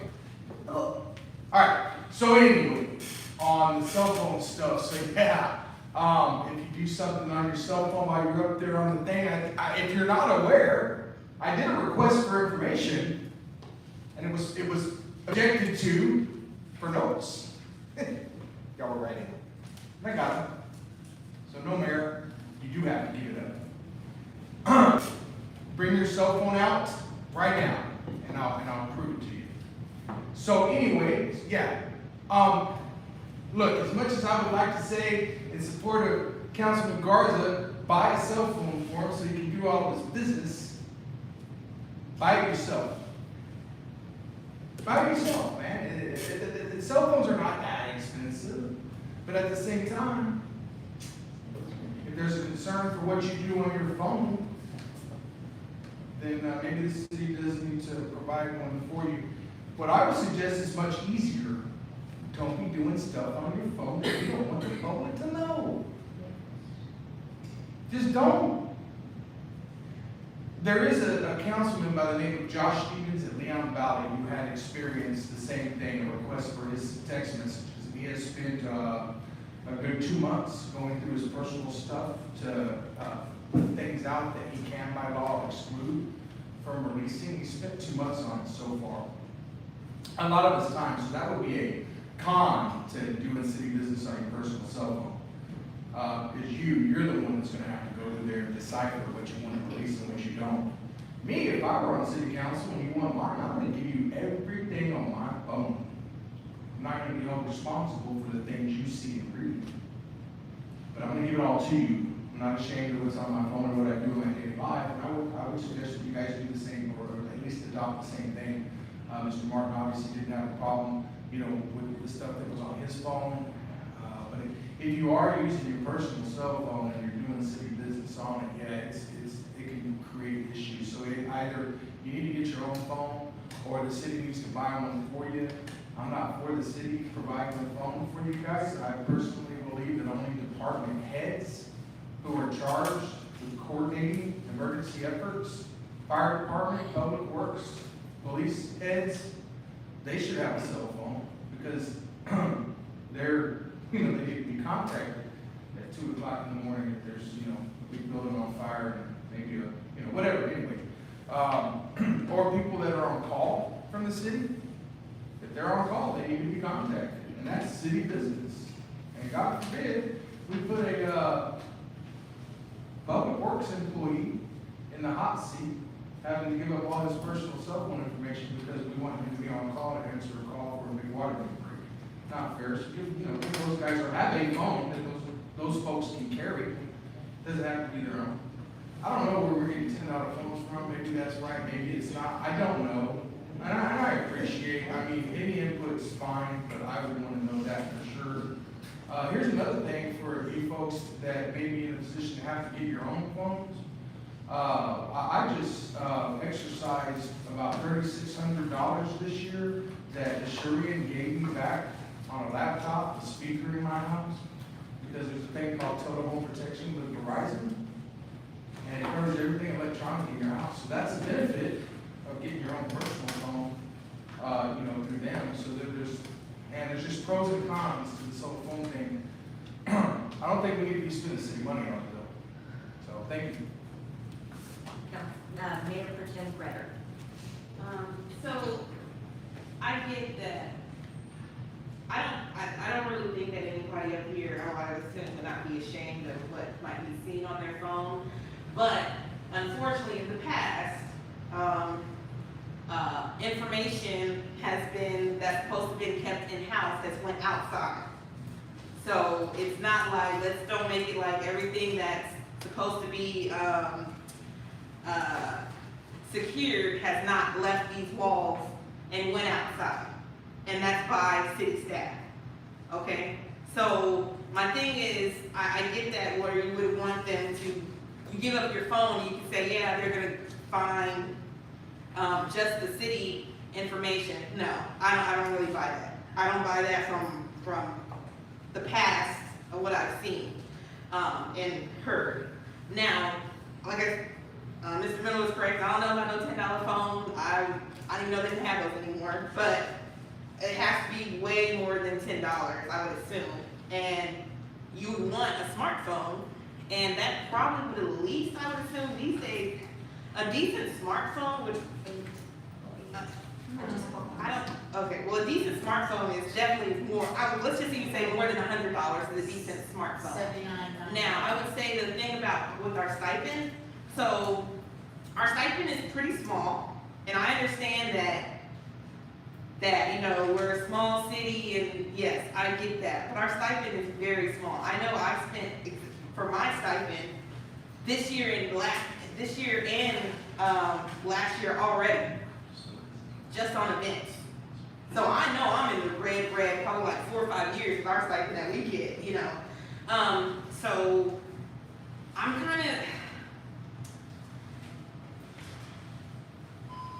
I'm really torn about this, to be honest, and maybe just to start,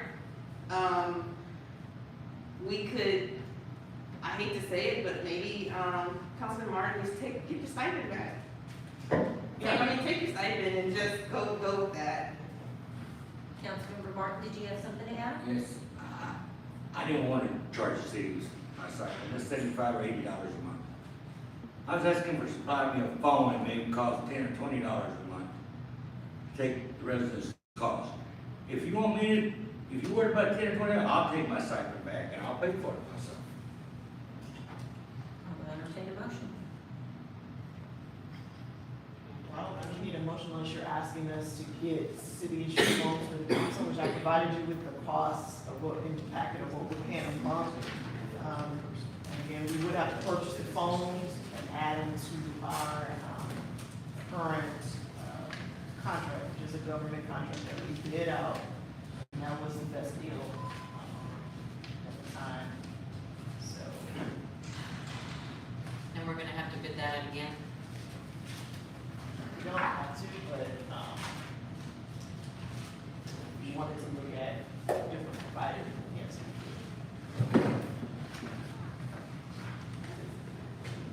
Go ahead. So I'm all about being secure, official. That's why I'm so torn about this. I do see what you're saying. I normally almost after meetings, I normally get contacted through my phone. And I do have a thing about mixing business and personal together. I mean, I don't mix my federal work with my personal, so that I always keep that separate just in case. We don't want the lines to get blurred. So I do get this. And so actually I think can we revisit and get or you said that was since 2019, the information we were given? What I'm saying, that's when we bid it out and we got the cost, and the best deal was these prices that we have here. Okay, so that was 2019. Right, this is what we're paying right now every month. For the flip phones, it's $30.77 a month, and the smartphones are $49.13 a month. Based on the number of phones and hotspots that we currently have. Okay, and with this, but so these prices right now would be what we would pay right now, or would you Well, need to that's make? what we're paying now, so I would have to go to them and say, okay, we wanna add 7 phones, how much would that cost? So to my add 7 suggestion is, phones? can we just do that first and then bring this back and actually get the cost? Because just like I said, everything's going up, it might have went way up, we don't know. You can exclude me from that, I don't need it. But you take your stipend. I do not. So I just like if we could postpone, and get the cost, no matter, and I think no matter what, even though we should get the cost for, even if you're not gonna use it or not, just in case, because, down the line, there might be, The mayor's somebody else not might gonna be use sitting her here and phone might. in council again. Councilmember Street, Can we add, when you talk to them about the cost, can you ask them what it would cost if we brought our own phone into the system? So we purchase the phone, you just pay for the service. I'd rather not do that because council turns over every year, that's gonna get real complicated for us from our Okay. phone bill and It's not a number family thing? standpoint. No? Okay.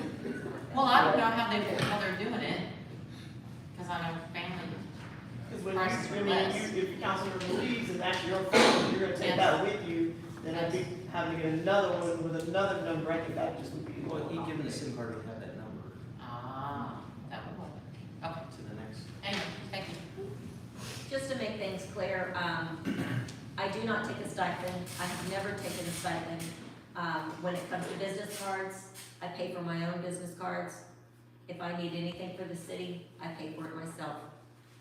Therefore, I do not take a stipend or any other money from the city. So we will postpone this agenda item until our next meeting on June 9th.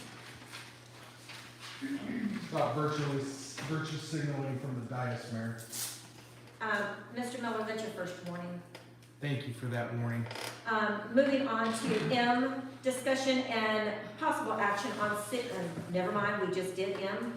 N, discussion and possible action on park and pool concessions. I believe Councilmember Street wanted this on the agenda. Go ahead, Councilmember Street. I'm looking at the concession stand at Friendship Park first.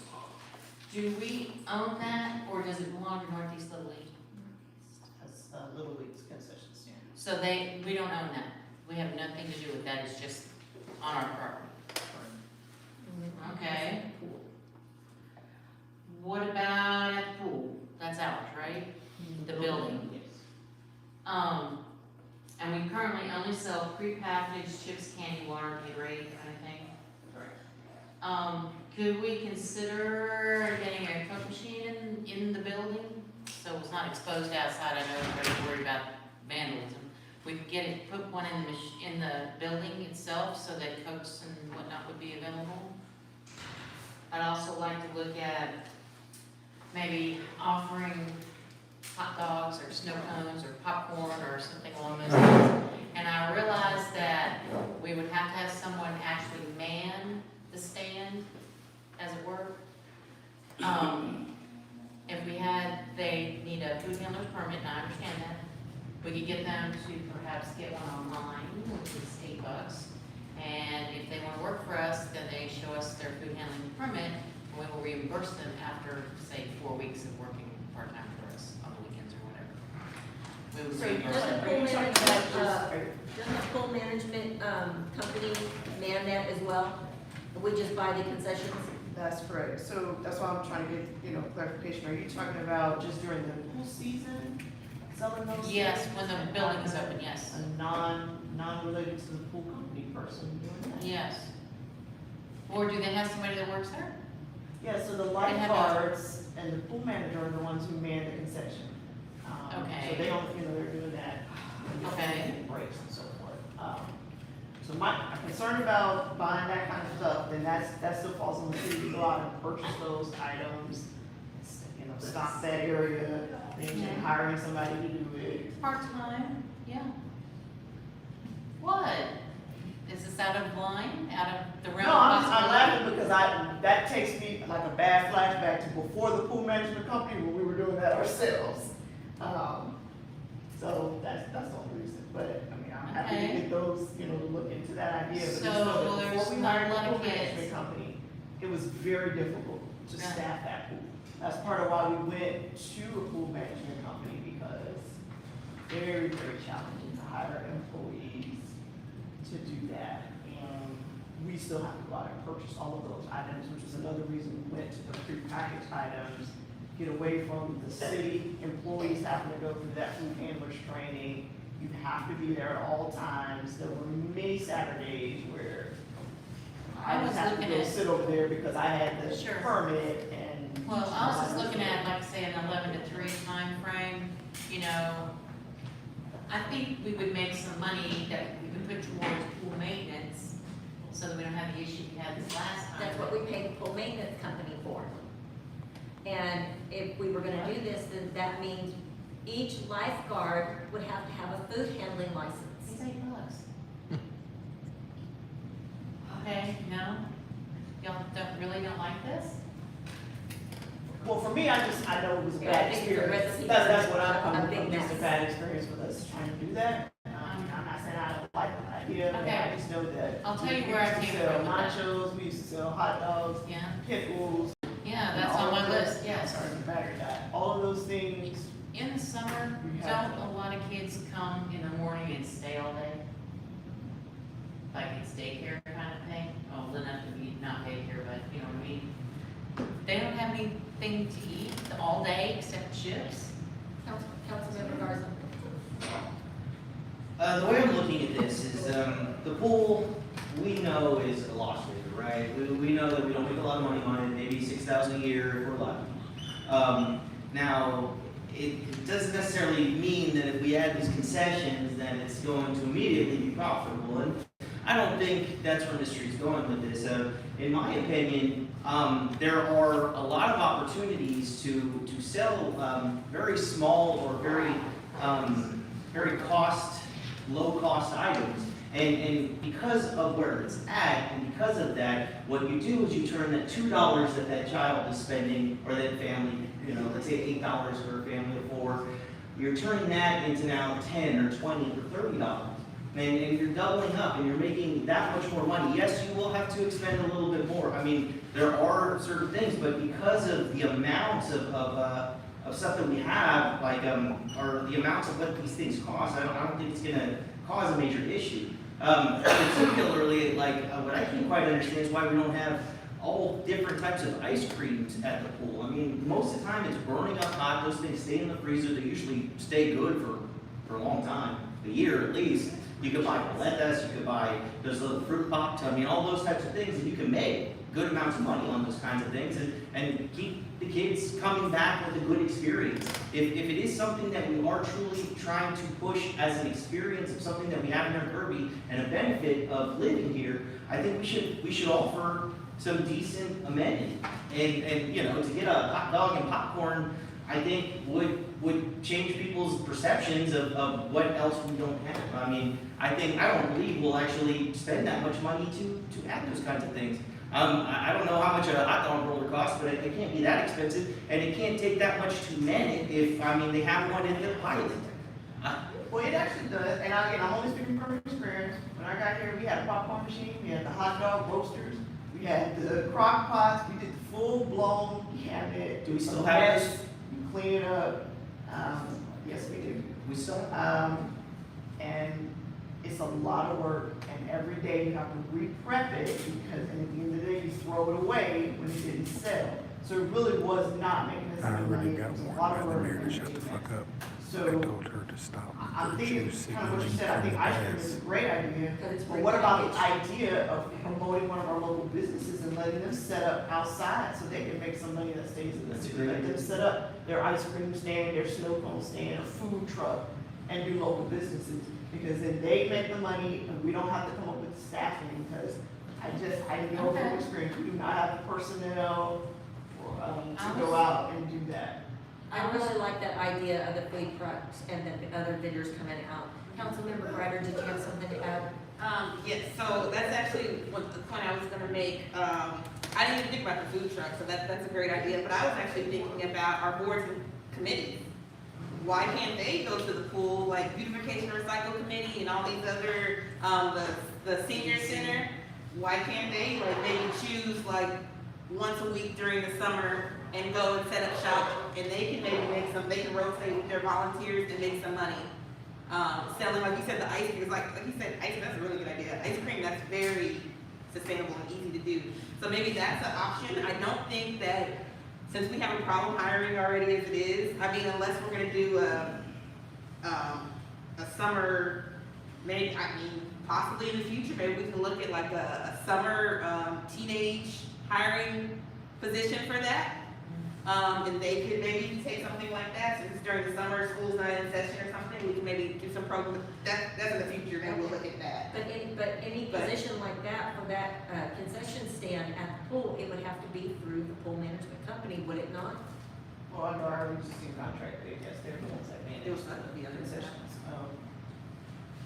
But so for right now anyways, I mean, the season's about to start, right, or has started, I'm not It sure. starts this weekend. Okay, so, I don't think the way things move around here, they don't move that quickly. So I don't think that we're gonna do that this season anyways.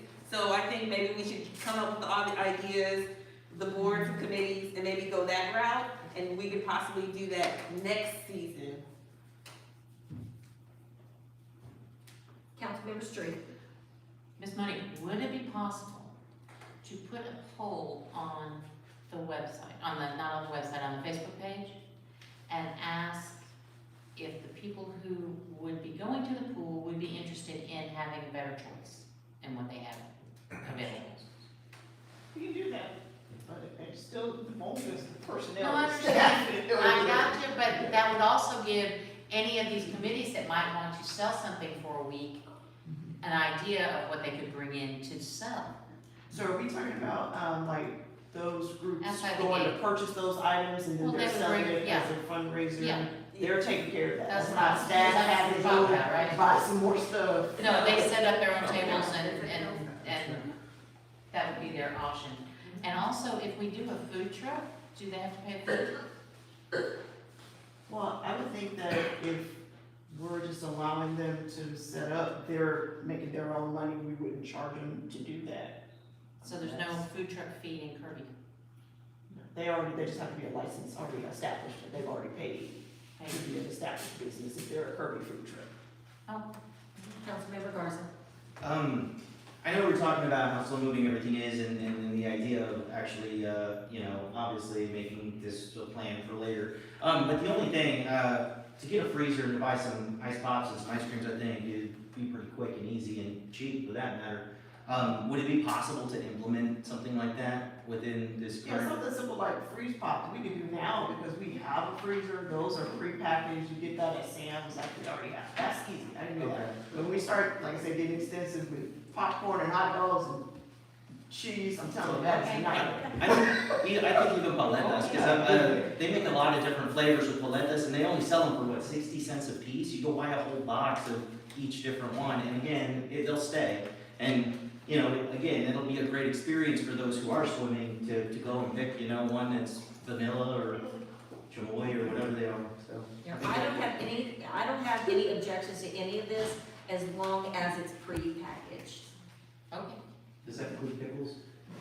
If they're pre-packaged, Yeah, they would have to be in the individual wrapper. You can't get them already wrapped. Well, you can, but you can buy them in a bucket. Mr. Miller, did you have something to add? On the agenda item, yeah. Please move to the podium. Thank you. Y'all are done? I wanted to talk after y'all were done.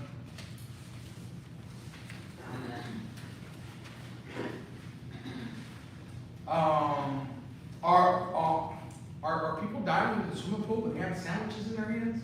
Why do the lifeguards need to have a food certificate? I'd like that answered. And then we're talking about bringing food into the pool and feeding these kids and feeding these people, stuffing their stomachs with food trucks and ice cream cones and popsicles. And everybody knows. I mean, I would like the city attorney to put some input on the liability involved with that. Everybody knows you can't eat and then go back into the water. You crap. Oh my God. Has that changed? That's what I was told. They have to get out. Councilmember Street, let him finish. Let him finish. Okay. Thank you, Mayor, for finally allowing me to finish when you don't like what I'm talking about. It's 11:10 at night. Please do something about providing food at the dating pool. Thank you. Are you done? Thank you. I'm not, Mayor. How much time do I have left? I was being facetious. How much time do I have left? Battery died. Yeah, I noticed that, and I plan on asking that, because I didn't notice the timer up there, so I'm keeping my own time. Please please don't be facetious when I'm up here on this dais, please don't. Well, thank you so much for your And evidence. your comment is not appreciated. Oh my God, while we're up here talking. Comments from the dais are not appreciated while a citizen is up here talking. It's disrespectful, it's intimidating to a lot of people. It's not intimidating to me. Stop it. Stop talking. Stop. Oh my God is not appropriate. And I wanted to know what I was being warned for. I thank you for the warning, but I didn't know what I was being warned for. Speaking out of turn. Thank you. Thank you. Okay, any more on this agenda item? Do we have Are to we make, gonna ask? do we have to make a motion or anything, to add the ice cream or any of that type of stuff? Or is it just something that you buy and everybody agrees? That's prepackaged, so we're required.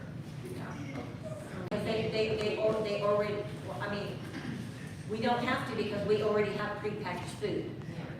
So we don't, there's no action to take. Permit for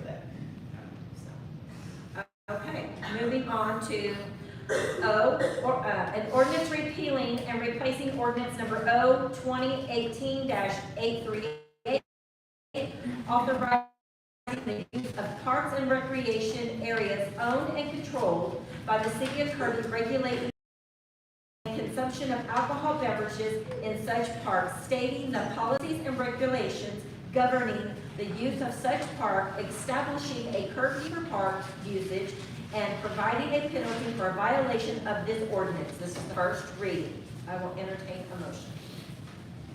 Any discussion? Sure, go ahead, Mr. Garza.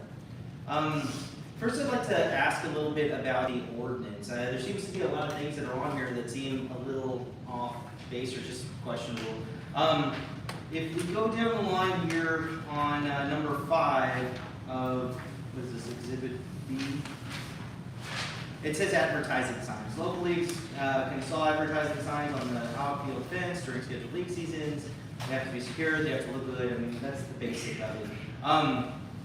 What I can't quite understand is, number one, there's not usually any advertising signs out on the outer field of that. However, we do have advertising signs that plaster the whole sides as you're driving in that basically say Greater Northeast Little League or G-Nail. And then on the way out, there's one that's for the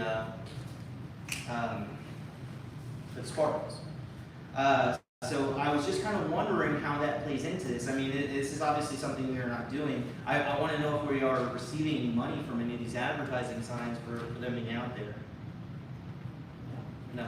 Okay, so we're not receiving any revenue for that. Also, it came down to talk about insurance requirements. Do we keep copies of all those insurance requirements? Like, because it says they have to have $1 million policy. So, okay. Okay, good. I wanted to make sure of that.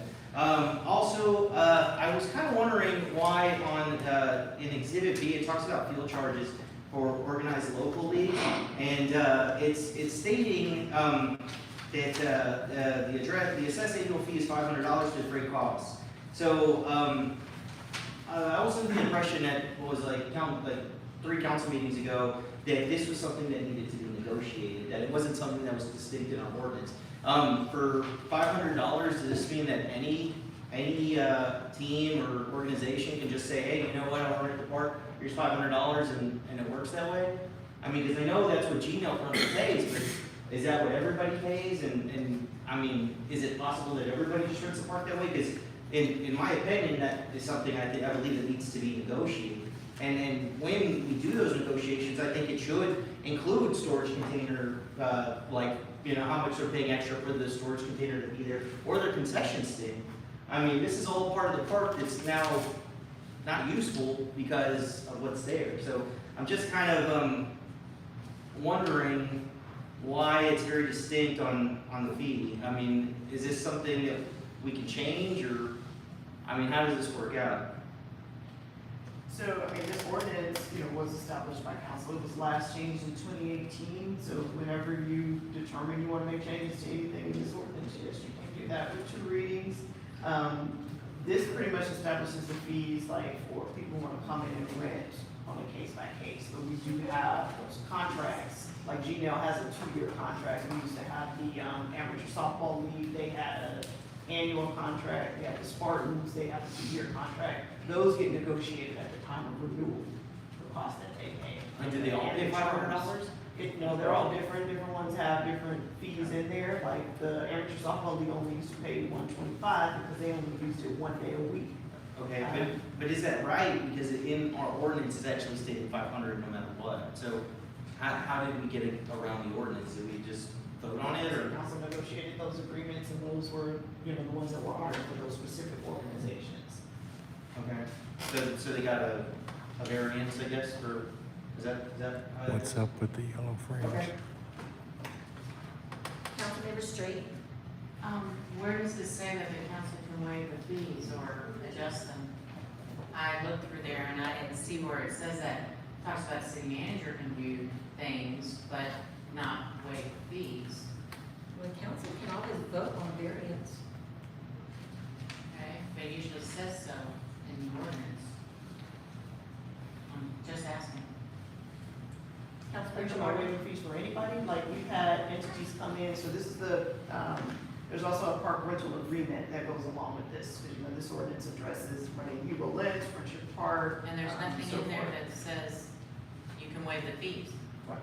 So what has happened is when a person has done a rental agreement, they've come to council and requested a waiver of fees, and that's happened for various different kinds of organizations. Council has opted to do that.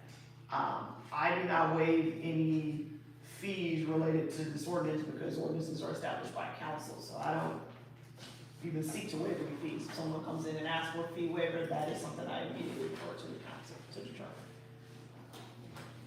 Councilmember Garza, I'm sorry, Councilmember Garza, Councilmember Martin had,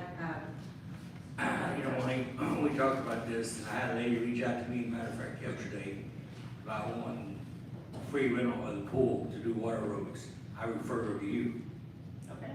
Okay, so she should be sending you an email. You'll come right back. But I still believe you cannot do for one and not do for others. Therefore, our most important asset to this city is our children. So therefore, I believe we should give them free this summer. So I think I'm getting a little lost now because the purpose of this ordinance, last meeting, you guys said you wanted to add pool passes to this ordinance. So that's the language that we added But I for understand, today. I understand that. But things are going on, people are getting free access to different parts of the city, special preferences over other people, and I don't think that's right. I don't think that's true. So I don't think anybody's giving any free access, like I said, unless council voted, if this body voted. So we follow what's in this ordinance. And like I mentioned, there are only 2 existing groups that have contracts for more extensive park usage. There used to be 3. That was the Amateur Softball League. They came and canceled theirs. So there's just Spartans and there's G-Town. When those get renewed, they come to council to negotiate their 2-year renewals. Okay. But anybody else or anything else that, a one-time rental, that we strictly follow this ordinance. We do not waive. You've had a few people come here, groups outside the city, want to use the park for different events. That gets brought to council to determine if you want to waive fees. And actually, I think the last couple of times, well, maybe not the most recent, but there were times where council members paid out of their individual pockets to prevent the fees from being waived. To allow them to do those events, because they saw it as a benefit. But nobody is getting any free usage of the park under the city staff. It's when council votes to do it, which is what you did for the water class. So if somebody else comes and asks, that will come right back to council for you all to decide. People can go out to the park if they have less than the number of people and use the pavilion you know, for various events, but if the police show up and they've exceeded that requirement in the ordinance, their event will be shut down, and they can be cited for violating the ordinance if they had a party without renting it. But, you know, another thing I'm saying, if we're gonna cater to our citizens, let's cater to all of them, not just certain groups or certain members. Councilmember Garza. One last thing that I kind of missed on here. There's a talk of regulations fees for obtaining reservations, and on here it talks about how renters will be required to engage expense solicitor and peace officers, and arrangement of officers to be appointed by the chief of police or his or her designee. Now, I'm wondering, I mean, does that include, because I mean, I know we're short-staffed on cops already, so I mean, you know, people come and ask for this type of stuff. I mean, number one, how much does it cost?